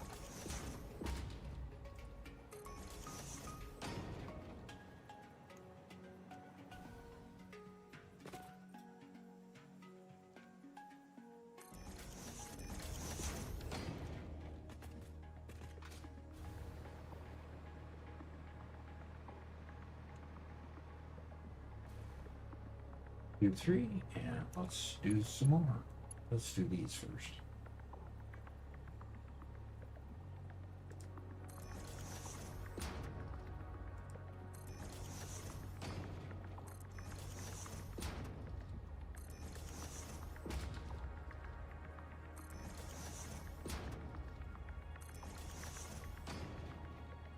So I have multiple moving parts with this. I have the limestone being gathered, and I've obviously got a problem in the rocky desert with the limestone because there were a lot of conveyors that just weren't delivering limestone to that large train station there in the rocky desert. So I got to figure that one out. Probably a power line was cut or something. Got to figure that one out. But I got limestone coming here. I've got water being collected there, bottled and brought here. And finally, I'm starting to actually make the concrete. The goal is to make 10,000 concrete per minute. So eventually I'm going to have to count up some numbers and get numbers coming, get some number crunching done. But we'll see. We'll see. Hoping to get there.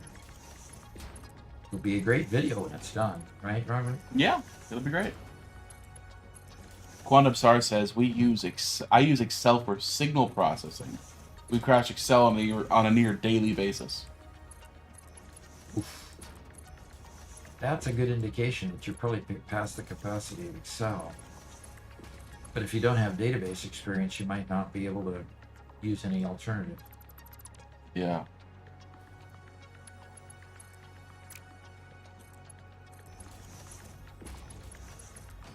TL says, Doc's hatred for bad UI explains why there's 100 plus Satisfactory chips and only 3 for Civ 7.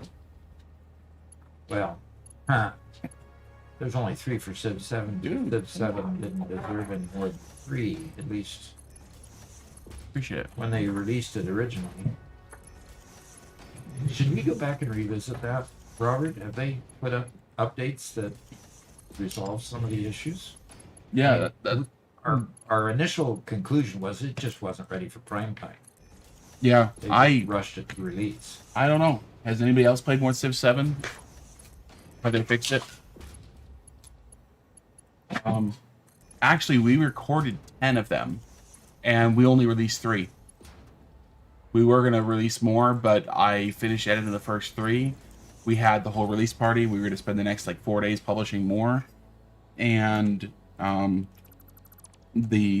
it was so bad on the pre-release that, we decided to cancel them.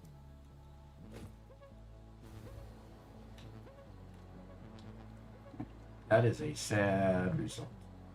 Mm-hmm.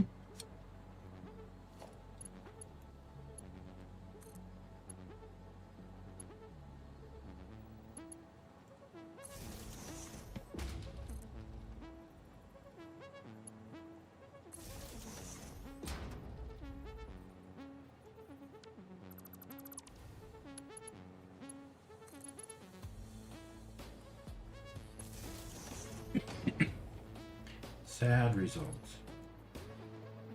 I wanted Civ 7 to work. I've been fascinated by, the Civilization series for quite a long time. I've wanted to actually play it. And it disappointed so heavily. I don't know if I'm ever going to make it back. Yeah. Well, Jinko says that they've come out with several updates, including one this last month, with changes to buildings and adding in new maps and stuff.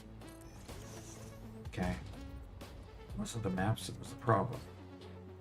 Yeah. I know they fixed a lot of the bugs very early on. I just can't get over how bad it felt to have your progress reset every half hour. Or every couple hours. And unfortunately, that's baked into the whole premise of the series. Of the whole premise of Civ 7. Yeah, they basically changed the play structure. I applaud them for their daringness to do something different. Well, I wonder what the adoption of Civ 7 is like compared to the number of people still playing Civ 6. I'll look it up real quick. I wouldn't be surprised if there's a lot of people who didn't move over. Civ 6 was still fairly popular from what I understand. Yeah, and Civ's one of those series where the old ones always have stayed popular because they're unique enough. And that's one of their strengths of trying new things, is it means that the old games can still be good while the new games are different.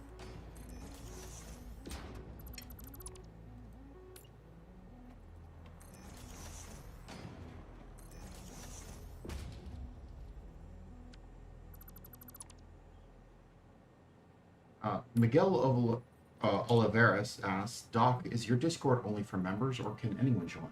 Anyone can join the Discord. There are certain channels that are only for members, but those are mostly to coordinate how to get onto the various servers that we host. Yep. And they'll be totally invisible to you as if you're not a member, so.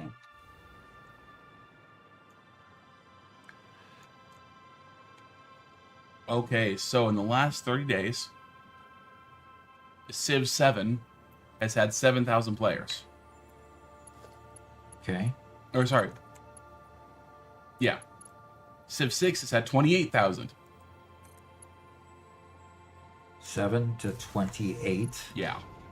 So That's 4 massive. times. Civ 7 5 is is at only a quarter. 15,000. Oh no. Lexi just said, shoot, my favorite Italian fast food restaurant just officially went bankrupt today. Huh. What chain was that? I doubt we'd recognize it. Huh? I'd still like to know the name. Even if it is just a Netherlands thing. Vapiano? Yeah. Ray DeBolt notes that your last splitter is the wrong way around. Why would the splitter have changed?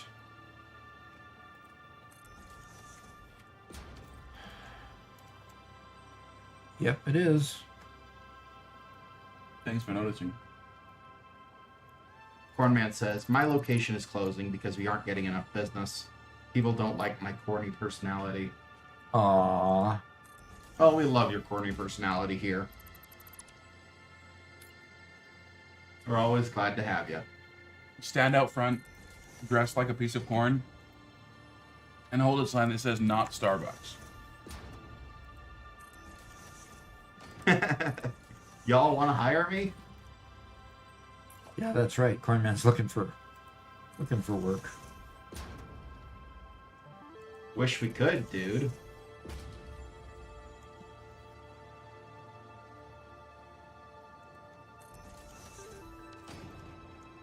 Yep.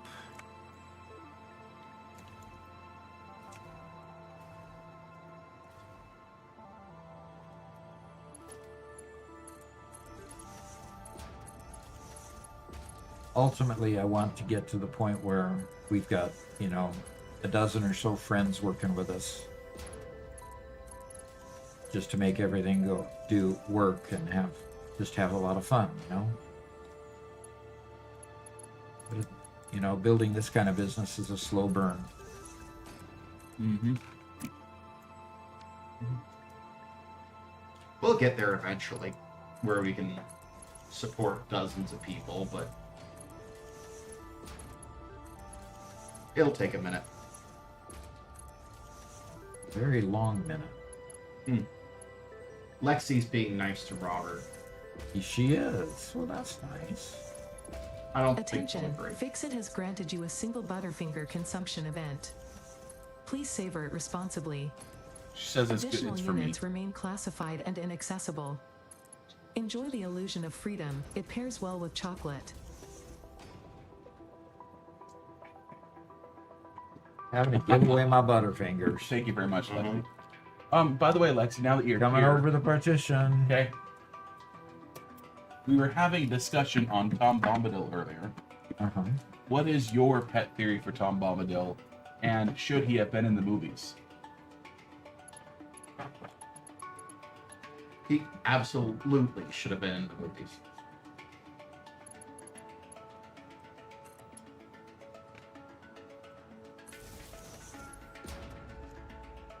Is that what she said? No, that's what I say. She says yes and no. He should have his own movie. Okay, I'll agree with that. Yeah, I don't know that I want the current owners to make it, though. I don't think they'll do a good job. I don't think they have the rights to Tom Bombadil. Oh, really? Amazon got very limited rights to what and where they could make their content. Huh. Really? So So- Jingo said, It was done by Amazon? "Yep." No, Rings of Power was done by Amazon. Okay. So, about Civ 7 before we get back onto Lord of the Rings.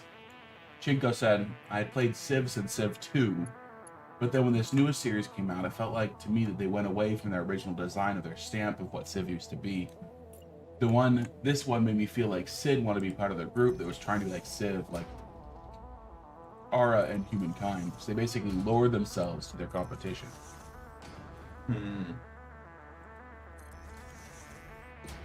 I really like their design philosophy of 33% of the game should stay the same. 33% of the game should be perfecting mechanics from a previous generation, and 33% of the game should be something new.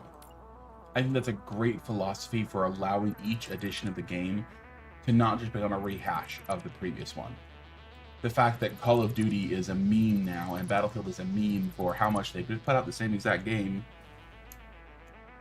every single year and people buy it, or every couple of years and everybody buys it because of that.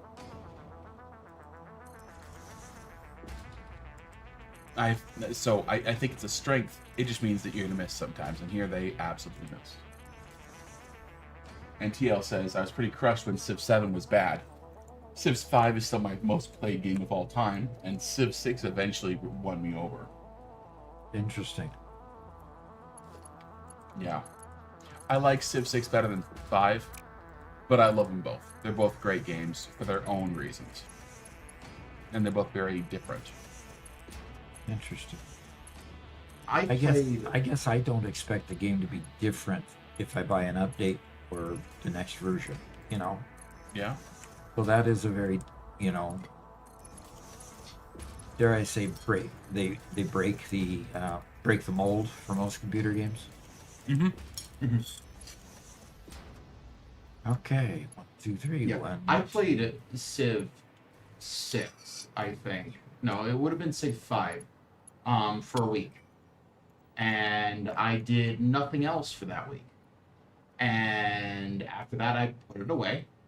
And I never touched a Civ game again. Because you know what happens. They consume you.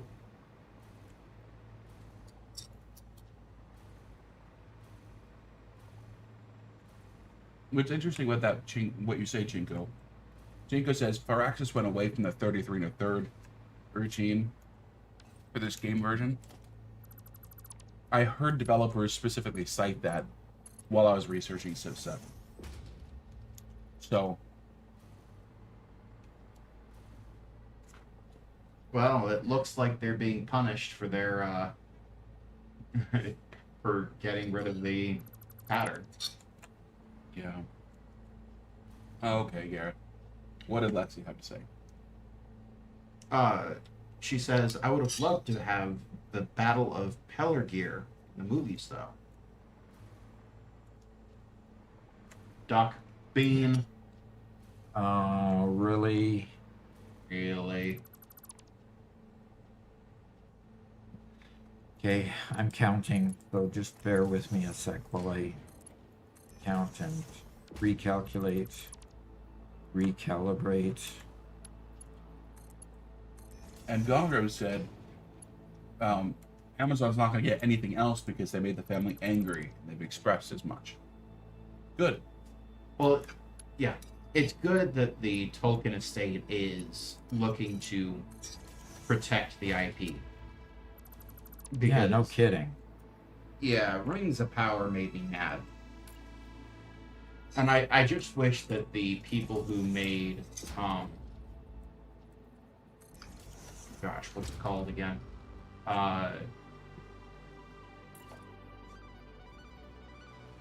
Robert Jordan's Wheel of Time. Yeah, Wheel of Time. I wish that that the family felt the same way about that. Really? Okay. Because, yeah, Wheel of Time is one of my all-time favorites. And All-time favorite books? yeah, series. It's a 13-book series. Okay. And yeah, it just seeing what they did with that, what Amazon did with that, just it was sickening.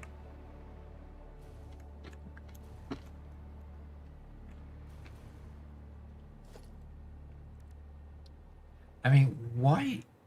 I guess I just don't understand why it is that some companies like Amazon thinks it's okay just to take a book and then write their own story. I mean, if you're taking a book, you do the story in the book. I mean that doesn't seem to be all that difficult of a task to me. Well, I've actually heard that a lot of movie writers really just want to make their own movies. They don't want to be tied to a story and a book.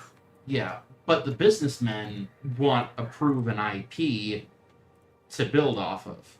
Yeah, exactly. And so it ends up with the writers making the story that they want to make and slapping an IP onto it, completely irrespective of the actual story that the IP was telling. Yeah, that's not right.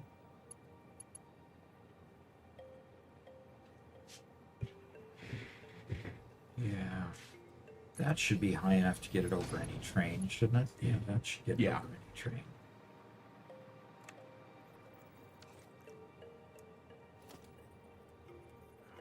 Yeah. Lexi says, Peligir is the harbor city of Gondor, fought by the southern army of Gondor, army of dead. 30 rangers of the north, Elrond's sons, Aragorn, Legolas, Gimli, versus the Corsairs of Umbar. And then she says, Peter Jackson changed things, but he knew a lot of Tolkien lore, so he moved lines from one character to another, and it worked well. Yeah, and that's the hardest part with movies. It's such a different medium from books. There are unavoidably going to be changes. There just has to be. But you can do a whole lot better than, than what Amazon did. Okay, do you think with the slant here that's still going to go under there? Or am I going to have to wait for a train to go by to see? That's not going to go under, I don't think. Yeah, it's not going to go under. What I don't know is, can it clip or will it crash? I don't know. It won't crash. It'll just go through it. It'll probably clip. So Peter Jackson, wasn't he the one that did a lot of Disney features? Like How to Train a Dragon, or oh gosh, there was another one I was thinking of. He did King Kong. He did, of course, all the Hobbit stuff, Lord of the Rings. Let's see.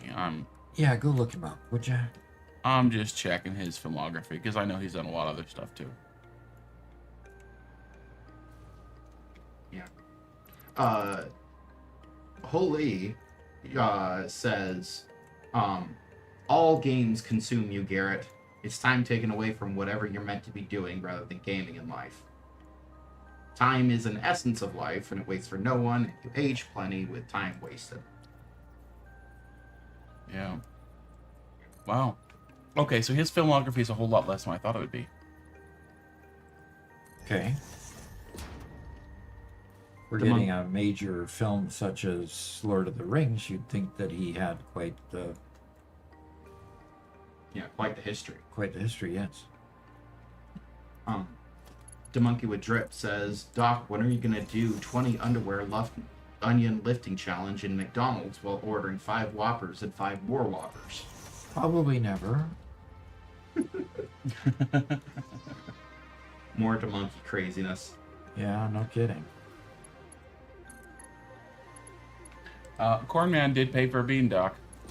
No, you had to remind me. Donald Grimm says, changing things from a book to a movie isn't a crime or wrong, i.e. no Tom Bombadil. Tom didn't fit the narrative and without focusing on the ring or the destruction of the Shire.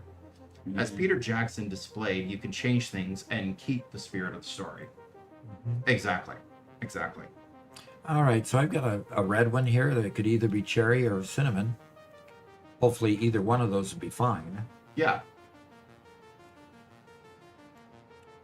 Cherry this time. Okay. Best flavor.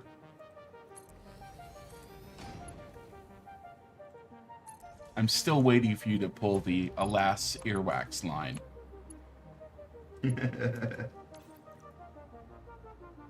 Holy says, I agree, Doc, but I waited for the Allegiant 4th movie only for Hunger Games to kill it. They had the book to use, but went against it as Hunger Games released their 4 movies in 2 years. They should have done the movie 4 instead of leaving it at a dead end. Well, that was a bad series, so it didn't deserve another movie anyway. I take it that you didn't like the books either. The world is a better place. But the books were terrible. Well, the books, Are you Yeah. talking Allegiant or Hunger Games? Hunger Games. Yeah, Hunger Games was pretty. Yeah, it was just. Ugh.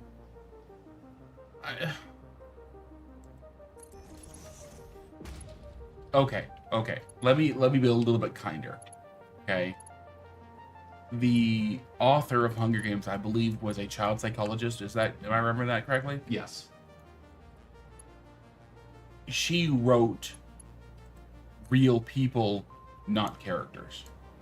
And so the heroine, especially after the first book, acted like what a real child would act like in this situation, not like a heroine. Mhm. And what that did is that, yeah, it meant that she was processing trauma a lot. It meant that she was acting like a real person instead of being the hero that the story was demanding. And that yeah. I read books. One of the reasons why I read books is because good stories tell good tales that are good morals or good. They promote good to some way. And she was telling a story of a heroine who, at the very beginning, stepped up to save her sister's life. That's a great, noble goal that we can all emulate. But then stopped. But anyway.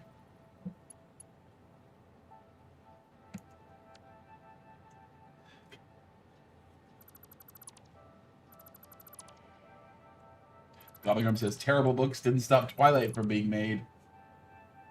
Yeah, the standards for romance stories is very different from the standards for literally every other story.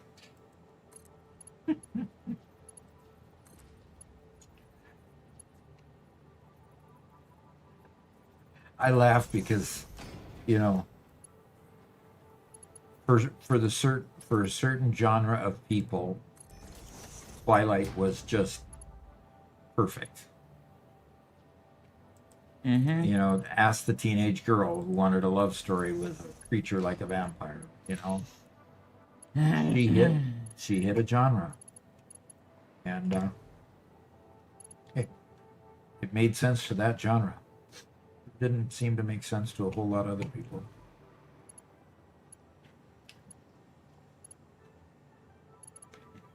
It didn't make sense to guys. Obviously, It made sense which to a lot of you are girls. definitely representing. I can only look at who likes it and determine that they must see something in it that I don't. Sparkling vampires. Lexi says the nature in Twilight is amazing. And yes, it absolutely is. Yeah. That's the Pacific Northwest. That is Seattle. Well, the outskirts of Seattle, anyway. Yeah. That was absolutely gorgeous. And the only reason why I don't relegate the Twilight movie to utter trash.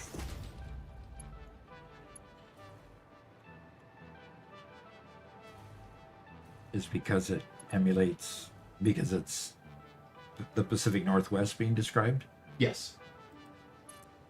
And that's only the movie. I've never actually read any of the books. It's Forks watching. Yeah. I know it wasn't literally Seattle, yes.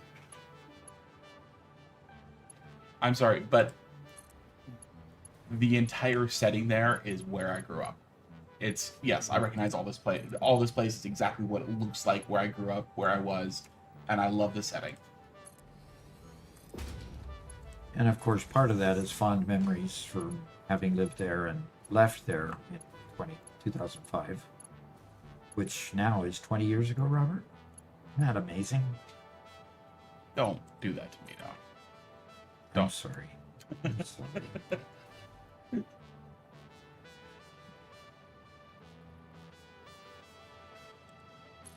Yes, I grew up in Marysville, which is a very different force. Yes, I know, but I traveled around. I did stuff. I lived in that place for a long time.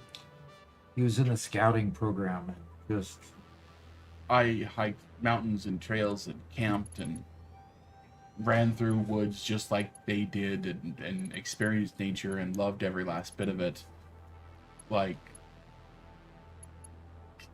you know what, Corn Man? You could become popcorn for all I care. oh dear. Oh dear. Laid down the gauntlet there. Wow.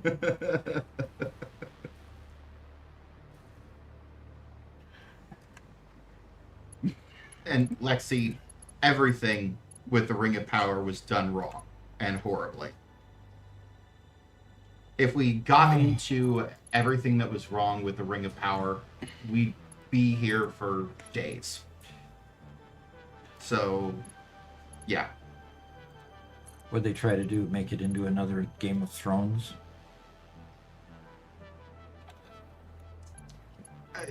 No. Not really. Well, that's kind of what they wanted to emulate, is the success of Game of Thrones. Yeah, it was, yes, they were trying to emulate success, but Yeah.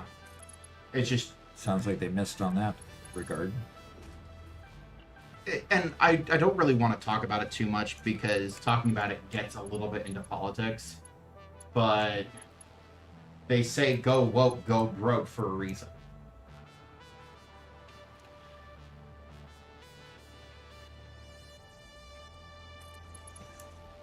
Okay, we're just humming along here. We've almost got water that's going to be unbottled,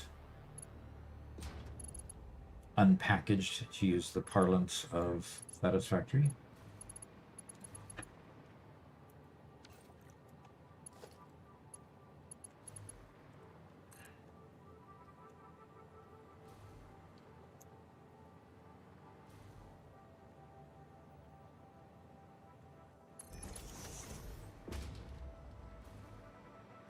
I love the mod that lets you do long Long conveyors, long yeah. wires, long everything. Uh-huh.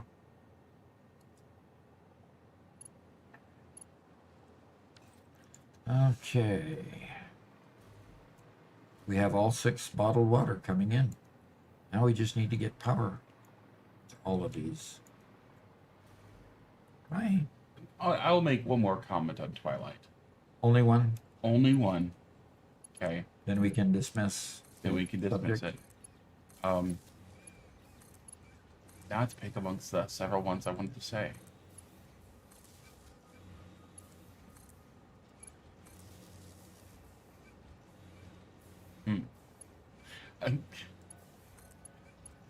No, for some reason, those books were published. Oh my gosh! Continue is rating with a party of 106. Fantastic. Well, thank you very much. Continue. Yeah. Sure you write him down as someone who definitely needs our... Continue says, hi, 'tis a raid and whatnot. Yes. Emphasis on the and whatnot. First time chat from Garbage Day. Hi Doc, I love your YouTube content. Fantastic. Well, hello to you too, and hello to all the raiders. Yes. We've got a brand new one that came out today that's talking about the 1.2 video again. It seems to have caused quite a stir. So, gotta ask, what were you doing on your stream today? Continue. Were you guys in Satisfactory or some other game today?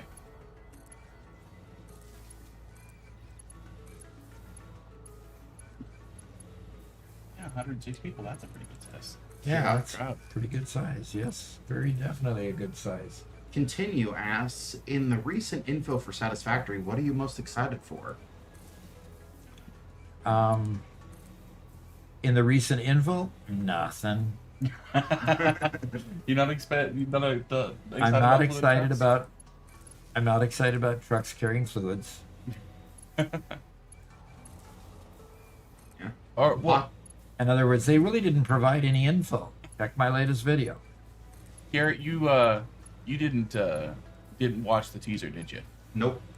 The one thing that you may be interested in is they did do a massive optimization of hitboxes. So they showed a world where they absolutely massive that they were using 44 gigs of memory just to be able to run the game. Oh my gosh. And with their optimizations, I got it down to 33 gigs. So 25% reduction in memory usage. That's pretty awesome. Nice. And continue says, and yeah, you're playing Satisfactory. Okay, cool. Pocket says, that's a lot of packaged water. And there has to be more than trucks carrying fluids. The video is just a teaser. Yeah. Yep. Yeah. I would hope so as well. But Yeah. as far as the teaser goes, we fixed fluids, kinda, yes. Definitely, kinda. Yeah, Doc's video today kind of went over some of the fan theories that we saw pop up in his reaction video the day, from a couple days ago. Fan theories of, is that a Mark II water extractor or oil extractor or a new pipe? A lot of people really looking kind of into the details, and so we went through and tried to recreate. We found where they built, and so we recreated everything we could see that they had built, and we're able to debunk most of that silliness. Megalith says, welcome, Raiders. Garbage Day says, I'm wondering if they'll ever shadow drop a mechanical change for fluids, and the trucks are just for fun. Interesting. Yeah. I want them to fix trucks so badly. I really, Yeah. really Yeah. do. And we talked earlier in the stream about one big fix for trucks is provide some sort of controls so that we could keep them in a lane, manage intersection crossings, various things like that. Roads, just road systems. Ah, yes. Actually have a road that the truck understands. This is a road. This is a line in the middle of the road. The line means I don't cross it. That type of thing. Archon Azrael says, I don't think adding tanker trucks is really going to help much unless trucks are fixed. Yeah, we agree with Exactly. you on that. Yep. I agree there. Absolutely agree there. So I'm excited for a 1.2 release. Every time there's a new drop of content, there's something exciting to bring players back in again. So the more players come back in again, the more, more videos I can produce and the more people to watch them. So definitely excited in that regard. And continue says, I must lurk for the gym, but your layout is amazing. I need to watch some of your videos because I saw you have a bunch about fluids. Yeah, we do. So, yeah, we do. We're going to be... When does that compilation come out? Just the video one. The one about fluids? Yeah. That was last Thursday. So we even have a compilation of those videos if you want to just watch the compilation instead of each individual short. So. Now, before the raid, Robert was talking about what he loved about Twilight. So tell us, why do you love Twilight, Robert? My favorite part is the sparkling vampires. My second favorite part is the complete, unuttered destruction of vampire lore and storytelling. My third favorite part is the fact that they didn't edit the books at all and have numerous typos, spelling mistakes, bad grammar, and all around bad writing in the books. Really? Oh, yeah. I've never read the books, of course. I actually did read the book series. But I have teenage grandkids that have read the book. Yeah. I read the book series specifically because it was written in first person, and it was the first person's first. And I was told this by my mother, and by my sisters that it was the first time that a first-person book was written well. I still have yet to read a good first-person book. You didn't agree that it was written well. No.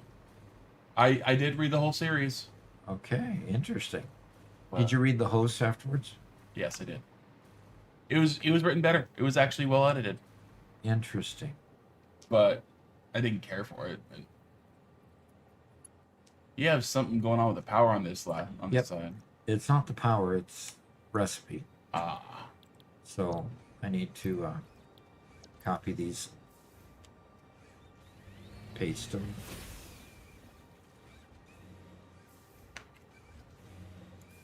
Yeah, they're firing up as soon as I paste the settings. And by the way, for all of you guys who came in here who probably haven't watched our channel before, of course you guys see Doc there. He's the man of the channel. I am Robert. I am Doc's son and editor. And Garrett is the other voice, and he's Hello. my brother. So it's a family affair over here. That's a lot of fun. All right. Got a redemption. Redemption of hydrate. I gotta grab my water Warning. again. Internal coolant reserves dangerously low. Initiate hydration protocol alpha. Mm. Ah.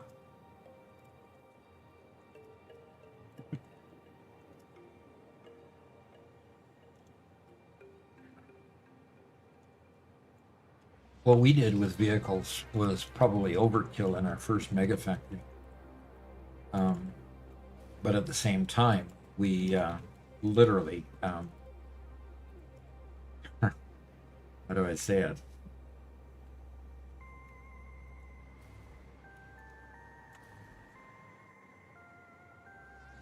How do I say it?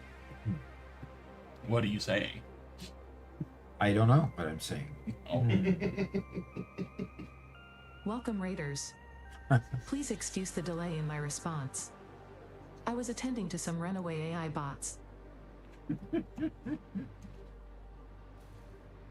Oh, gosh.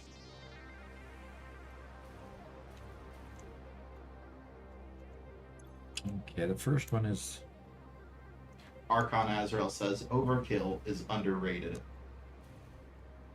overkill is underrated. Hmm. Over is under. Okay. Over is under. Under is over. Okay. Right is wrong. Up is down. And Zoriax, first time chat, said, "Oh, it's you. I got you suggested on YouTube recently. Fantastic. Glad to have you here." Well, we stream all day on Monday, 9 to 5, Central US time. And we stream in the morning on Thursdays. And those who become members, members on YouTube or subscribers on Twitch can join us on Friday during our filming of the next week's videos. It's nice to see a train just pulling out, although obviously it's not taking all of the water that's being produced because I'm not being able to output the containers at this point. So only 5 of these. How many of these did I compute? 6? Yes, sir. 6 of them. Well, I better start on this side. And Mr. Merger. I need a Mr. Merger. Okay. And if it's not one thing, it's the next thing, right? Sure. Cornman says, "I want to play a game that has the same magic of building as wooden train tracks do." Oh. Come to the right spot for that. Okay, we're pointing at that direction. Without making it a hassle. Oh. Well, you should see our other world that I just came from. Gosh, we've got somebody that loves to build trains, so he's built trains all over our world. Do we want to slip over to that world really quick to show our new watchers around? I don't know if we do.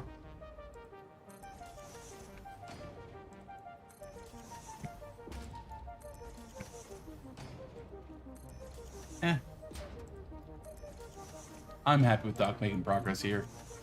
Got a big project Okay. going on. Yeah, And by the way, that's Cornman making that comment. Garrett didn't cite who it was, so he's seen it. Oh, nice. yeah, Cornman's seen it. And that's where our members are building. I wasn't saying that in response to the to Cornman's comment. Oh, you weren't. I was just suggesting that maybe the new people want to see the server that they could play on.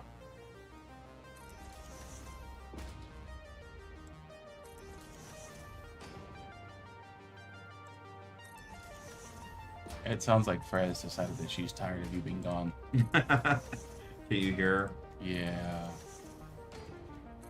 You came home for lunch, and she Yeah. hadn't said anything yet.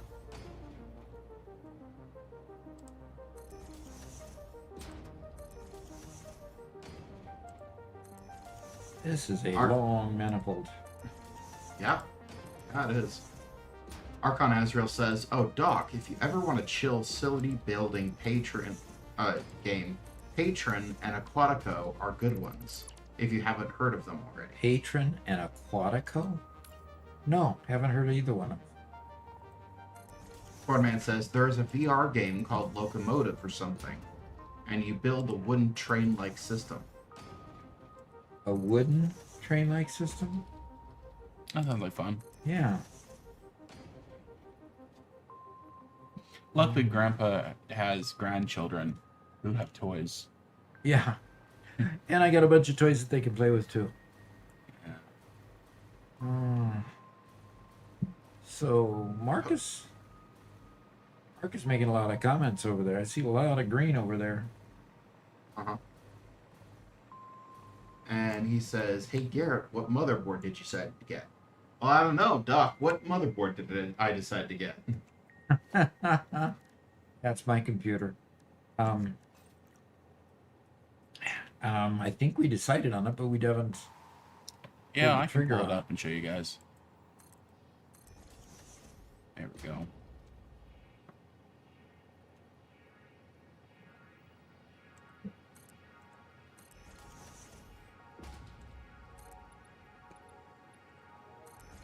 It's MSI Pro Z690A Yeah.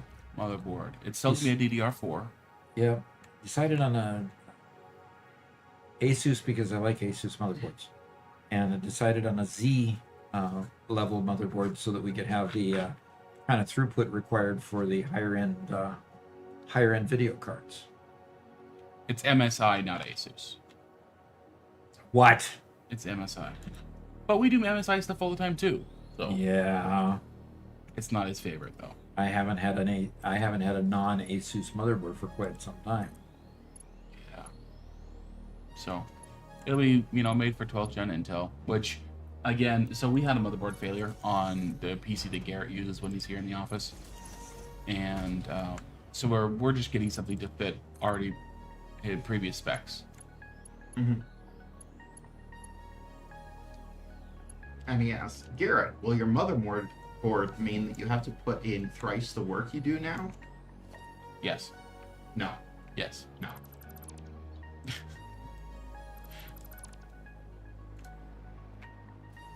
And Knifing Bandit says, "Hey Doc, my birthday, so I'm going to share a dad to granddad joke with you.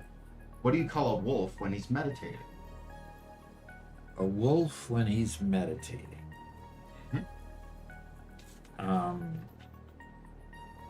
Okay, not quite. I'm not quite connecting with that one. So what is it? I'll let you know when the comment comes through.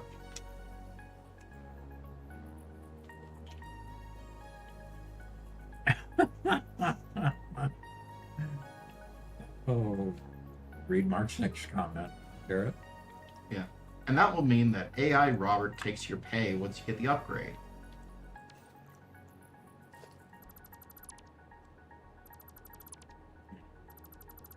A werewolf? Oh. An a werewolf. Boo.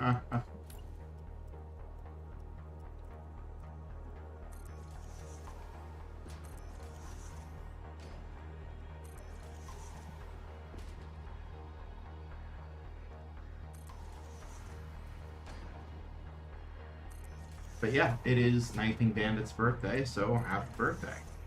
Mm-hmm. Happy birthday.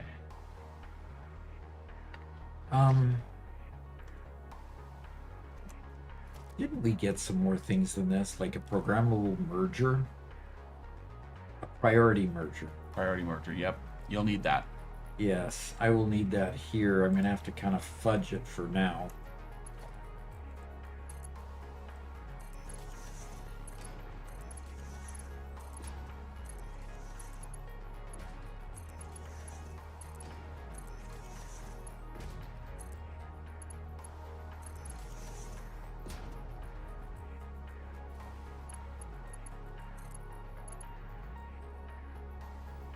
Invalid conveyor shape?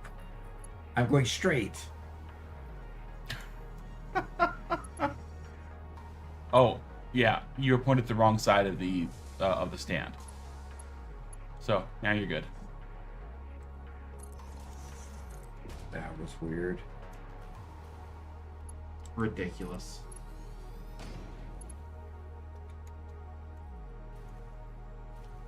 It wasn't ridiculous, it was just weird. Ridiculous. Ridiculous. Ridiculous!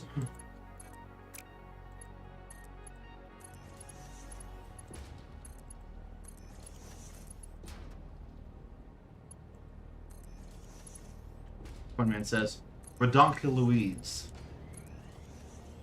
There you go. And Knifing Bandit says, thanks, gents. I love the family-oriented nature of your channel. Caught you live and figured I'd learn some tricks live. You betcha. You bet. So, got the empties going out here. These are stopped because I'm still not outputting the fluid, which I obviously need to do.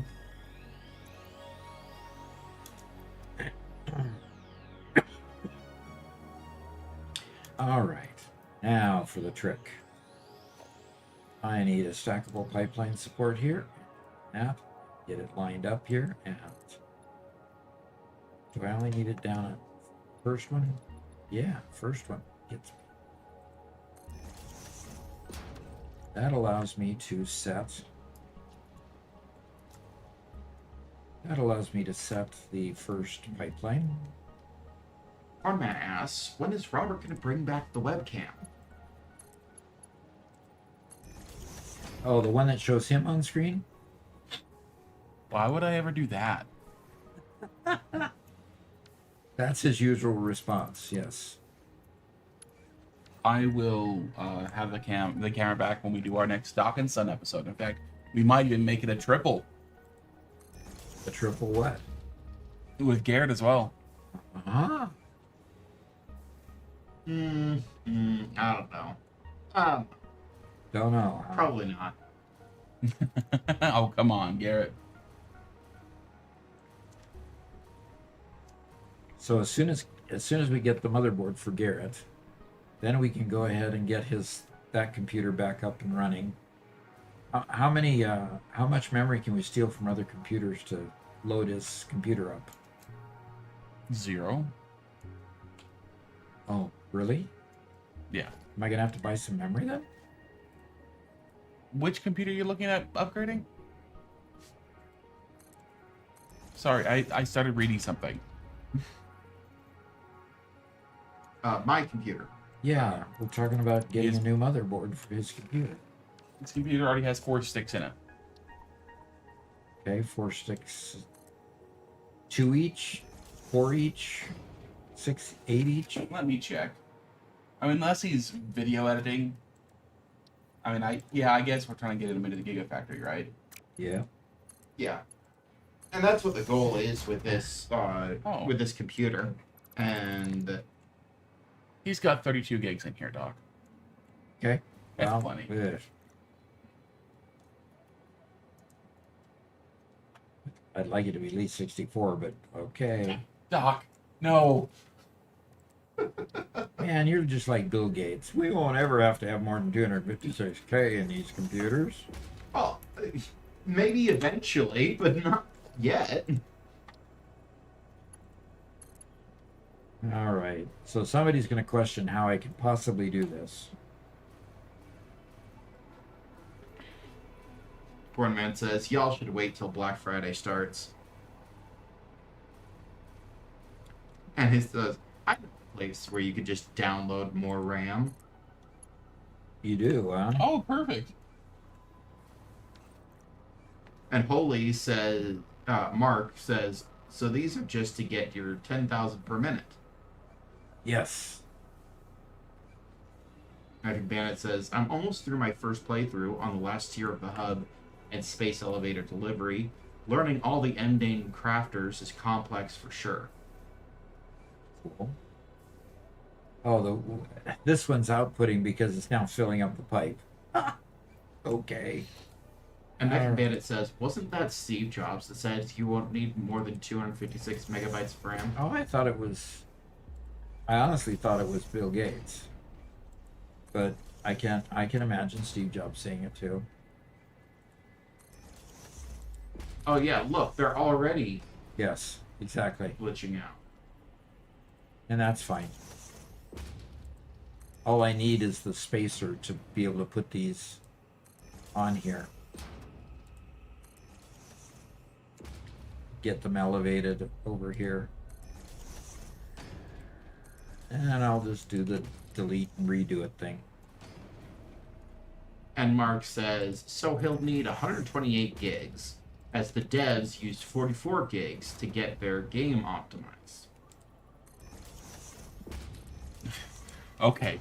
Note that Note to they viewers. look at the world they were in when they used 44 gigs. Look at the world.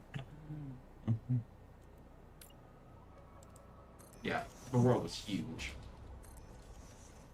Yeah, and they had a lot out clear out in the distance. And the thing is, they tell us in the video that, you know, they're optimizing. That's fine. Hitboxes are invisible. And then they go illustrate it with something that's visible. So Well, what's that all about?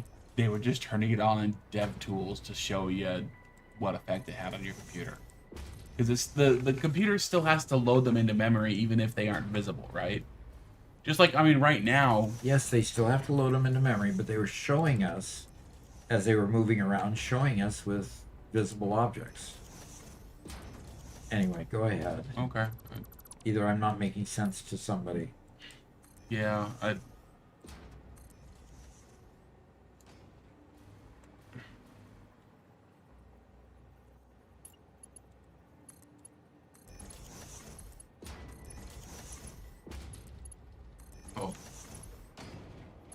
Mark says, Garrett, you need to push for more. And I'll say to you, in this case, I'm freeloading a bit, so I'm not going to push for Doc to spend any more money than he has to. So, and then he says, look at Doc's world. If MMVM gets his way, Garrett will need it. that is true. Mega meaty bacon, man. Man. Yeah. When does the Real Boy video come out? Is that already out? No.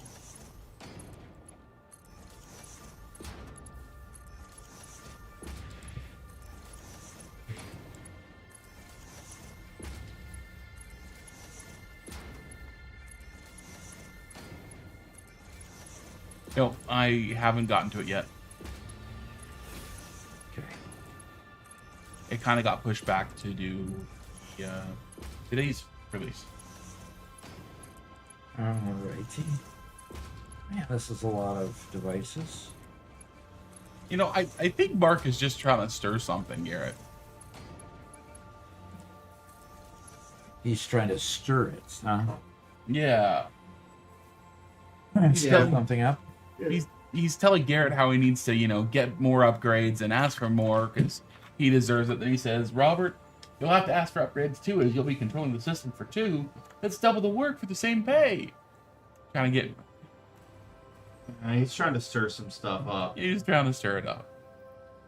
It's okay. We all know I have a better computer than Garrett. Cornman asks, Gare Bear, if you were a bear, what bear would you be? I will let everybody recognize that he just responded to the name Gare Bear. Oh, shut up.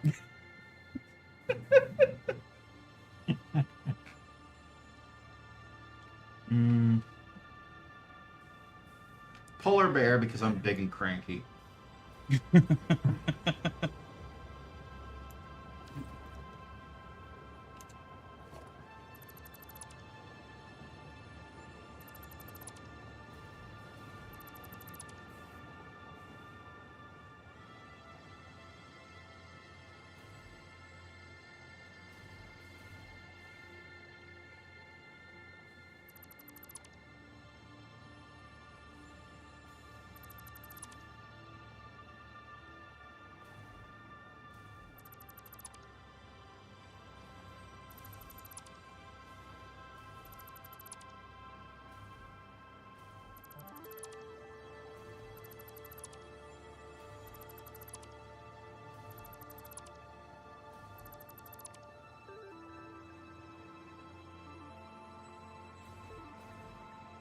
So Megalith's back. He says, since Create 6.0.7 update last week, almost every add-on is failing, and I'm keep updating the codebase, making pull requests.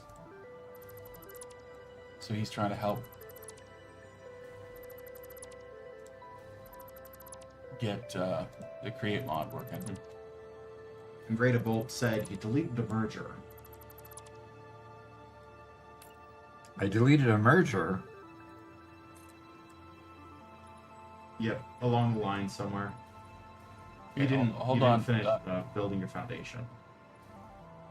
I didn't finish building my. I guess I'm not. Where was the original? Okay. All right. Well, I will. I will.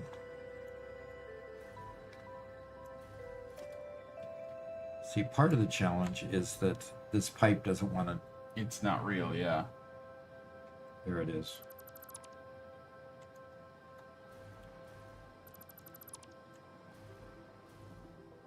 Megalith says, oh.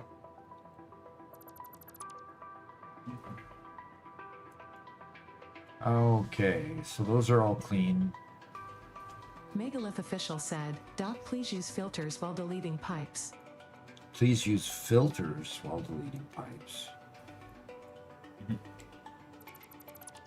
So you can only delete pipes.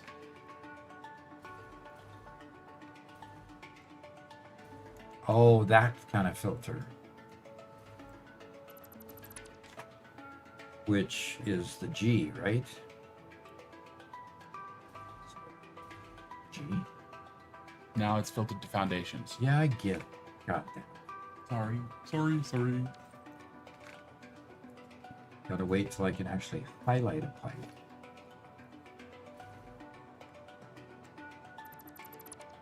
Okay, did that clean that up? Yeah.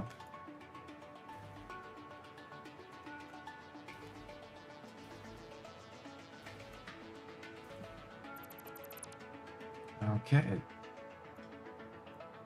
And okay, got another.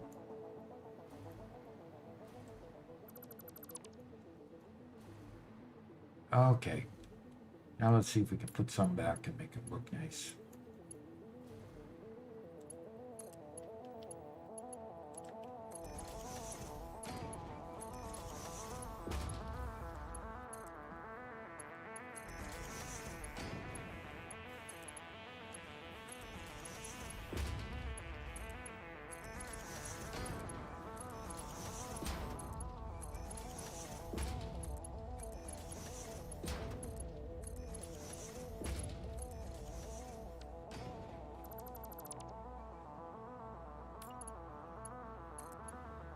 All righty. continue to get this thing built, and then we'll get some.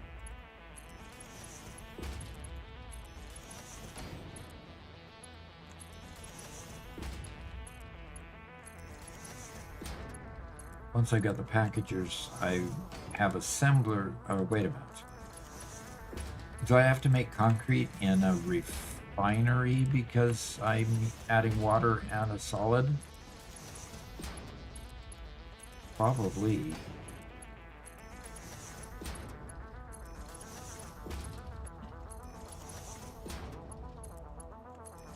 Yeah. Megala says he's had the crazy idea. Where can he make suggestions for Satisfactory? We have a suggestions panel in the Discord. Don't we, Robert? Mm-hmm.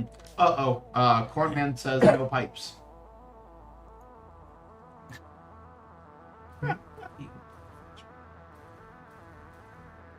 The Destroyer has once again hit again. The Destroyer. All right, I'm looking for a merger that's broken. Ah, there it is.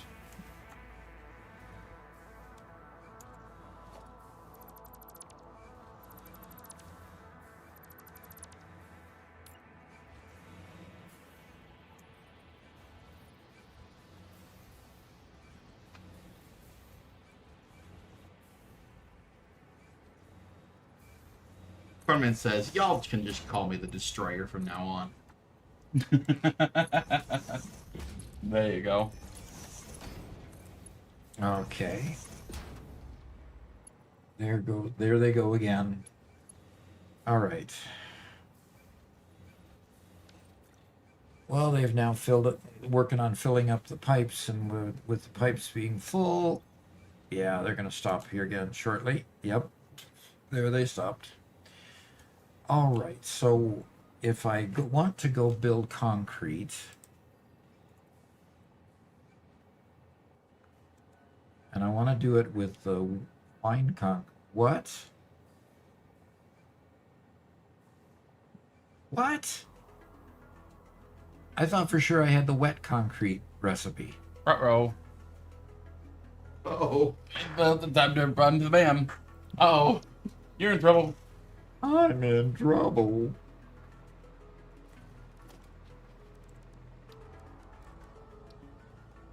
Time to drop a man down.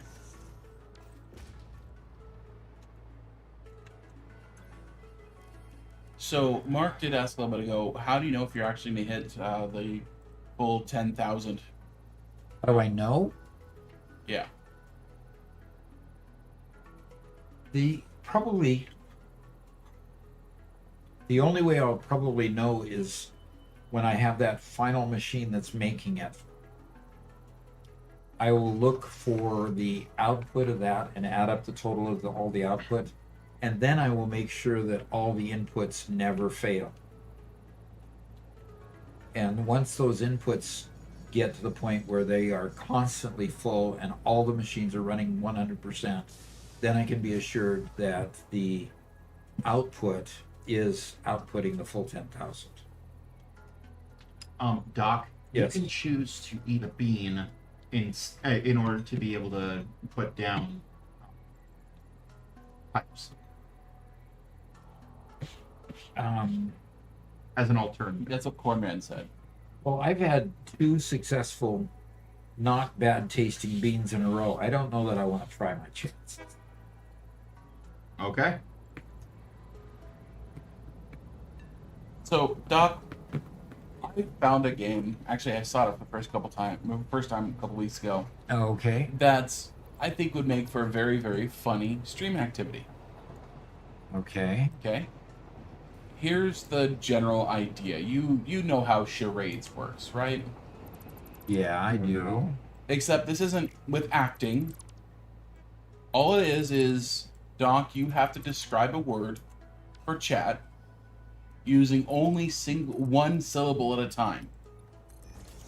Okay? Every word you say must be one syllable.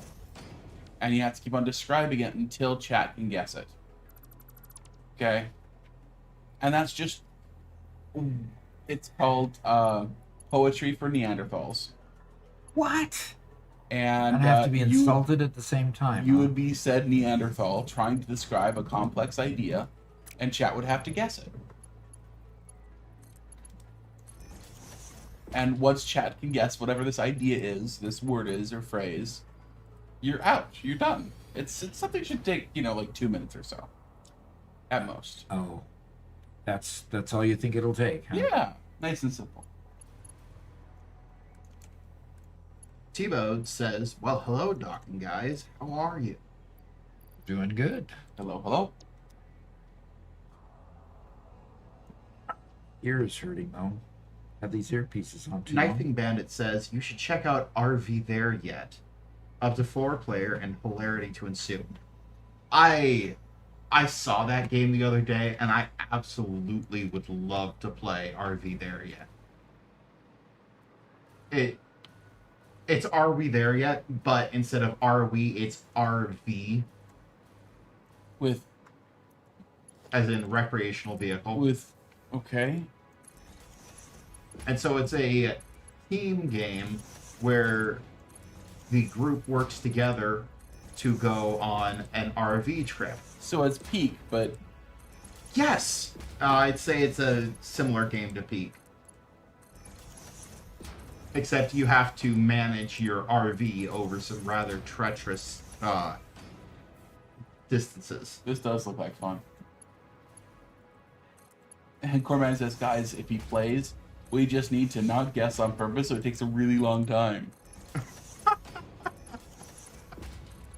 That would be my greatest fear. And obviously, he just mentioned it, so obviously, not gonna play that, Yeah. I guess. So Quantum Star says, wouldn't that just be relatively simple? Just go one syllable at a time? One syllable words.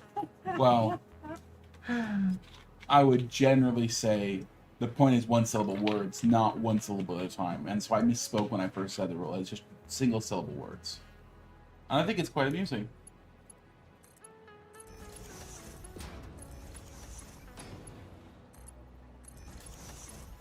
Y'all weren't ready to let him know my plan.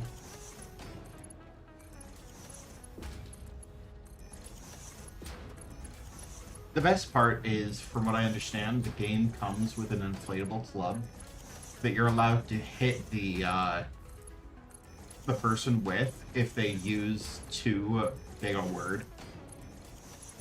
Yes. I think we could either forego that or pass on that aspect.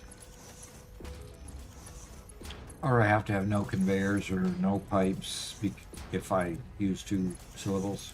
There you go. Cornman says, I vote Mama Doc gets to hit him. She'd do that. She would. In a heartbeat. She would love it.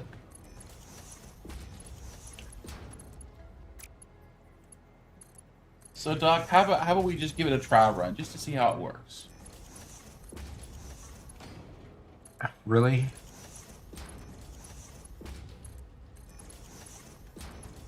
So how are you going to tell me the word? Give me just one moment. And then after the trial run, they have to pay bits in order to get me to do it. Yes.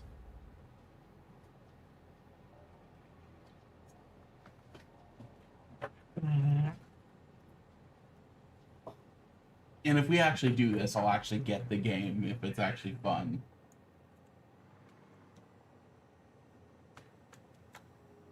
Cornman says, I vote Mama Doc hits him. Okay. They're all plotting against me, Robert. Oh, of course. That's the fun of the stream. Here you go, Doc. Airmail. Pretty simple. One syllable at a time until we understand it. Okay. That's 2 syllables.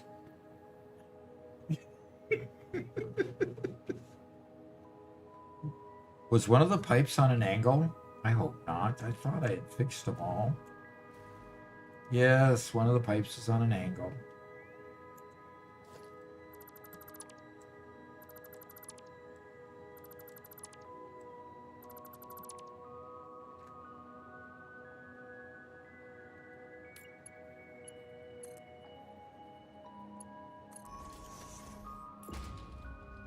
Okay, Doc.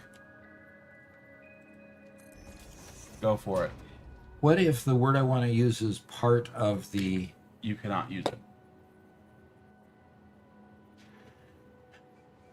Oh.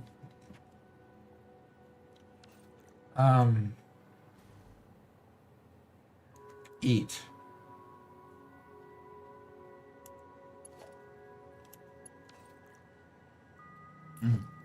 Film.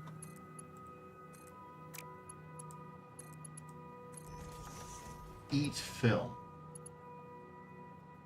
Doc, I don't think you could eat film. Buy.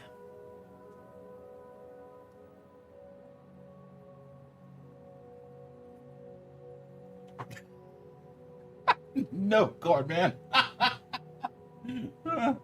Cooking show. Mukbang videos. Hungry. Yeah. I am hungry. Somebody needs to go get me Sausage. lunch. American cheese. Popcorn.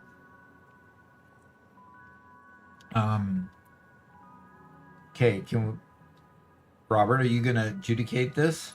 You may build. You were building pipes, and you weren't allowed to build pipes. I had to fix a crooked one. I destroyed as many pipes as I built. You're still. First time chat from I'm a net positive. Ooh Donuts says, "Hey Doc, finally picking up Satisfactory since before 1.0.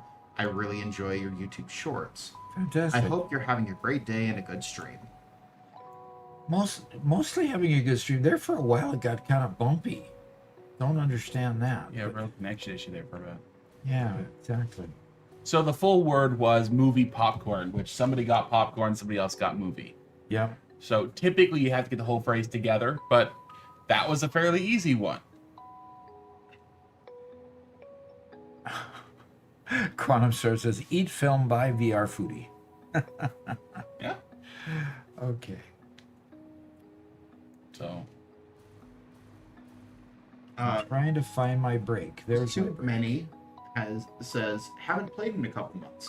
Has Okay. 1.2 come out yet? Nope, not yet. it is The very the next release for Coffee Stain, and they'll probably do a major release every twice a year. But right now, the big release is happening in 8 days or so, 7-8 days or so, to release the console version of the game. And so the console version of the game comes out November 4th, and then we would expect 1.2 to come out at the beginning of the year. Last time they did it June 1st last year. I hope they don't wait till the middle of the year again. I hope it's, March, April. It would be nice to have it during that dead period where nothing much more is happening. So anyway, that's kind of the skinny. 2, 3, 4, 6 here. Pleasant Sloth says, first time tuning in, have you done anything with the bottomless pit? What bottomless pit? The big hole in the center of the map? No, I haven't. Can you do Corn- anything with that? Say what? Can you do anything with You that? can just build over it or whatever. Yeah. But no. Cornman donated 100 bits. Well, it's what does he want? Again, he said. Yes, what does he want? They have to get the whole phrase. You have to get the whole phrase, huh? Right.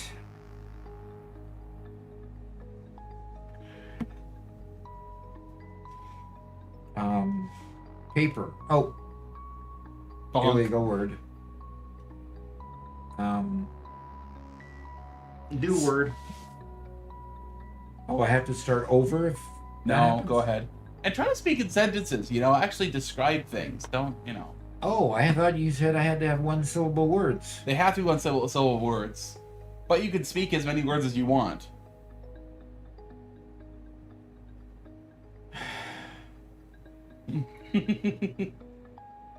I don't speak in one syllable words. That's why it's not funny. That's why it's poetry for Neanderthals, not poetry for doctors. But I'm not a Neanderthal. I'm a doctor. I don't think or speak in one-syllable words.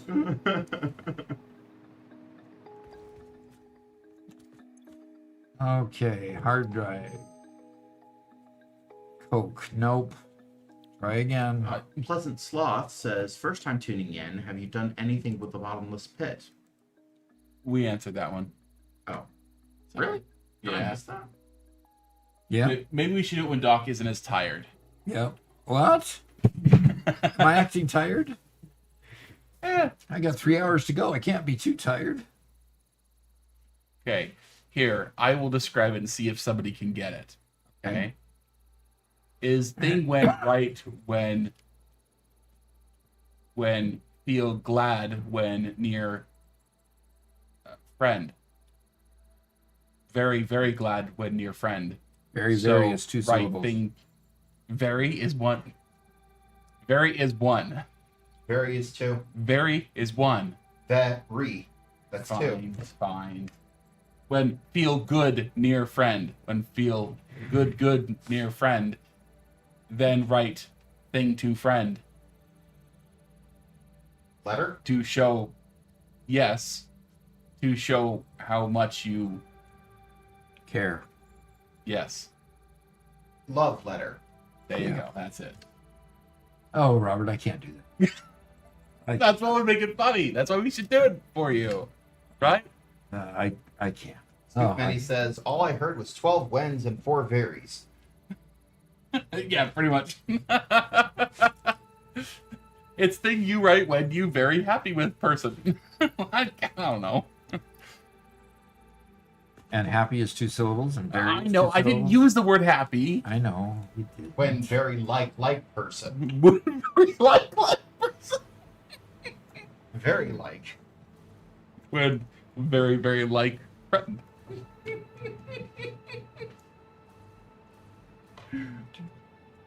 4, 5, 6. Going back to an easier question, Doc. Oh, Soup menu there are asks- easier questions. Yes. Soup Many asks, anything you're looking for in specific for the next update? Well, I'm not looking forward to fluid trucks. I am looking forward to them adding more actual content, possibly new biomes, possibly, other things. So, hoping anyway.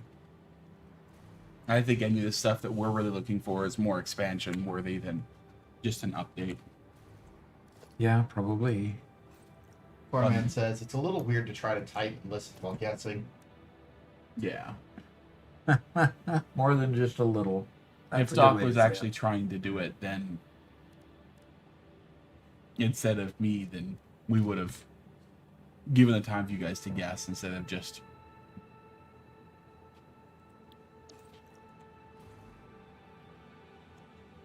So, can you put a smart splitter on top of a conveyor? On top of a lift? I think so, yeah. I haven't got an AI limiter. You gotta be kidding me, really? Gosh.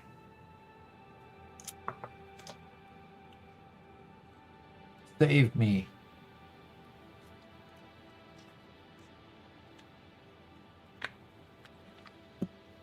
Are you gonna throw another one over the fence? No, we did it. So until we have Doc, Doc, if you're good to do it, we'll do as many as you want. But Okay, if I don't want any, that's fine then. yeah, if you don't think that'll be fun, if it's too disruptive mentally to the game you're playing, 3, 4, 5.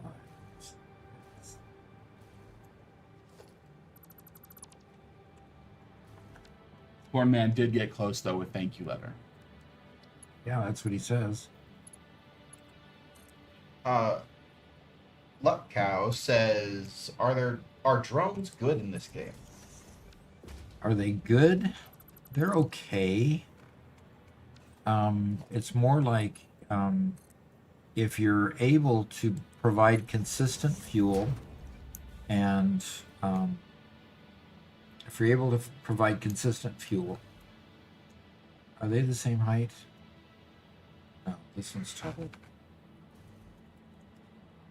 If you're able to continue providing fuel to the drone, they run perfectly. When you change fuel types, you have to visit every single port and change the fuel type at that port. No, what? Cornman says he wants to see Doc and Sons play Pico Park. Oh. Eco Park, what is that? It's a rage game. No, I don't play rage games. Come. Yeah. Oh, well, okay. You know what? There's two kinds of rage games. There's rage games that are incredibly penalizing and finicky and have bad controls and intentionally make you fail to make you angry.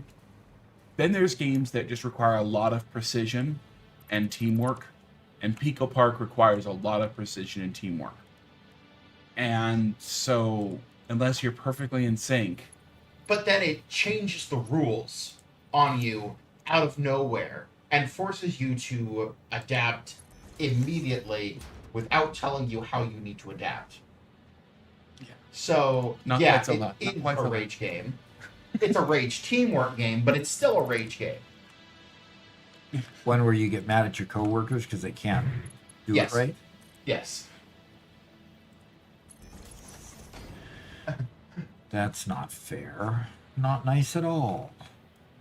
2, 3, 4, And 5, that's the whole point. 6. And Cornman says, me and a girl I was seeing beat both Pico Park 1 and 2. It's like 4 hours. Mm-hmm. So Mark's giving what he wants in the new expansion. He says, 1, underground mining, with you having to build tunneling machines and being able to get a fully underground railroad. 2, a deep sea mining with megs in the waters and crocs or gators and rivers in the lakes, adding in more biomes, changing the atmosphere as it seasons from hot in the desert to cold in the area, even out of volcanic area. Okay. Volcanic might be interesting, where you start pumping lava and processing it into its component materials. That could be cool. I think a lot of those ideas start to branch into the survival game mindset.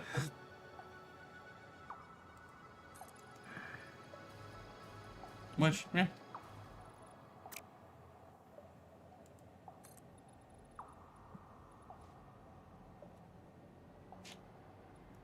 Cornman says, sounds like Mark wants to play Space Engineers. Not necessarily. Satisfactory has a different approach to these types of mechanics that a lot of people might like better than Space Engineers. Well, The Kinda Space like- Engineers does have some of these features. kind of liked what I saw with Space Engineers. Is just getting mastery of the controls is my challenge. I'm barely getting mastery of the controls in Satisfactory.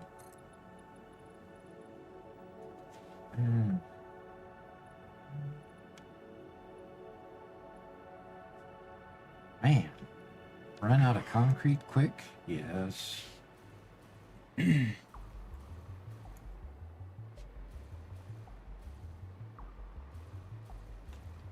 All right, it's just about time for me to go and check out my train lines.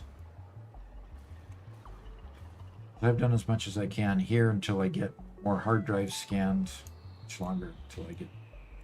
I've got 2 more hard drives after this particular one, so 3 more hard drives to scan to get the wet concrete. Because I was counting on the wet concrete. I built all the infrastructure for the wet concrete, not with silicone. So I'm a little bit bummed. A little bit more than a little bit bummed. Hopefully you get it with this hard drive. That would be nice. Then I could be assured of having it. Otherwise, I'm going to have to go on a rec site hunt. I have to do that offline.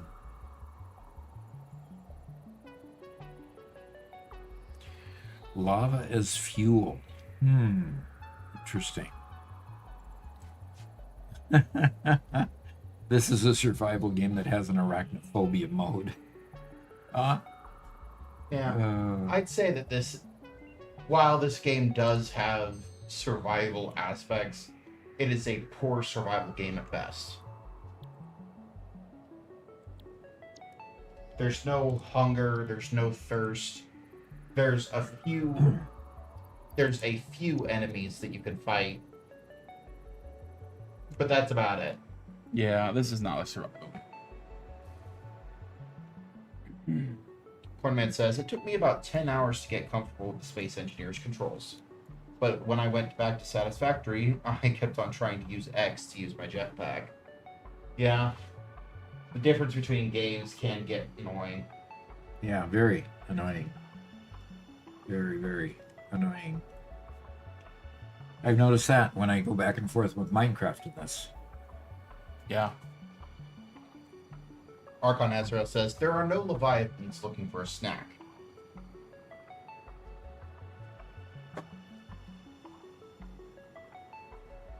Read Lexi's.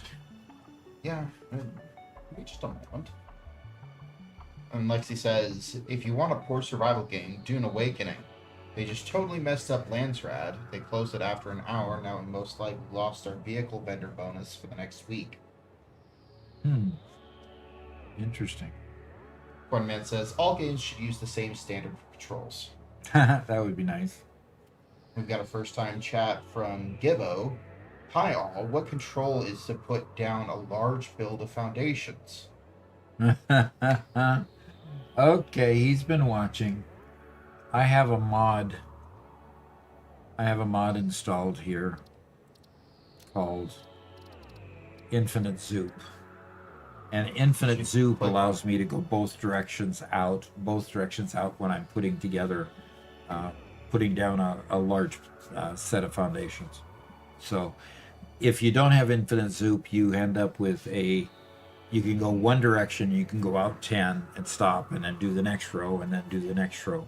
But if you get Infinite Zoop and install it, you can do that with a much faster build, which means you run out of concrete quicker. So, end result, you run out of concrete fast. How soon am I going to get a train back? Am I going to get a train back before my hard drive is done? I doubt it.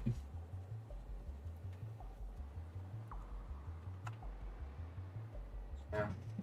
From what I understand, you've got a really long train, which means you have to wait a long time for it to make the circuit. Yep.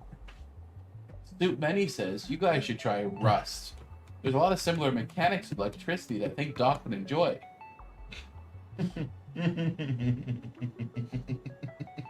Thanks, Soup Benny.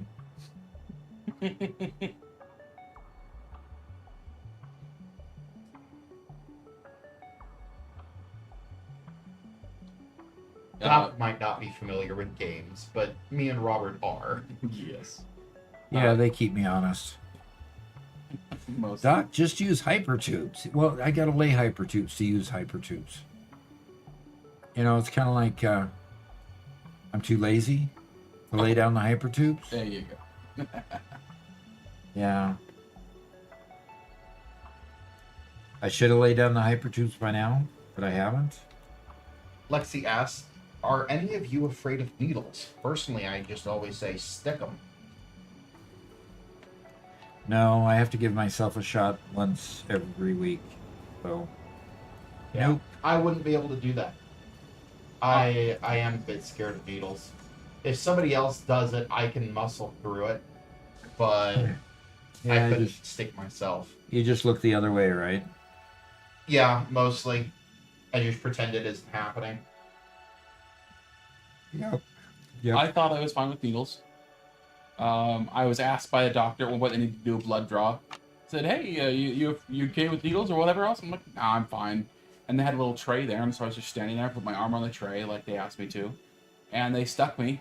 And a second or two later, I almost fell over. I'm like, oh, and I had to grab the chair and sit down. And I discovered then and there I didn't like needles. Completely involuntarily. I'm like, Doc, I'm fine. No, I swear I'm fine. My body didn't believe me. Maybe you just didn't drink enough water that day. Look, Yeah. your signaling's working. Yes, it is. Thank goodness I would have hit it.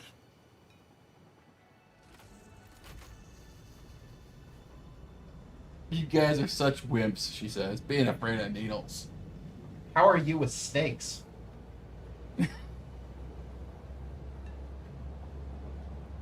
Because I actually quite like snakes.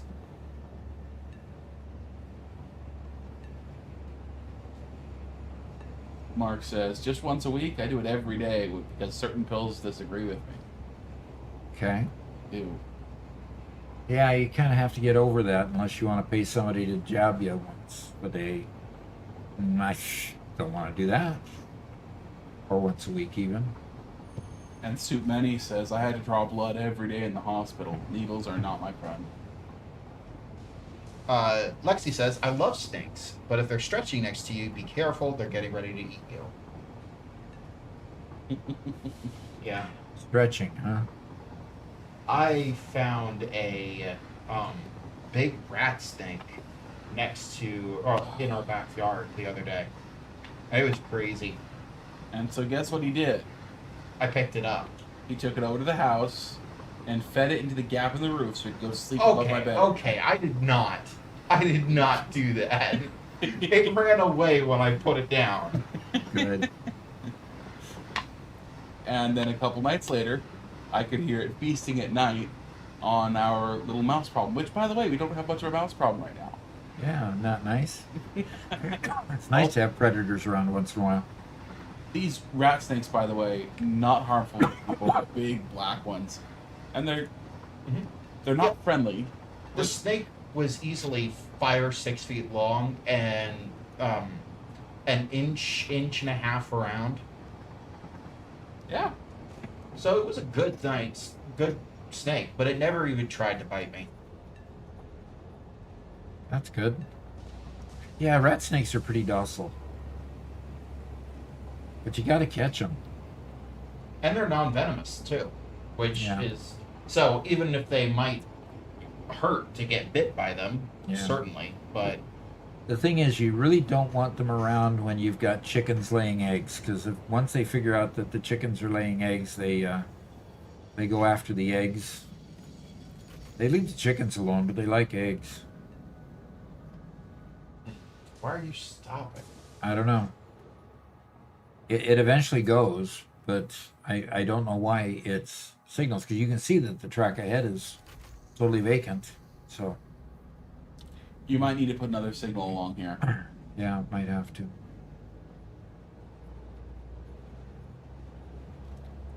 That mine down there isn't doing anything.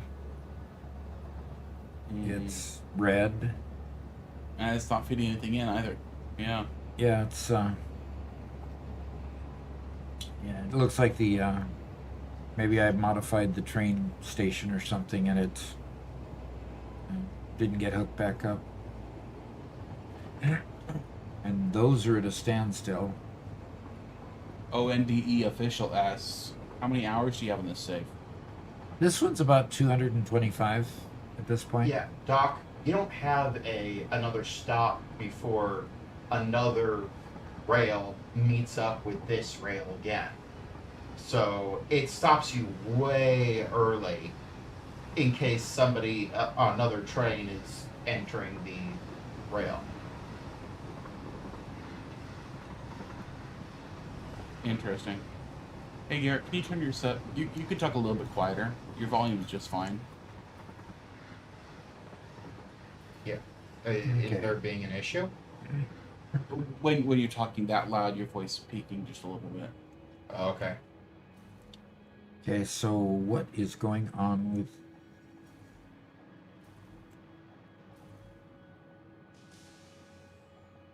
Why are all those blank? Yeah, I will also say Lexi just had a death wish. She says, Garrett, I had a tarantula walk on my arm once too. It was fun. Yeah, she just has no sense of self-protection.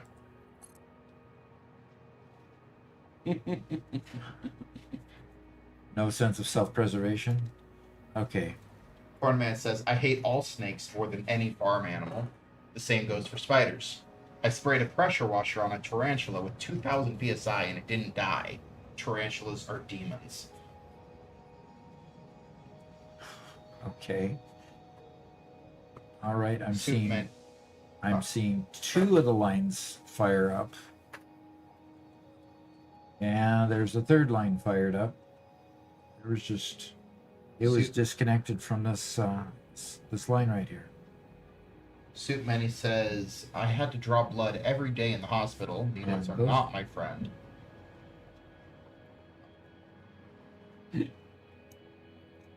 Okay, all four of those are Superman going. says, there's so much spaghetti. And there's the last one. Yeah, Okay. but this is okay spaghetti. It's just getting its stuff from the miner to the station. Yeah. And Anthony says, yeah, the spaghetti is real. Yep.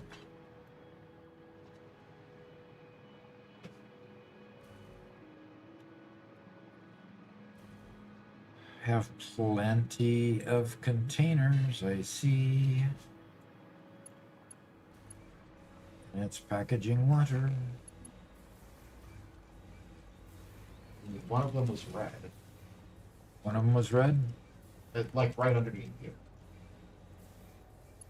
Sure enough, there's no power to it. Good catch, Garrett.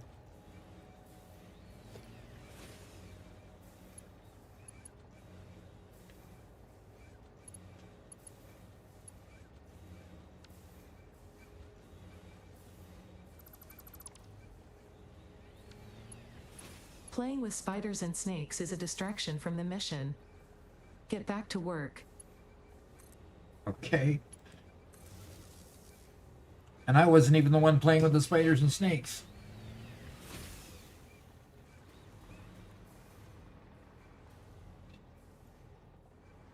First time chat from Blue Falcon says hi. Hey. And Knifing Bandit says that's Italian spaghetti. Because it's only good. It's because it's good, only missing the meatballs. Notice it says the meat the balls. Meatballs. Okay, yeah, okay.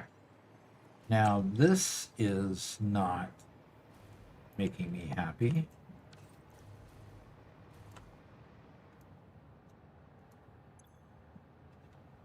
Only 130 items per minute. I'm expecting 600 and some to come through that conveyor. Okay. Yes.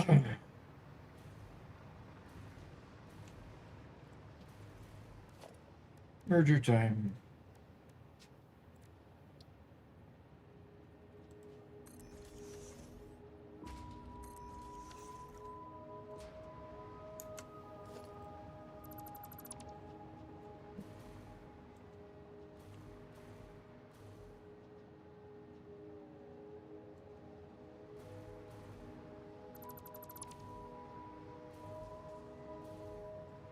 Soup Many says it's so fun to watch something I have no clue about. Really?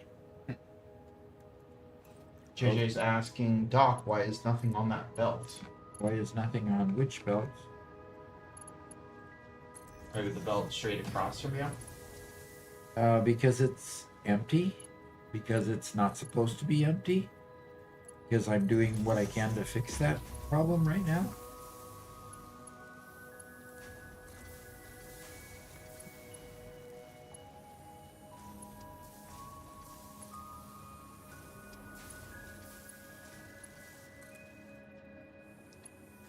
And Cornman just cheered another 100 bits. What's With he that gonna thinking say now? emoji. What's he got to say now?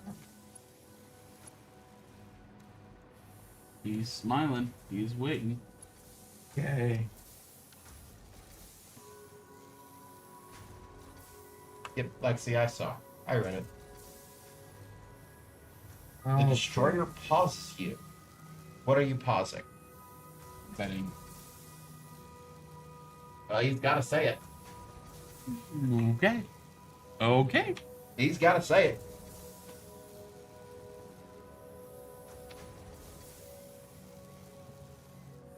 Okay. I need to lay down a ma'am here and see what. JJ says, I've been playing Satisfactory for a few years now, and I just started a new world, and I'm glad I found you. No conveyors. Oh gosh. 10 minutes. Charcoal and pure quartz crystal. Wet concrete is up here. Robert, it's already there. Good.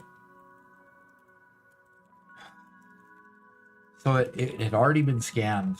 That's probably why I thought I had it, because I thought I suggested it. I thought I'd already accepted it. So, okay. I'm going to go ahead. Yeah. I'm going to go ahead and scan that last hard drive. Now I can destroy this. And JJ says, you've been giving me a lot of tips. All right. Well, that's great. We work hard to put together those tips. And we're working harder, too, because we need more suggestions of things that you really need. Because it's getting to the point where I'm, once you think you know pretty much everything, it's hard to put together. Now, what might they not know? So... Viewers who continue to restrict doc's progress will receive demerits. Viewers with negative demerit balance will receive further demerits. Yeah, so it's a negative spiral just going downward. Meaning, let the man work. Mark says, Nope. You're slipping, Doc. You checked the list twice, and even we missed it. Well, Yeah. It was so right does there that on the mean screen. does that mean that Santa makes mistakes too? I don't think Santa ever makes a mistake. Because he only checks the list twice. Well, Doc is no Santa. I mean, Cornman says, so I earned demerits by losing demerits? Yes, that's what she said. Isn't that an interesting thought? Okay. So I got the limestone working over there. Now I just need to go get And Hanish says, hey, live. I found your YouTube channel in the last few weeks. I'm curious on what you did in your life, work/living. You seem like an awesome person. Shout out from Brazil. Appreciate it. I worked for Boeing for 25 years. Before that, I was heavily into computers and got into Boeing because they needed to be trained on computer programs. So I taught, and I was teaching. In particular, I got hired to teach about Windows and Office products and Word and Schedule Plus. I mean Excel. Outlook and Schedule Plus. No, they called it Exchange back then.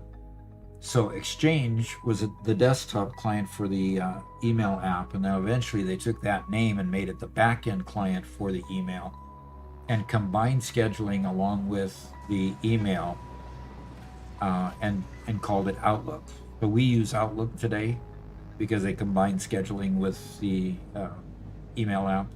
Anyway, so I was brought in to train executives at Boeing on their new email application that was going to replace their mainframe email application. And boy, was that ever an experience.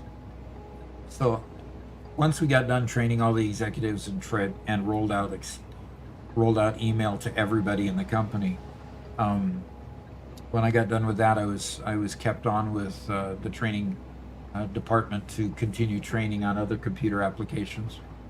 So I became a project manager, managing development of training and various things. And then I was told I needed to go to school if I was going to really keep my job, so I went to school. Finished getting my bachelor's degree in basically business with information systems attached. And then I went and got my master's degree, and because Boeing was paying everything, I was a glutton for punishment and got my PhD. All the time getting, my PhD was in management, and management specifically in the information systems world, with my dissertation being about agile programming, and why large businesses couldn't implement agile, because they can't. They're incapable.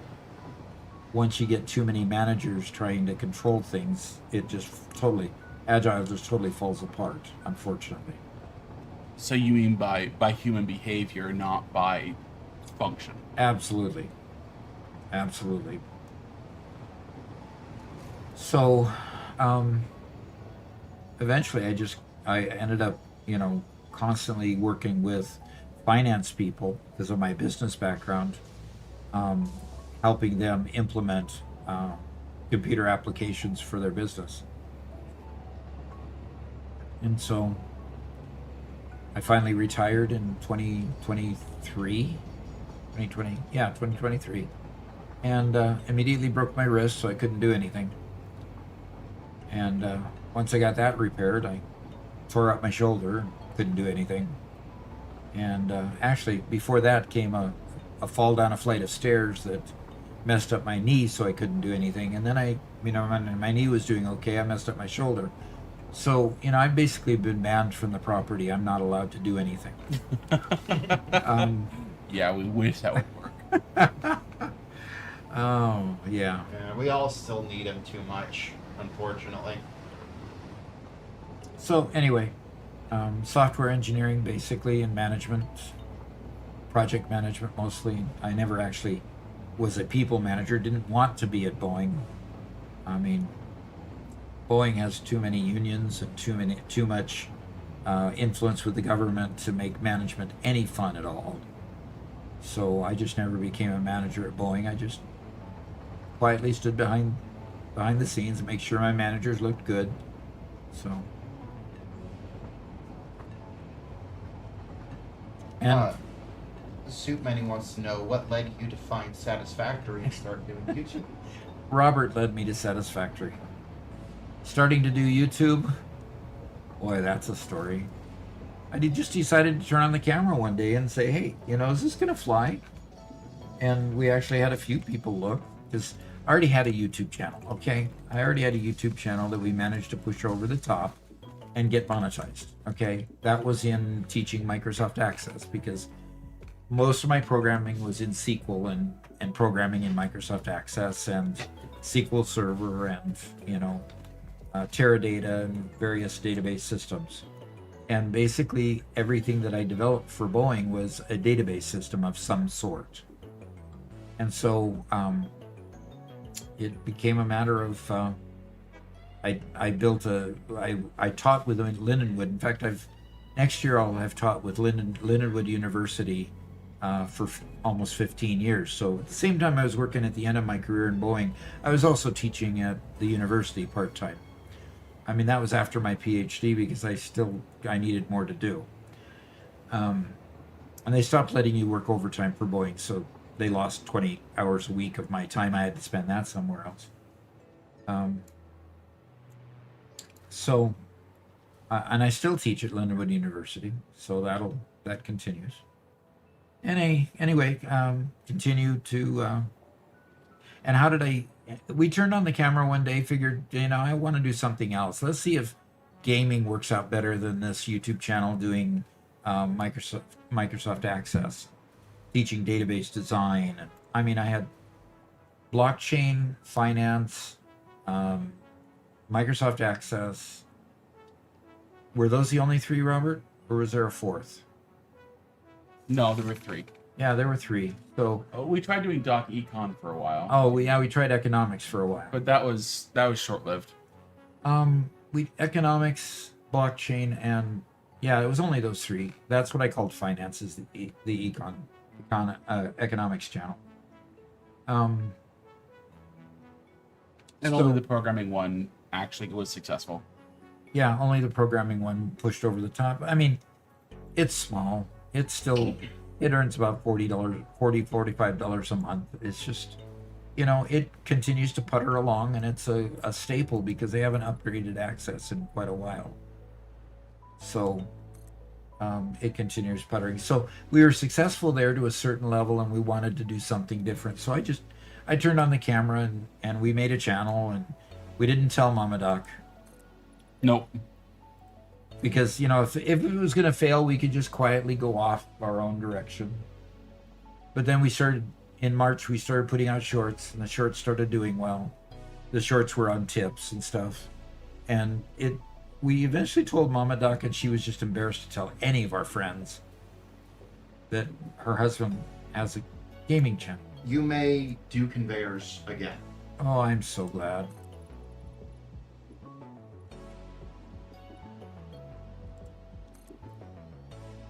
Okay, so anyway, that's kind of the background, kind of the history of it all. And I'm having a whole heck of a lot of fun, so what the heck, it's gonna continue happening. Love Cow asks, did I hear blockchain correctly? Uh-huh.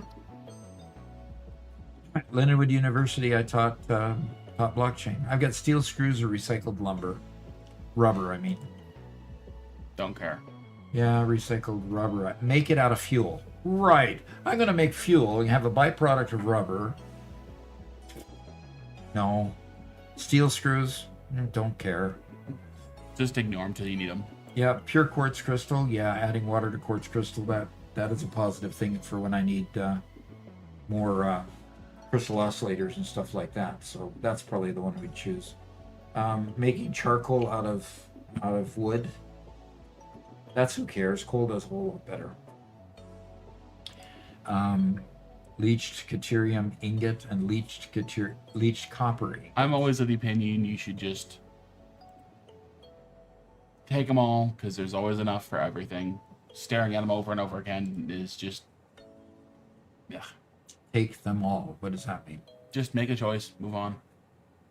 Well, we also said in one of our tips that you should leave them there if you don't like them, so that you get ones you like. Perfect. We should just leave them all there then. So don't go review them all, I think is what you're trying to say. Yes, we did this a couple days ago. Like on Thursday or something. Ugh. He says, I don't want to see it again. Specifically, Doc worked with blockchain for business. So business applications of blockchain. He did touch on cryptocurrency, but that wasn't the focus. Nope, So- was not the focus. And as being a database expert, talking about an alternate data structure like a blockchain was an interesting alternative. It was an interesting application of how else can you store data, and when is it more useful to store data in a blockchain versus a database. Yeah, exactly. And then, oh, never mind. Okay.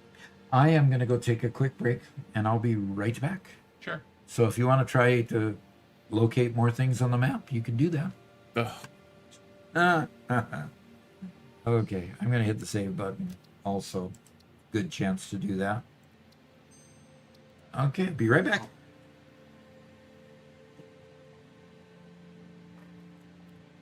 And JJ will ask Doc for you when he gets back. Mm-hmm.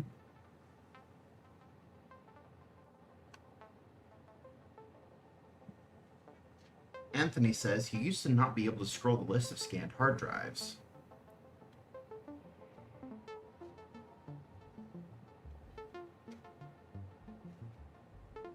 Okay, let's come over to here.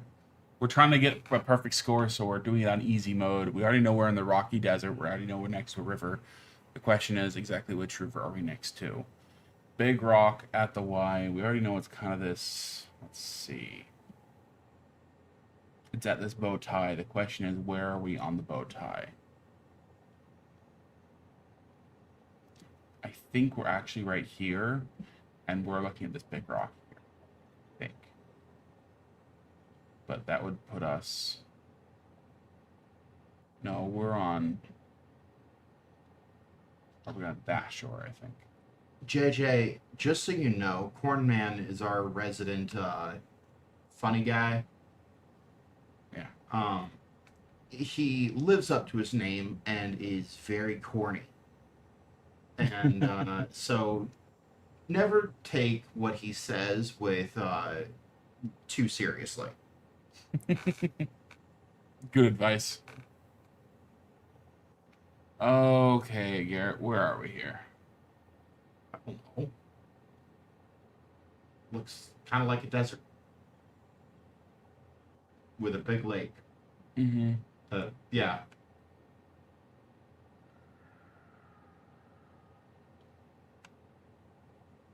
Not that one. Come on, load in. I don't think it's up here. No, but it doesn't look like it. That No. arch extends over the land too much. Oh, come on, load in. This is the most annoying part of this thing. It's like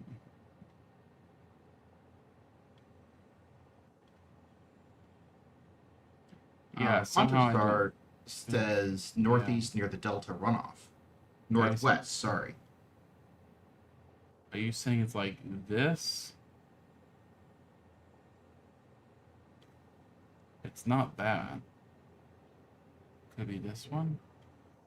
I really think that arch is the big thing. It's a very narrow arch, and it's mostly inside the water. That could be it. I think we're seeing this. 1, 2, 3, 1, 2, 3. I think we're looking at that, yeah. Which means we'd be on the shore right there. Wow. Okay.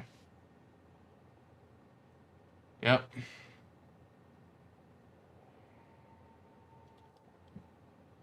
No. It's... Oh, it went for us.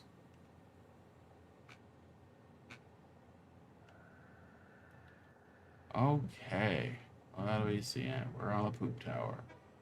Okay, so we're in the rocky desert. I think we're over here on the shore. Around-ish here. We have one tower here.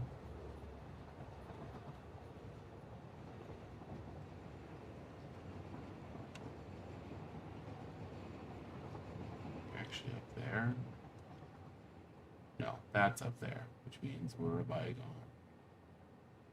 Is there another island out here? I cannot see another island out here.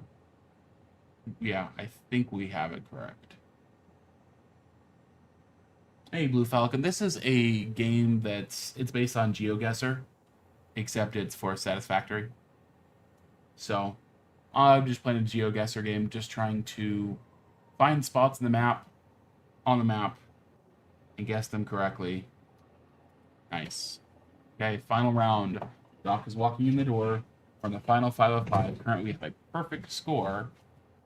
Oh, no, we're on round 4 of 5 with a perfect score so far. You really have a perfect score going? Yeah. Oh, and this is an easy one. We know where this one is. That is on that island right there. You know where that is, huh? Yep. Okay, final round, guys.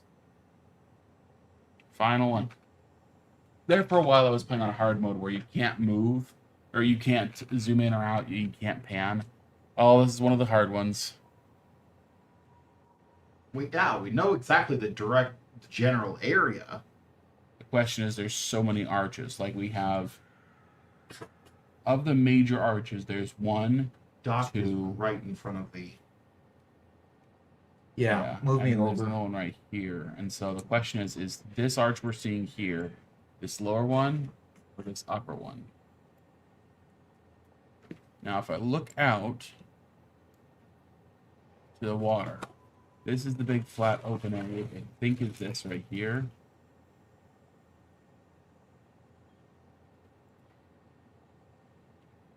That's not giving me anything.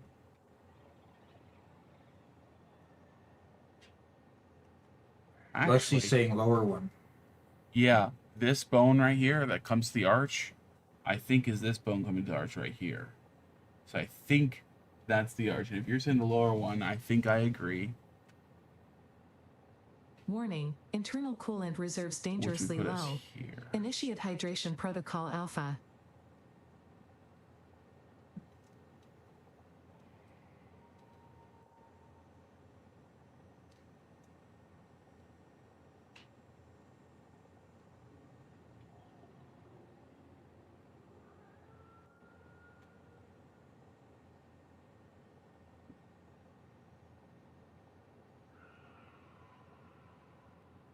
Okay. Let me guess it. Yeah, there we go. Did you get another perfect one? So how much was your total?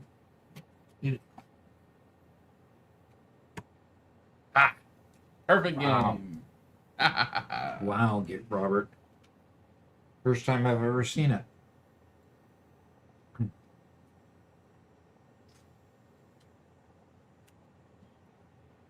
Okay, Doc, right as you left, Yep. Blue Falcon had a question for you.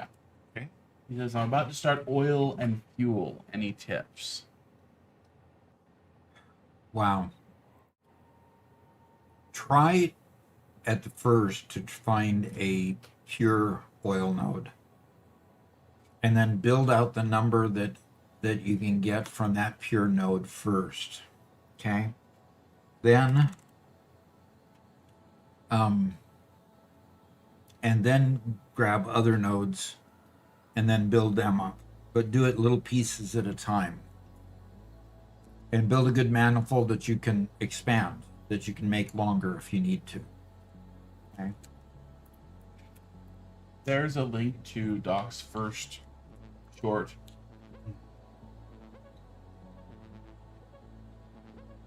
Fuel. Somebody's wanting to know how my mouse is moving around, how my screen is moving around when I'm not touching my mouse. I don't know that I can answer that question. Was it? Yeah, I don't think it was, but Oh, Charles Farmer, that was a way to go. That was by me. My name is Robert, and Garrett's also in the room. We are Doc's sons, and so when Doc needs to take a quick break, we'll take over the stream. And yeah, 'cause they manage the stream computer, and the stream computer can point to whatever they want it to point to. So, Doc being the editor is kind of the director, the electronics guy in the background.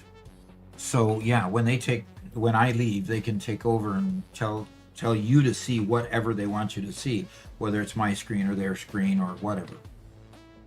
Okay.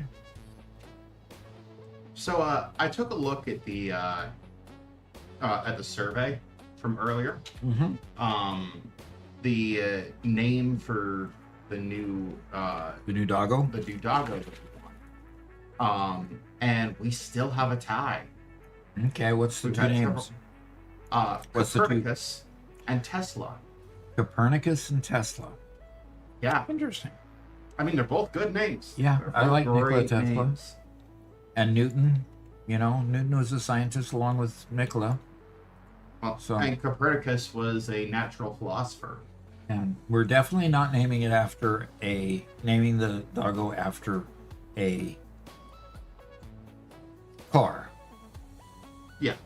Okay. The scientist, I want you to not know the that. We're scientist. named after the scientist. There you go.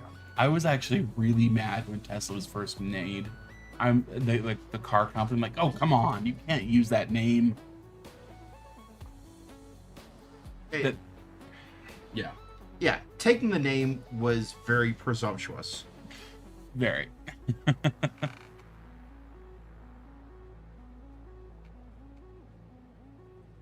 But in many ways they've lived up to the name, so I'm not overly mad about it anymore.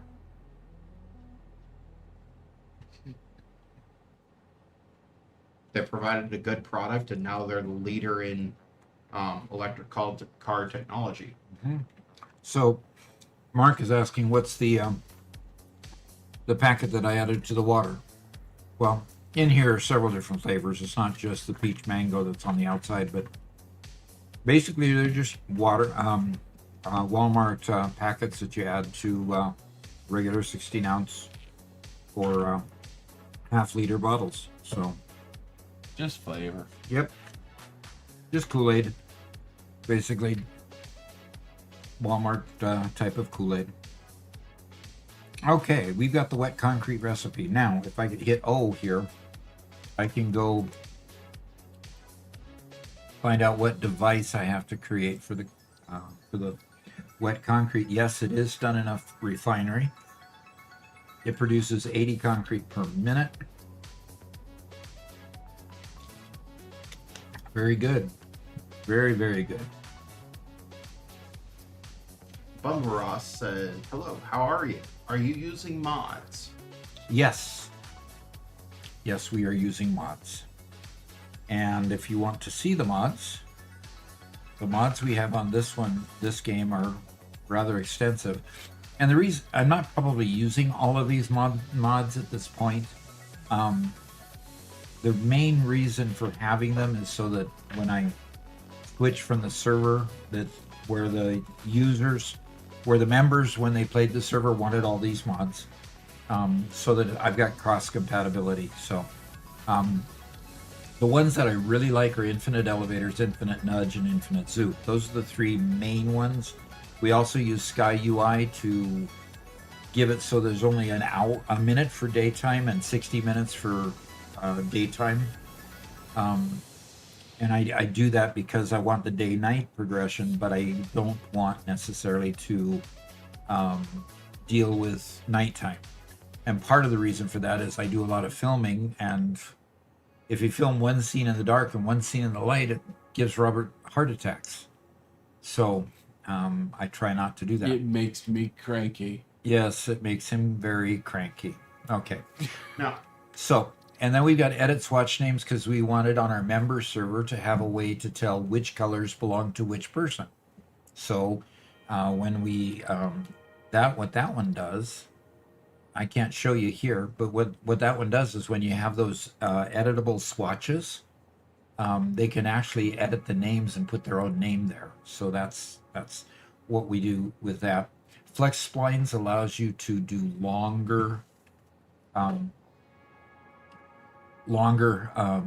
conveyors and longer pipes. The gateways extension gives extra types of parts. Rail extension gives you extra different types of railings. Modular stations allows me to create train platforms that are actually wider than just one train line. We can put 2 or 3 or 4 going through the same train station. So that's an extension that we have.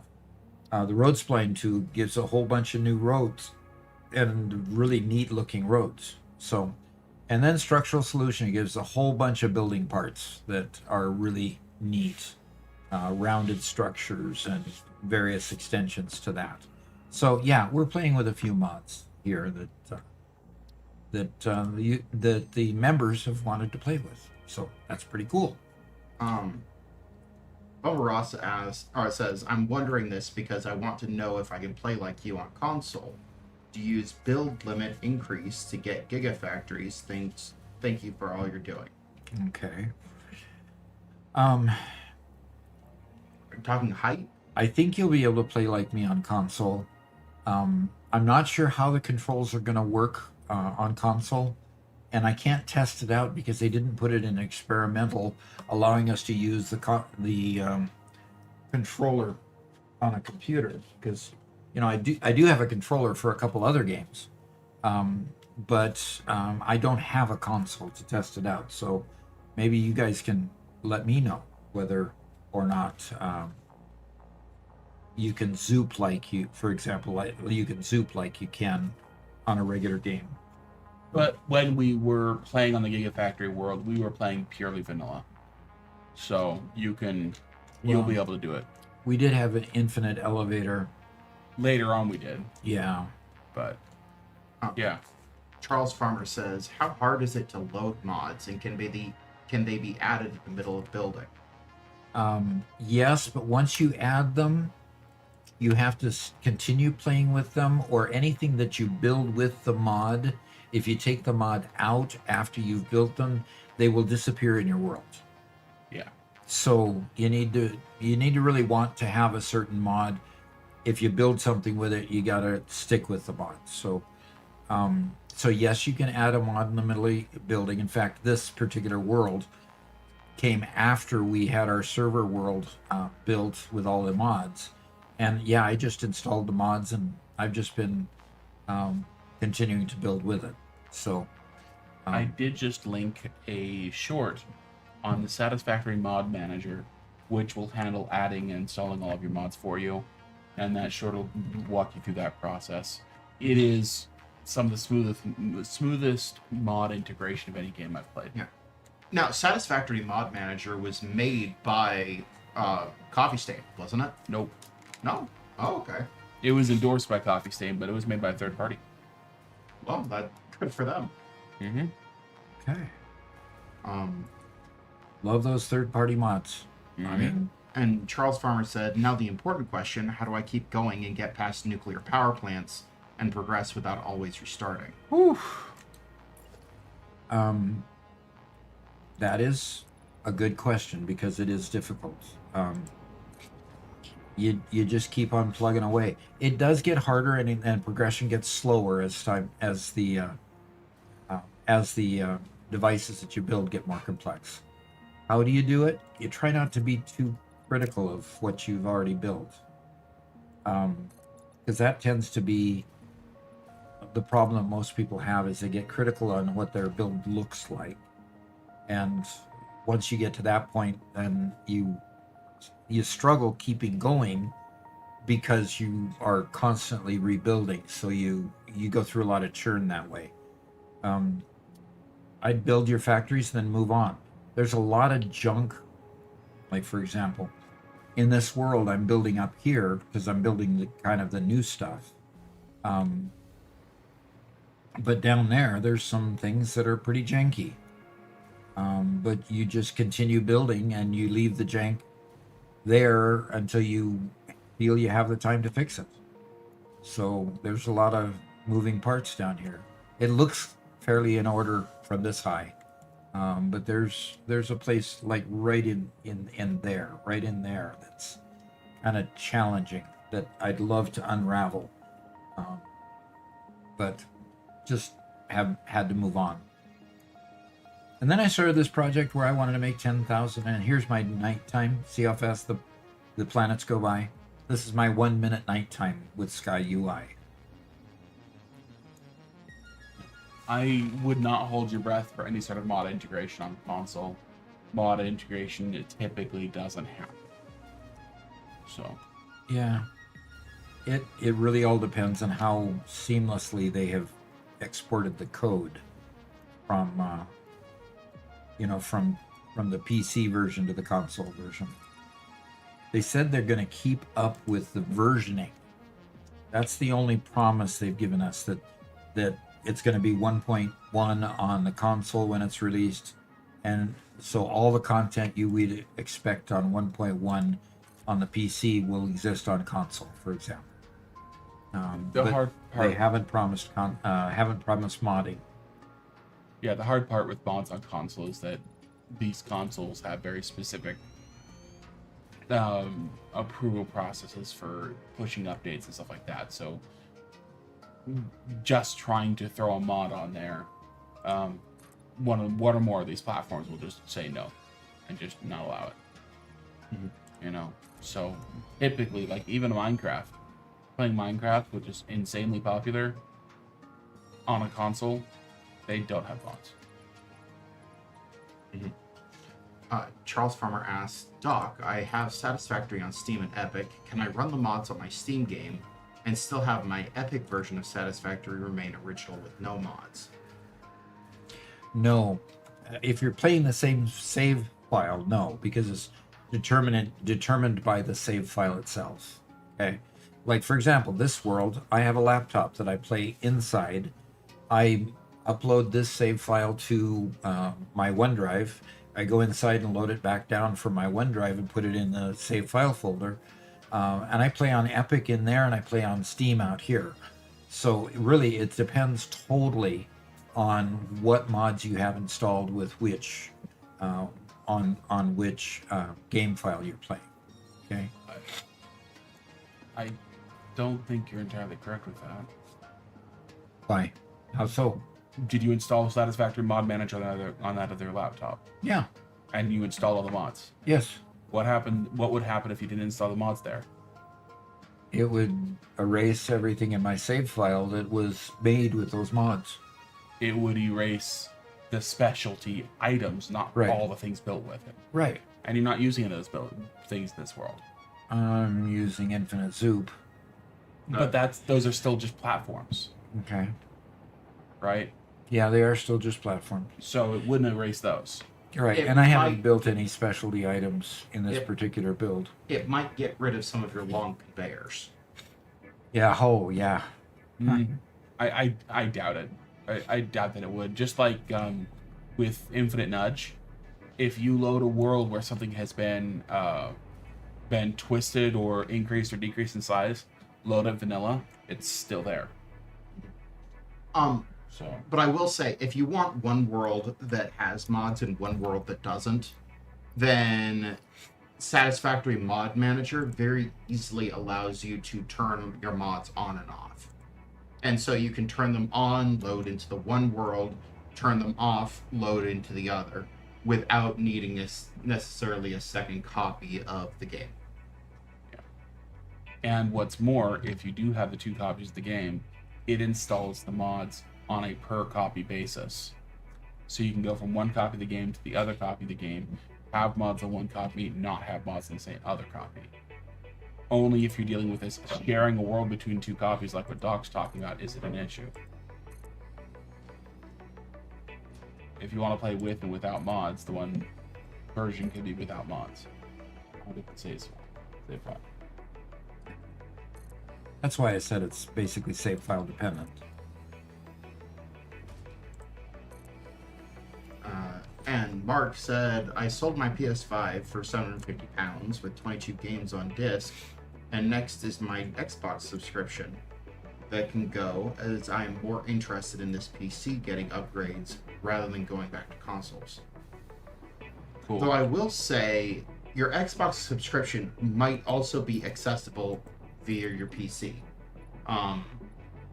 Microsoft has been trying to make PC Xbox compatibility a much bigger thing.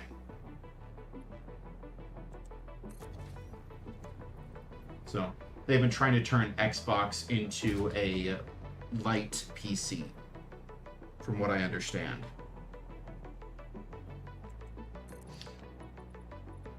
But Microsoft has failed. Yeah. Yeah. They have, huh? I mean, they already gave up. Halo's becoming cross-console now, so it's all They're over. going cross console instead of the PC. It, as opposed to before it was an Xbox exclusive. Okay. Yeah, well, I think that's a slightly different topic than what I was saying. But we've got a first-time chat from Viscous Magic Man. What is your most used blueprint? No, it's Vicious Magician, Garrett. Come on. No, it says Vicious Magic Man. Viscous. Oh, Viscous Magic Man. Okay, not vicious at all. Magician sounds so much cooler This guy than is- Viscous Magic Man.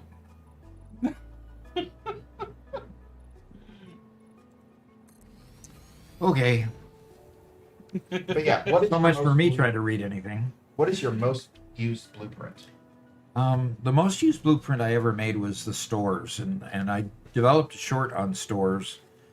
Basically, a single purpose factory that was built on either assemblers or constructors, and you fed stuff like ingots into it, and out you got a product.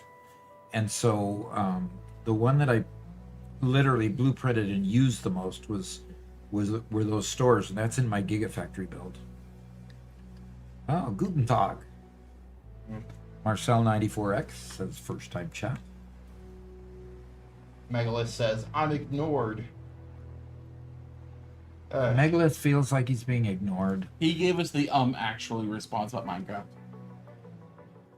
Actually, Apparently consoles do have mods now through a super heavyweight system they had to put in to make process. Heavyweight process. it work. Yeah. Okay. Uno is not a game, Corn Man. What is not a game? Uno. It's a number and color recognition teaching tool. Robert, Uno is a game. Ask any kid. I'm not going to intentionally appeal to the dumbest of humans to find the definition for a word. Uno is a game. It said you're probably just bad at it.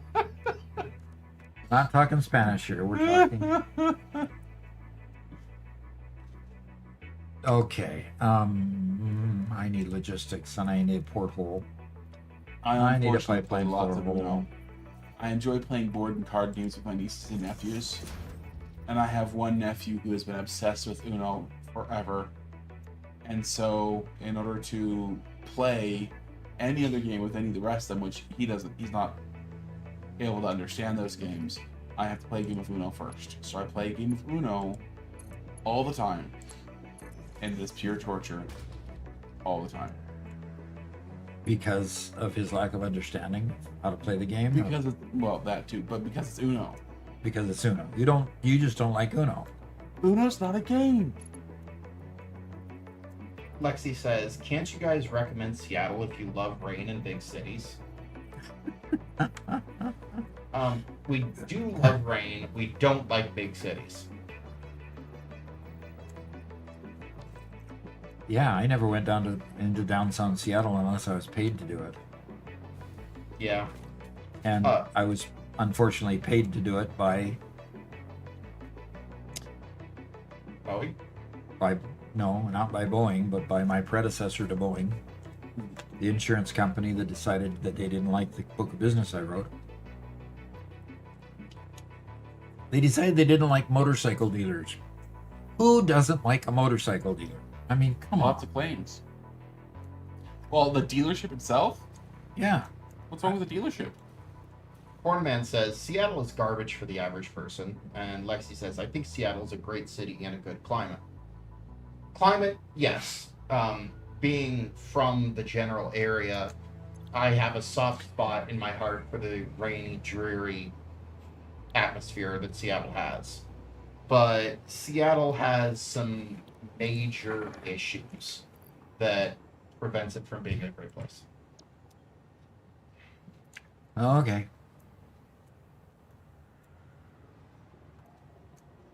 And it was your typical big city, even when I was there. So, And And the I- traffic's horrible.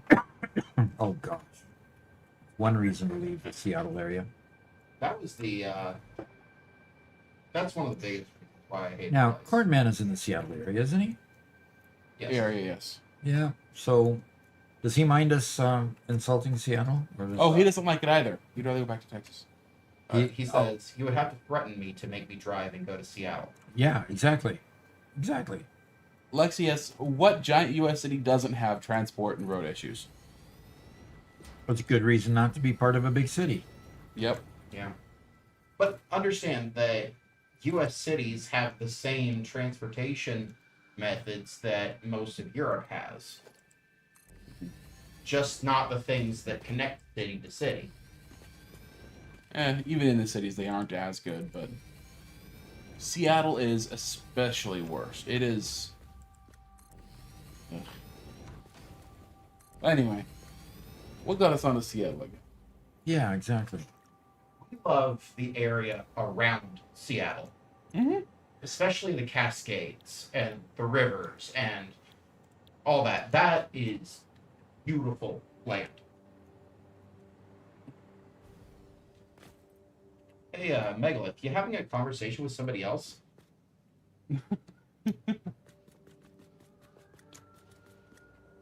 And Mark says you're going to need a heck of a lot of space for those 125 refinery stock. Has somebody figured out how many refineries I've got to build in order to? Yeah, he says 125. Oh, nice. Yeah, I'm going to need a lot of space. That's a good reason for building them up on here on the roof. Corman says the speed limit in Washington is 55 in most places. It's a text, and that makes me angry. Oh, yeah, Yeah. no kidding. Okay, Corman, with the amount of traffic, can you ever get to that speed? Like, come on now. Yeah, exactly. Yeah. 70 is great for well-engineered freeways, which places like Texas and Missouri, too, both have. And Germany. Oh. I'm thinking the Autobahn must be fairly well engineered, right? Mm-hmm.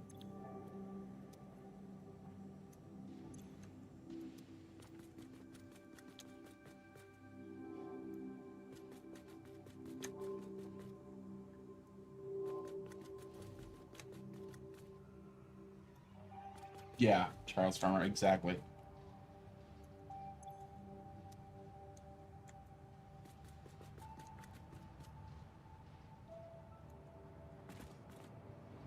Yeah, Charles says, cool mod manager. Cool. Mod manager allows me to choose the Steam or Epic folder, which is what I'm looking for. Thank you all. Yep, it does. Yeah, so we mod the server with that. Also, so if you have a ping player server, for example, you would choose your ping player server and you'd mod the server and then go restart the server. Yeah, it's actually nice. We manage the service mods through Satisfactory Mod Banner too. Mm-hmm. Mark says, 55 miles, OMG. We do 60 on a single lane back road with tractors and combine harvesters coming the opposite way. Yep. Yeah. Yep, that's the way it is around here. Yeah.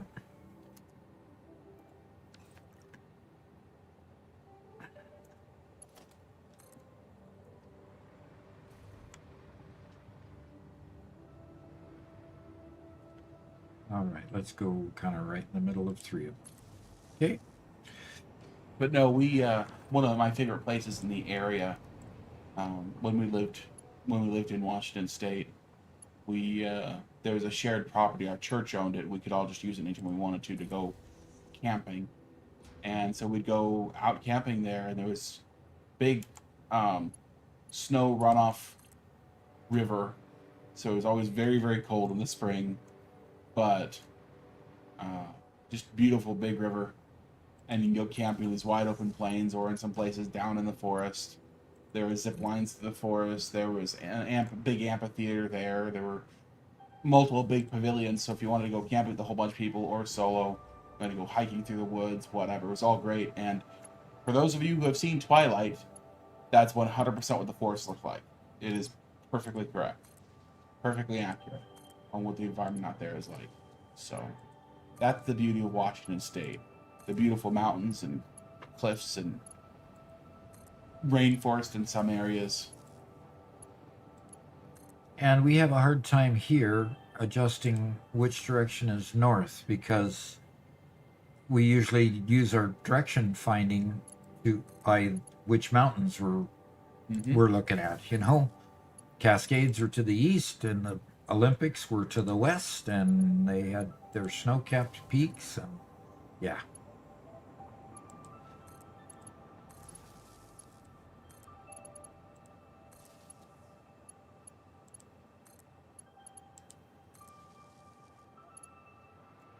Lexi says they filmed it there for a reason.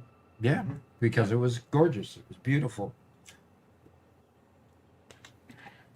It is a very unique area. I just hope that that area become associated with Twilight and a lot of people's because it's way too beautiful an area to be associated with a show like that.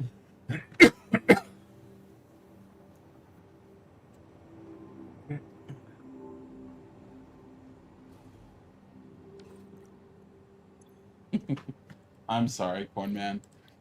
That's just the way traffic is, you know?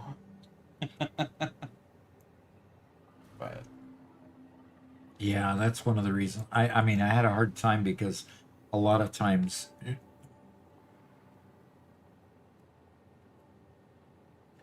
Ah, got it.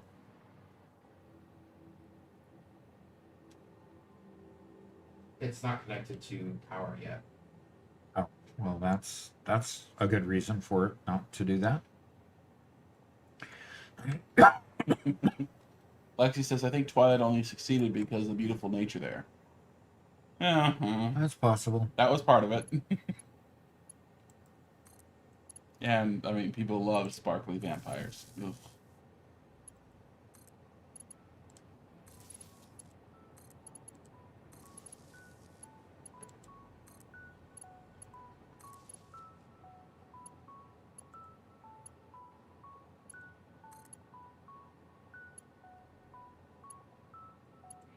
Alrighty. Come on.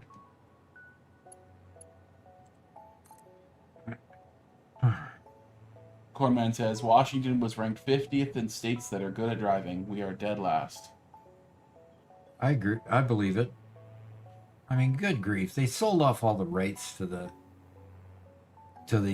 They had plenty of room to build 405, for example, the circle around the city. They had the property rights, and they sold off everything because they didn't think they were gonna need, to build any more roads. Gonna have just be all mass transit, And then didn't. and then didn't build a mass transit until decades later, and now it's not even servicing half the areas that they said it would need to service in order to get rid of. I mean, it doesn't serve Bellevue.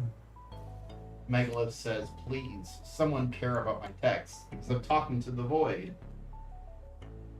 And his text is what?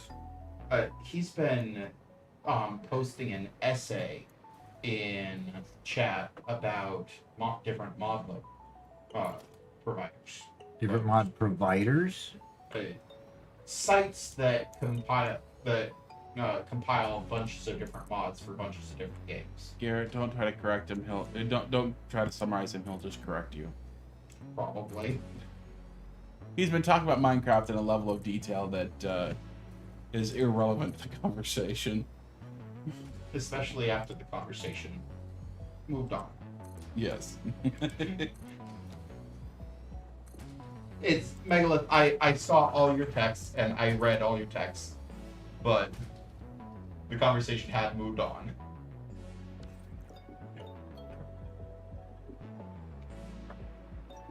Now, what in the world?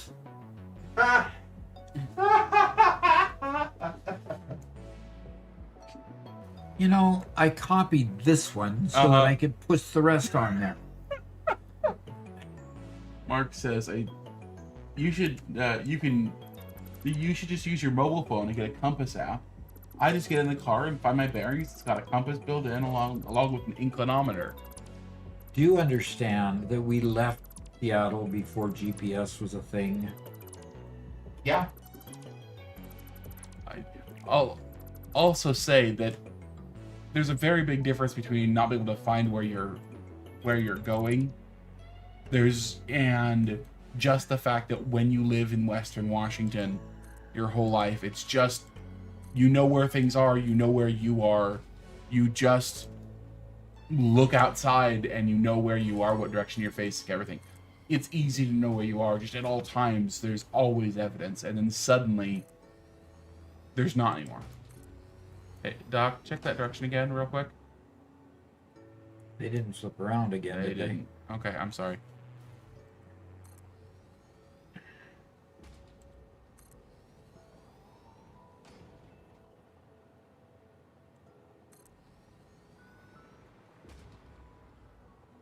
Okay, I guess that's my limit.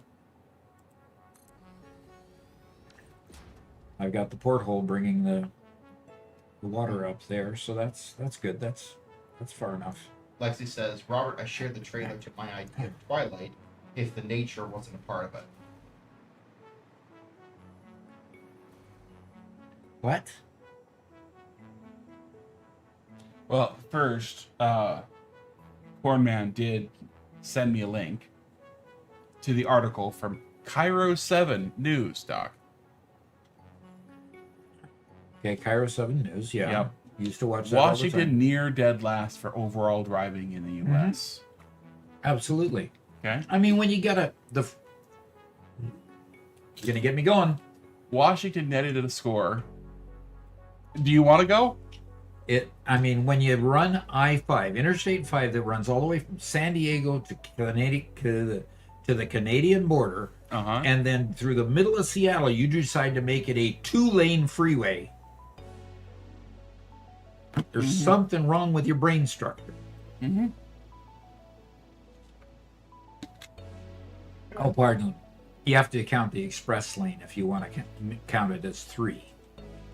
But the express lane only goes one direction each afternoon and morning. So that doesn't help much. Washington ranks 48th in gas prices, 40th in auto maintenance costs, 45th in extra vehicle operating costs to drive. Also dragging them down the list is rate of car thefts and car crimes and theft rates. Only Colorado is worse than Washington for car thefts. Let's see. They were ranked 47th for road quality and 40th for weather. Wow. Good reason to leave the state. 35th for the rush hour congestion, although the analysis was completed before Amazon's return to office mandate. Oh, wow. So it's worse now. Yeah. Additionally, though... Literally, when I worked in downtown Seattle for Boeing, Uh-huh.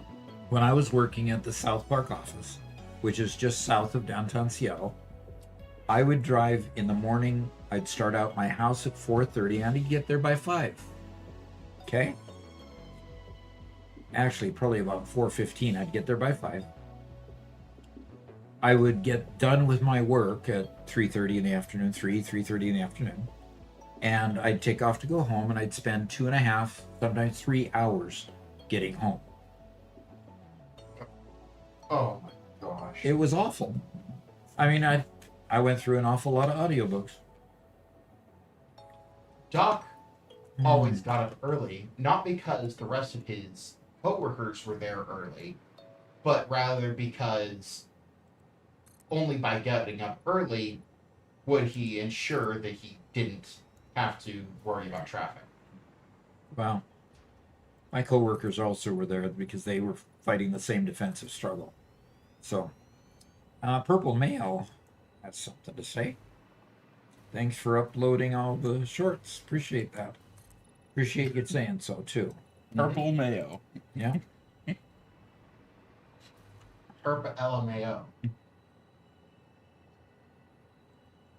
Yeah, I wouldn't want to say what the acronym was, you know.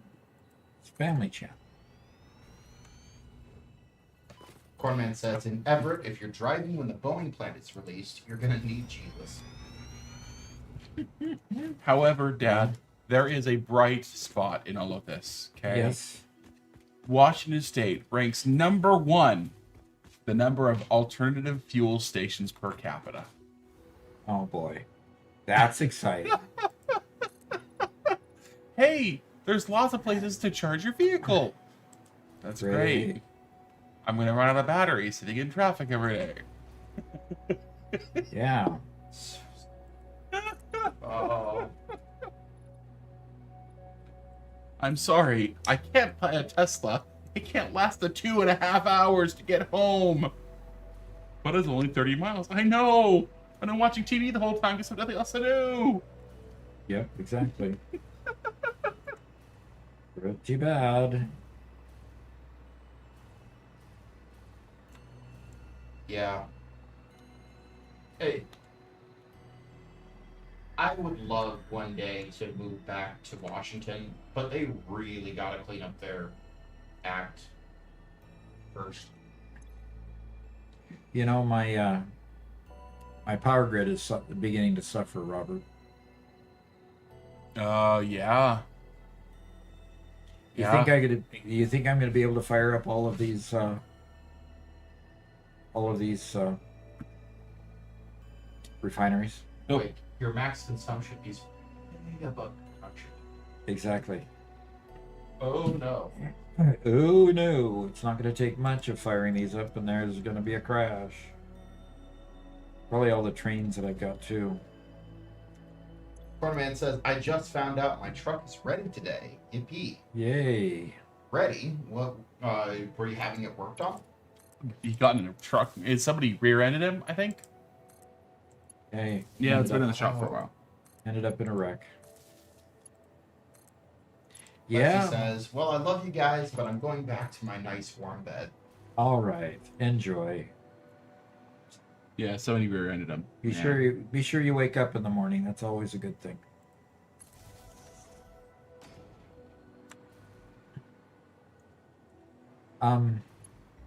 Yeah.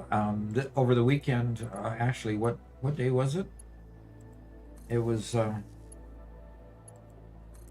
Friday, I think it was, wasn't it? That my granddaughter hit a deer. I think we told about it. No, we haven't. We told it to the members. We haven't told it to everybody. But she hit a deer, and turns out it was a 10-point buck. 12. 12? It was 6 on each side? Okay. A 12-point buck. Beautiful animal. Oh, man. And it created about 60 pounds of meat. So we've got venison cooking inside right now. Putting it up, making sure that it doesn't spoil. So, yeah. Yeah. Well, we'll make a little bit of lemonade. Now we got to go fix the truck, so it's going to cost us. It's going to cost for the meat. But, yeah, it just decided to jump right out in front of her when she's driving 55 miles an hour. I mean, what do? It's there right in front of you, so you gotta, you end up hitting it. So that's terrible, but.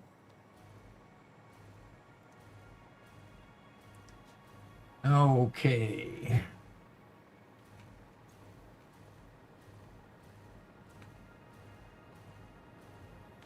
Yeah, you should give the lemons back. No, the animal was already dead. When we went and picked it up. So off the side of the road, of course. And it had both of its front legs were broken because of the hit. So the animal was in really bad shape.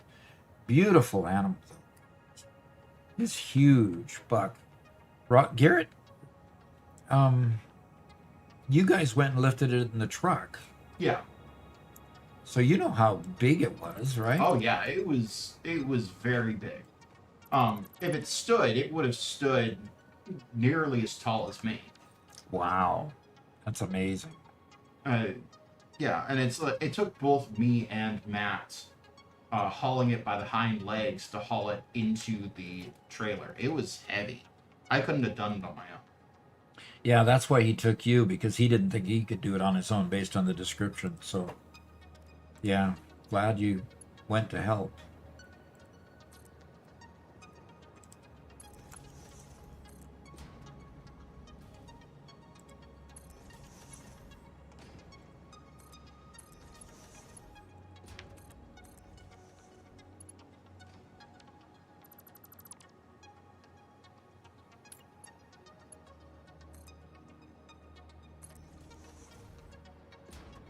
Mark says, ooh, venison. Are you shipping steaks? Nope. No.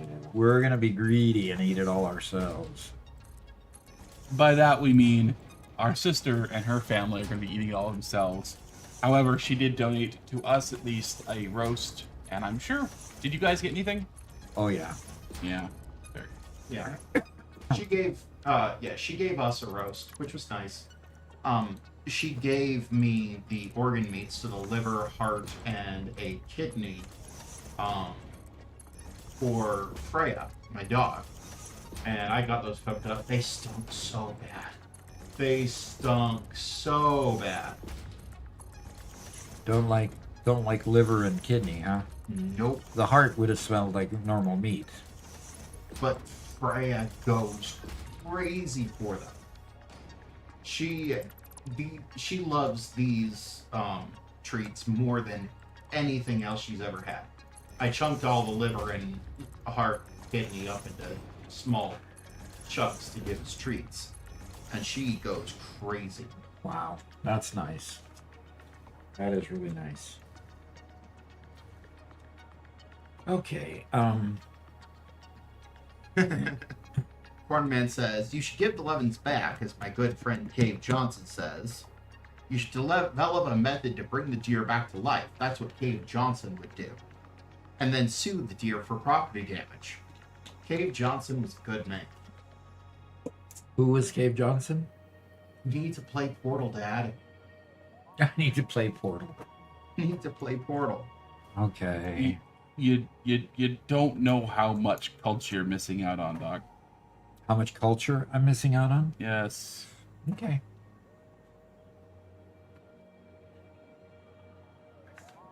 Oh, gosh. If you want, we can backseat game you through it, if you need us to. Now, I need to get back to Portal. That was a fascinating game.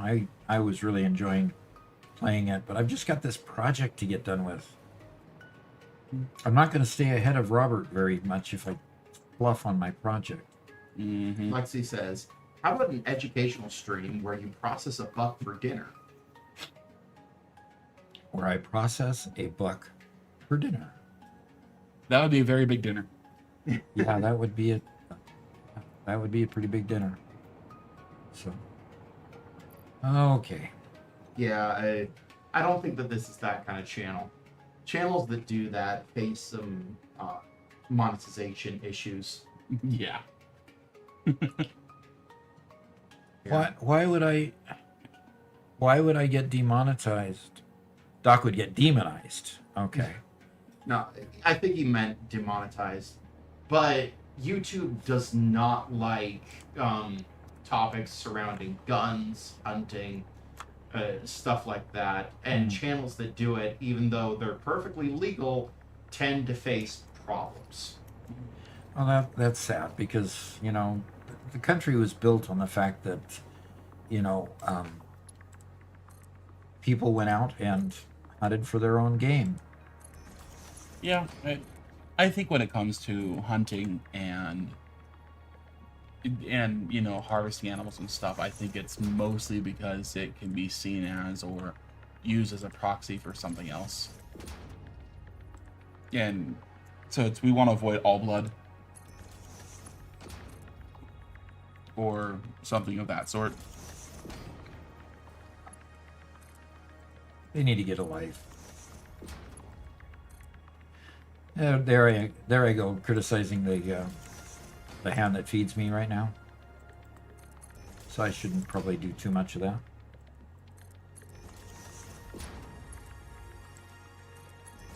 Lexi says, well, we can do it on Discord. Members only stream. If you really want to. Yeah. We would have to get our hands on a deer first. Another deer. Mark says his dog Ella, also a German Shepherd if I remember correctly, gets a heart, and liver, and kidney once a month. Yeah. Cool. That's good. When he made that comment about posting pictures of Ella on the in real life channel on Discord, I was thinking, how did he get pictures of Ella?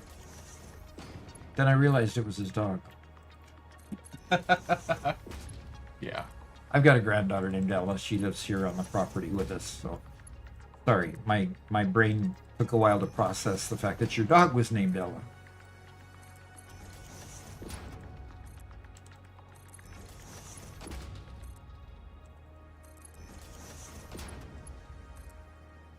Lexi says, well, I'm off. Enjoy your day, people. It's 11:30 here. Time for bed.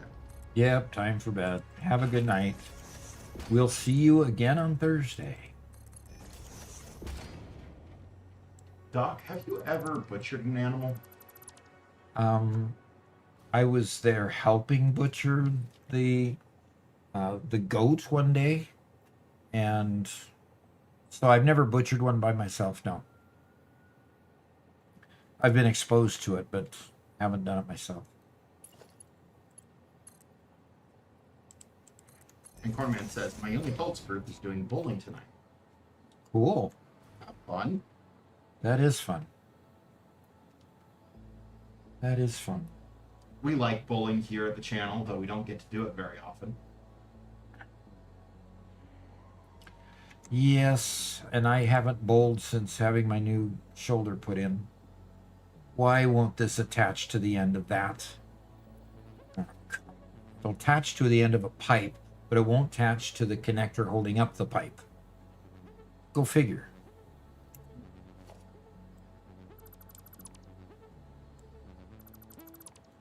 So I have to go through the extra step of deleting all of these.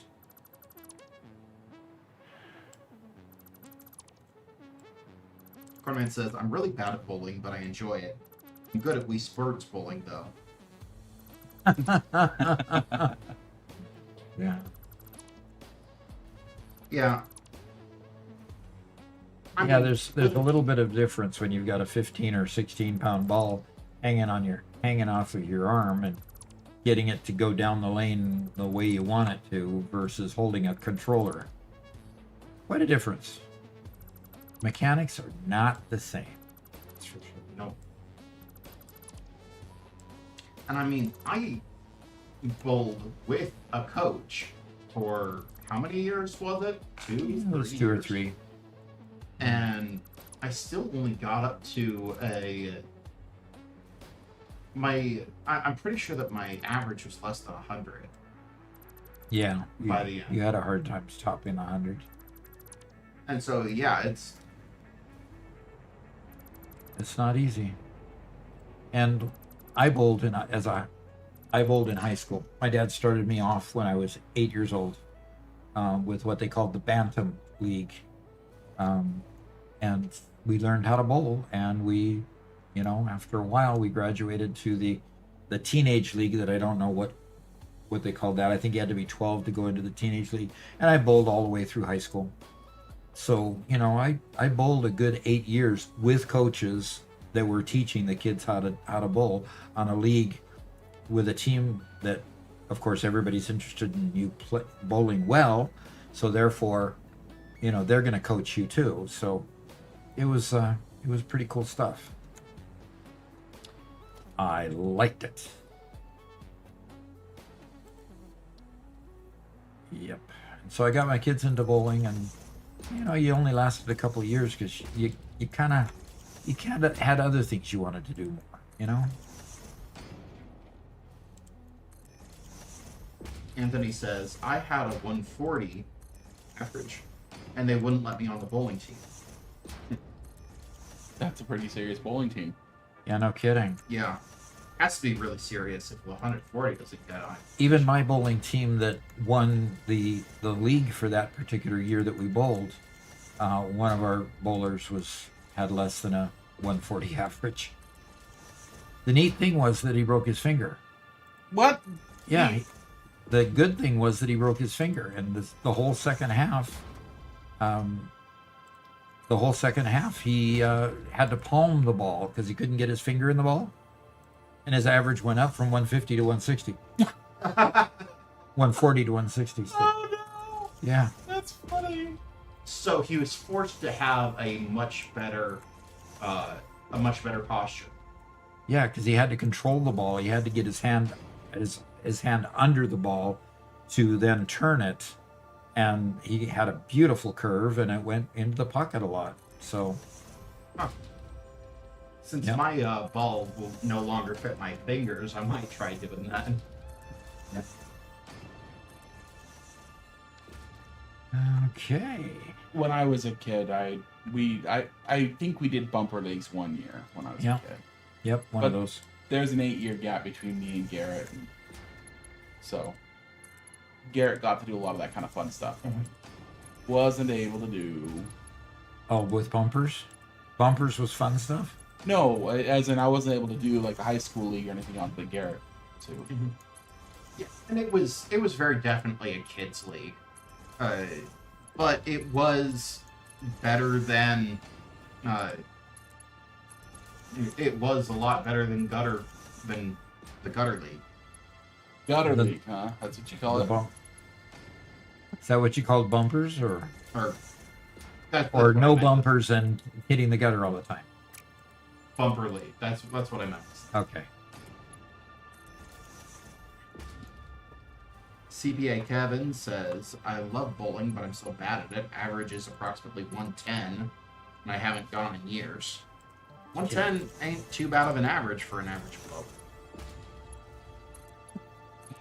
Well, speaking of one that had a hard time getting his average above 100, that's, yeah. But I do think I've bowled like a 200 game before. Yeah, My that happens. issue is that I could never consistently hit good scores. My scores tend to be all over the place. I'd get a really good score one game and then absolutely terrible the next game. And that's hard. That's Yeah. hard when that happens. And so that's what always kept my average low. Even if I were able to just be consistent, then I could have raised my average by quite a bit. Yes, you could have. Was some of it to do with endurance, Garrett, or was it just consistency in general? Endurance was part of it, I think. But consistency in general, yeah. Gotcha. Mark asks if I'm the eldest. And no, I'm actually technically the middle child. Technically, but not really. I have two older sisters, both that are pretty close in age to me. Then there's an 8-year gap, and then Garrett, and then his younger brother, Spencer. So, really, it was more like I grew up in the early years as the youngest child, and then they moved on, and I became the eldest child for a number of years. It's kind of more of that sort of situation. But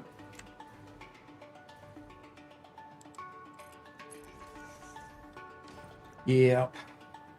Yeah, you became the middle child for a period of time because you were between Crystal and Britta. But Britta and you were only 15 months apart, where Christy was a couple of years older than you. yeah, well, I mean, Christy's 5 years older than me. Britta's 15 months older than me. Okay. So Yeah, we had real sporadic on our ability to have children for some reason. There's 5 years between you and Christy? Yeah, Wow. Because I know we lived in Renton. that's not bad at all. Disc FX asks, have they changed the limit to how long each conveyor can be? No. I have a mod that I'm using that allows me to go longer. And I think it's the flex, either the flex splines. Yeah, flex splines. Yeah, that's what it is. That allows it to go longer. Okay. So no, they haven't, but you're right. It's not a.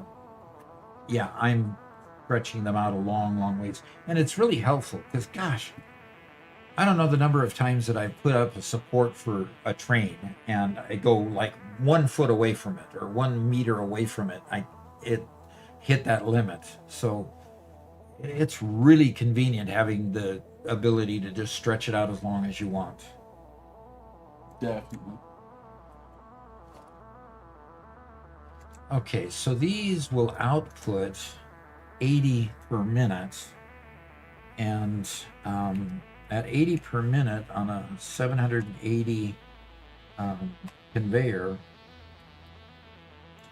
it gives 9.75. So I can basically do 9 of these per conveyor. So I'm going to output the first 9 on this conveyor here, and then I'm going to put a lift there and have it come out to the next conveyor and go from there. I think when it comes to bowling with me, I got the basics necessary for bowling, but I just didn't have a high enough general dexterity to achieve it on a regular basis. Yeah. I understood what it took to get the ball to the end and get a strike, but I just lacked the control over my body to make it happen consistently. you also at that age grew really fast and became very tall, skinny, and gangly and awkward. You know, Yeah. as they say, all elbows and knees there for a while. Oh yeah, you're right. All elbows and knees. Okay. Look at these little artifacts here. Look at these little artifacts in the middle here. I Oh. wonder if that's from stretching it Yeah. Yeah. so far. I think what they might be doing to make this happen is they're actually trying to put multiple conveyors end to end Mm-hmm. in order to get it to go farther, and then the Might be. conveyors are overlapping. Yeah, hopefully we don't have that same. I mean, that doesn't look all that good either. No, I think you're having the same issue. See, now that's normal there. But it gets crazy. Yeah, this Looking looks a there. lot like when you made the pipes. Yeah. So it's not a perfect tool, yes, and look at the ribbing down the side. Ribbing changes. So basically, it's going to probably have to do the same thing with deleting the sections between the splitters and extending them out. But this actually looks like it's a recent issue It might that this be has started to happen, because Yeah. nobody noticed this issue when we started using it. right. I hadn't noticed the issue. So I need to take a quick break again, guys. Okay. Oh, Sorry about that. oh, good. Important Man says, I mean this genuinely. I wonder if your consistency would have been better with Adderall. Possibly. Possibly. But I hated Adderall when I was on it. I absolutely hated it.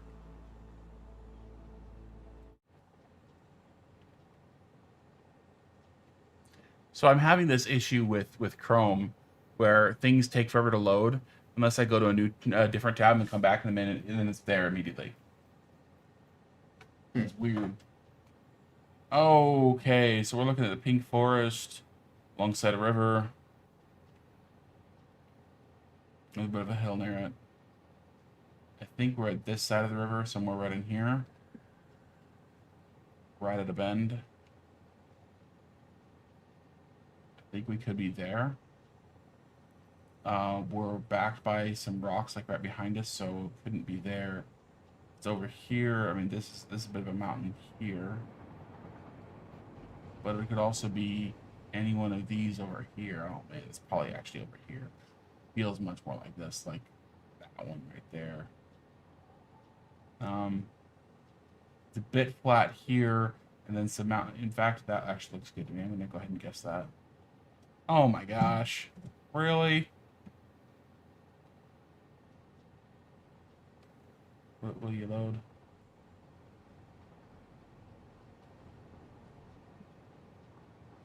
Yeah, Chinko, quite likely. Something that just needs to be updated. I did restart my computer this morning, so. I mean, Chrome is also an old browser. It's time for something to upstage Chrome, unfortunately. Every company that wants to make a new browser is just being lazy and using Chromium.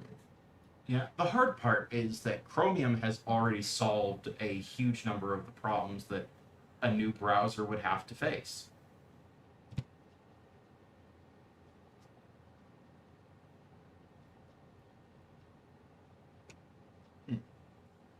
Cornman says, I know exactly where that is. Well, I'm glad you knew. I was guessing. Okay. Oh, yeah, he says it's on the map. It's on the map. Okay. Charles Farmer says, finally a mod that I can pick up the doggy instead of having to lead him everywhere. Ooh, there you go.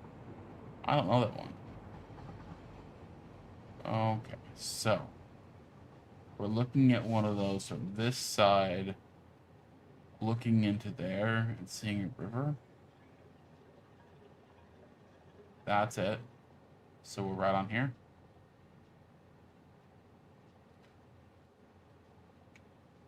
Yep.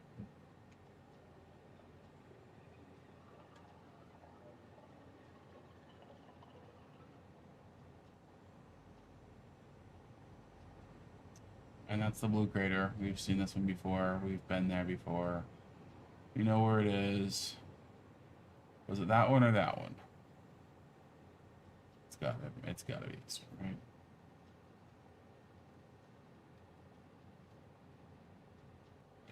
Well, this one's connected with the budget. It's gotta be that one then, right? Uh-oh. See, why did I go to pixelated? It was there and then it disappeared.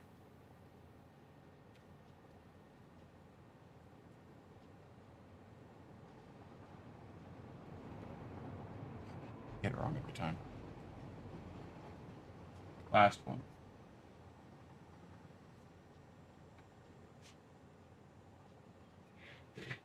Cable internet will fix the connection issue. Yeah. Oh, yeah, speaking of, we're dropping frames. Unfortunately, where we're at, we just don't have access to either cable or fiber internet.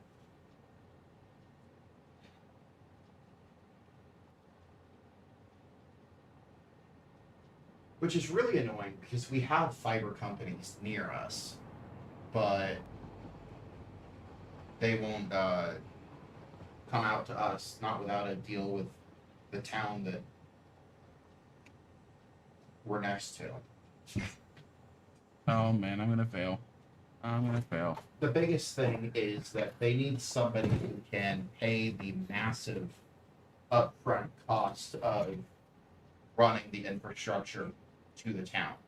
And our tiny town likely can't sustain that cost. Yeah. And then once that cost is paid, the cost of running it to individual houses is relatively cheap. And a long-term contract will ensure that they're able to extract the profit that they need to make the investment worth it after the big cost is paid. Well, Dad, I scored a 21K. Okay. I wasn't very far off. I got one off by like a couple hundred meters. Okay. Well, you've been doing better today. Yeah, last time I looked, it was the next town over from us, but next town over is it's all farms between us and them. And the town we live in has like 100 and some odd people who live in it. So yeah, and that's still like 10 to 20 miles away from us. No, Wentworth isn't that far away. No, the next town over from one. Diamond. It's 20 miles away, yeah. That's not technically the next town over. That's the next town to the west of us, but there's like 3 other towns that are closer. Sarcoxy and Pierce City are both closer than Diamond. Either way, it's a very long distance to lay the cable that they need to. Yeah.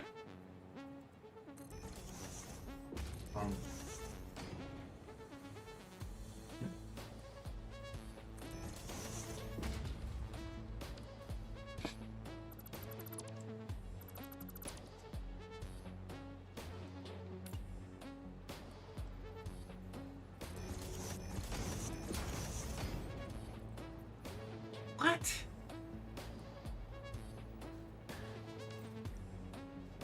Okay.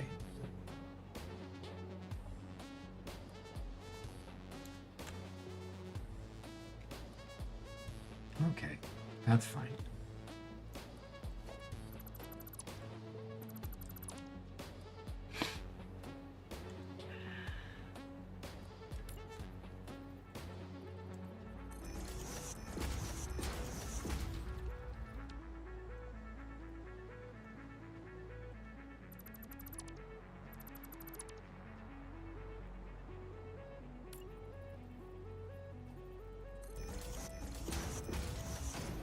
Okay, we're getting it.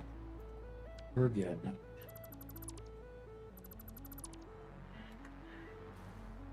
All right. Mark says, so all you do, Garrett, is get several people in the area to sign up and then put it to a cable company who will build it to get the revenue. Sure, But then those people still need to put up the upfront price of running the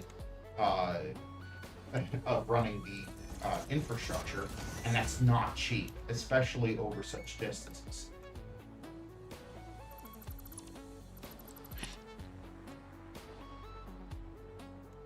Yeah, unfortunately, the cost of wire is incredibly expensive. It's Well, it'd be Even- fiber, which is a lot cheaper. But yeah. Even the most remote parts in the UK are more urban than where we're at.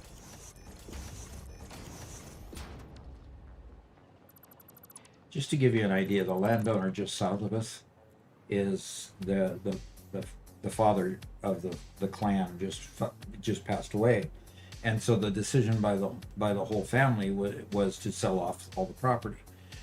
The parcel that's just south of us is 240 acres.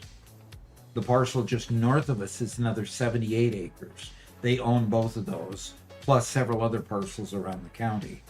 So, I mean, we're talking landowners here that just, they own a horrendous amount of land. I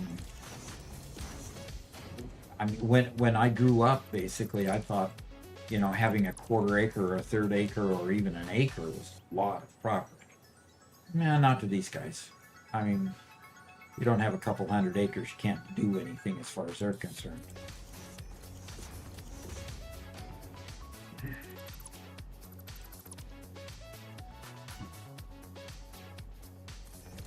Anthony says, repairing a fiber line is very expensive, and tapping into an existing line is also expensive.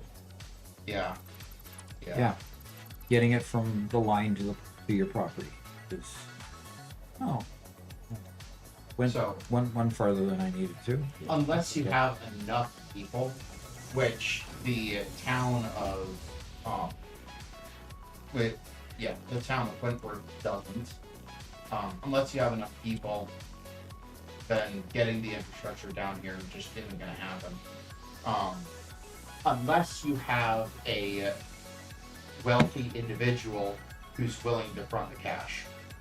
And that's the way a lot of areas end up being developed. Some wealthy person builds their mansion, gets all of the utilities out to them, and then everywhere from the town to the mansion, people can now build because the utilities are there and it's suddenly a whole lot cheaper. Can I complain again? But I put a merger down here, okay? Mhm. I put one on top of it and look what it did. It flipped 180 degrees. So every one of these that I put down is wrong. Every one all the way down because No. the stupid thing won't stay the same direction. Chinko says, have to go, see you guys later. All right. He doesn't want to hear me whining anymore.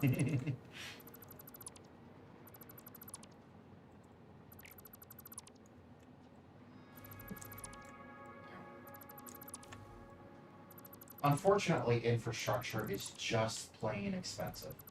And the more rural you get, the less money there is to spend on infrastructure. Yeah.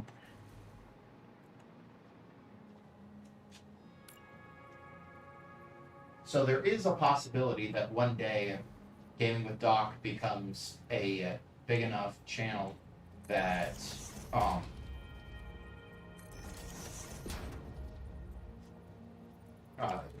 a big enough channel that we can just pay for fiber to get out of here. But that's in the realm of being a $1 million company. But Yeah. And that's not going to happen overnight, of course.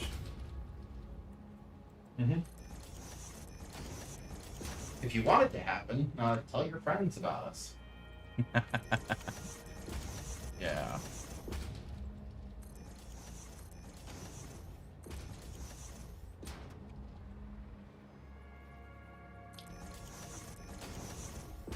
And honestly, $1 million company probably is enough.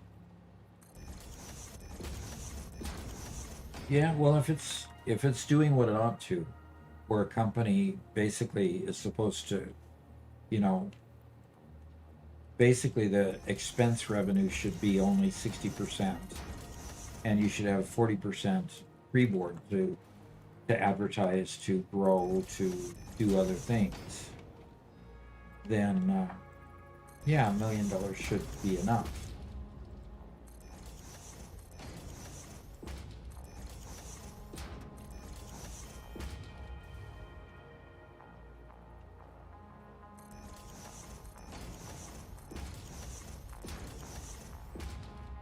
One, 2, 3, 4.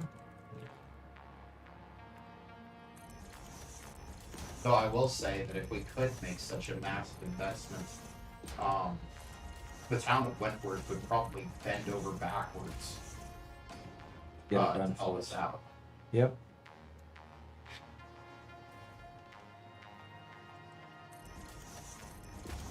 Because that kind of investment is a major, is a big deal for a city, for a town. Yep, it is. And Donna might actually be behind it on us. Donna's the mayor's name, by the way.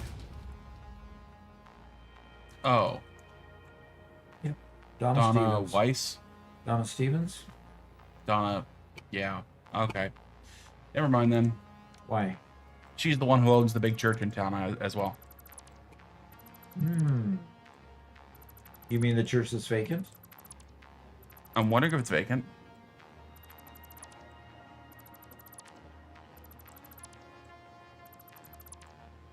It's the old one with the stone face on it. I was just looking for big buildings in town, and if there's a large enough building in town that we could use as a studio, I was just looking at it just for fun. And I look it up on the assessor and says, "Oh, it's some lady named Donna." Okay, cool. That could be her. I'm like, oh, dang it. That means that she's in town. She's invested in town. It's not a. If it's not being used, she might be willing to part with it if somebody is willing to use it. Might be, but who knows? Yeah. Well, of course, we wouldn't be using it as a church, but usually they have good-sized chapels that could be used for all kinds of grip lighting and things that would be good for the channel. Well, I will also say that churches don't use their building, don't have the highest usage of their building. So true. It's like we could rent it out to a local congregation on Sundays and let them use the chapel just fine. Yeah. If we don't have to move out of the chapel every week. Yeah. Yeah.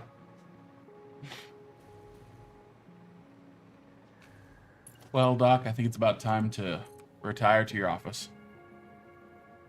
All right, let's do that. Let's do that. IB Pro Fun says if you can hold control, you can mass delete. Learned that last night. Yep, you can. I struggle with that though, because it means you gotta be able to draw right. Press G while highlighting an object, constrain the selection to that type of object. That's correct too. It's all things that I know, and I should be using. But I don't. Why don't I use it? Because I just get in the flow of doing everything manual. So I will stop building so that you don't have that sound without having the visual. So thank you, first time chat there with Dragon Hearts, Wormkin. Where are those references from? Is that Lord of the Rings stuff again? Dragonheart and Wormkin? No. Not specifically. No? Okay. Very good. Very good. We've had a great stream. We've been going since 9 o'clock this morning, and it's now almost 5. I do need to point out that Ping Player's up above there with my crooked finger. Ping Player's up there is the sponsor of our channel right now. You can get 35% off. They've allowed me to advertise 35% off if you use DOC35 as the code. So your first sign up, basically your first year, if you want to sign up for a year, would be 35% off that total cost. So use that if you want to play with your friends. It's quick and easy to set up, and it really doesn't cost all that much. If you've got a regular job that brings in money, it shouldn't be a big hit to the budget. So that's good, and we're grateful to them for sponsoring us and helping us out. We have 42 viewers still in Twitch and 28 viewers in YouTube, and we need to raid somebody. So who are we going to raid today, Robert? Are you starting to look? I'll take a look. Okay. And I'm going to take a picture of a very sleepy cat. Well, I'll tell you what, Constant Conrad joined us for a little bit this morning. And was hanging out with us for a bit, and he is currently streaming, and he's playing Satisfactory. All right.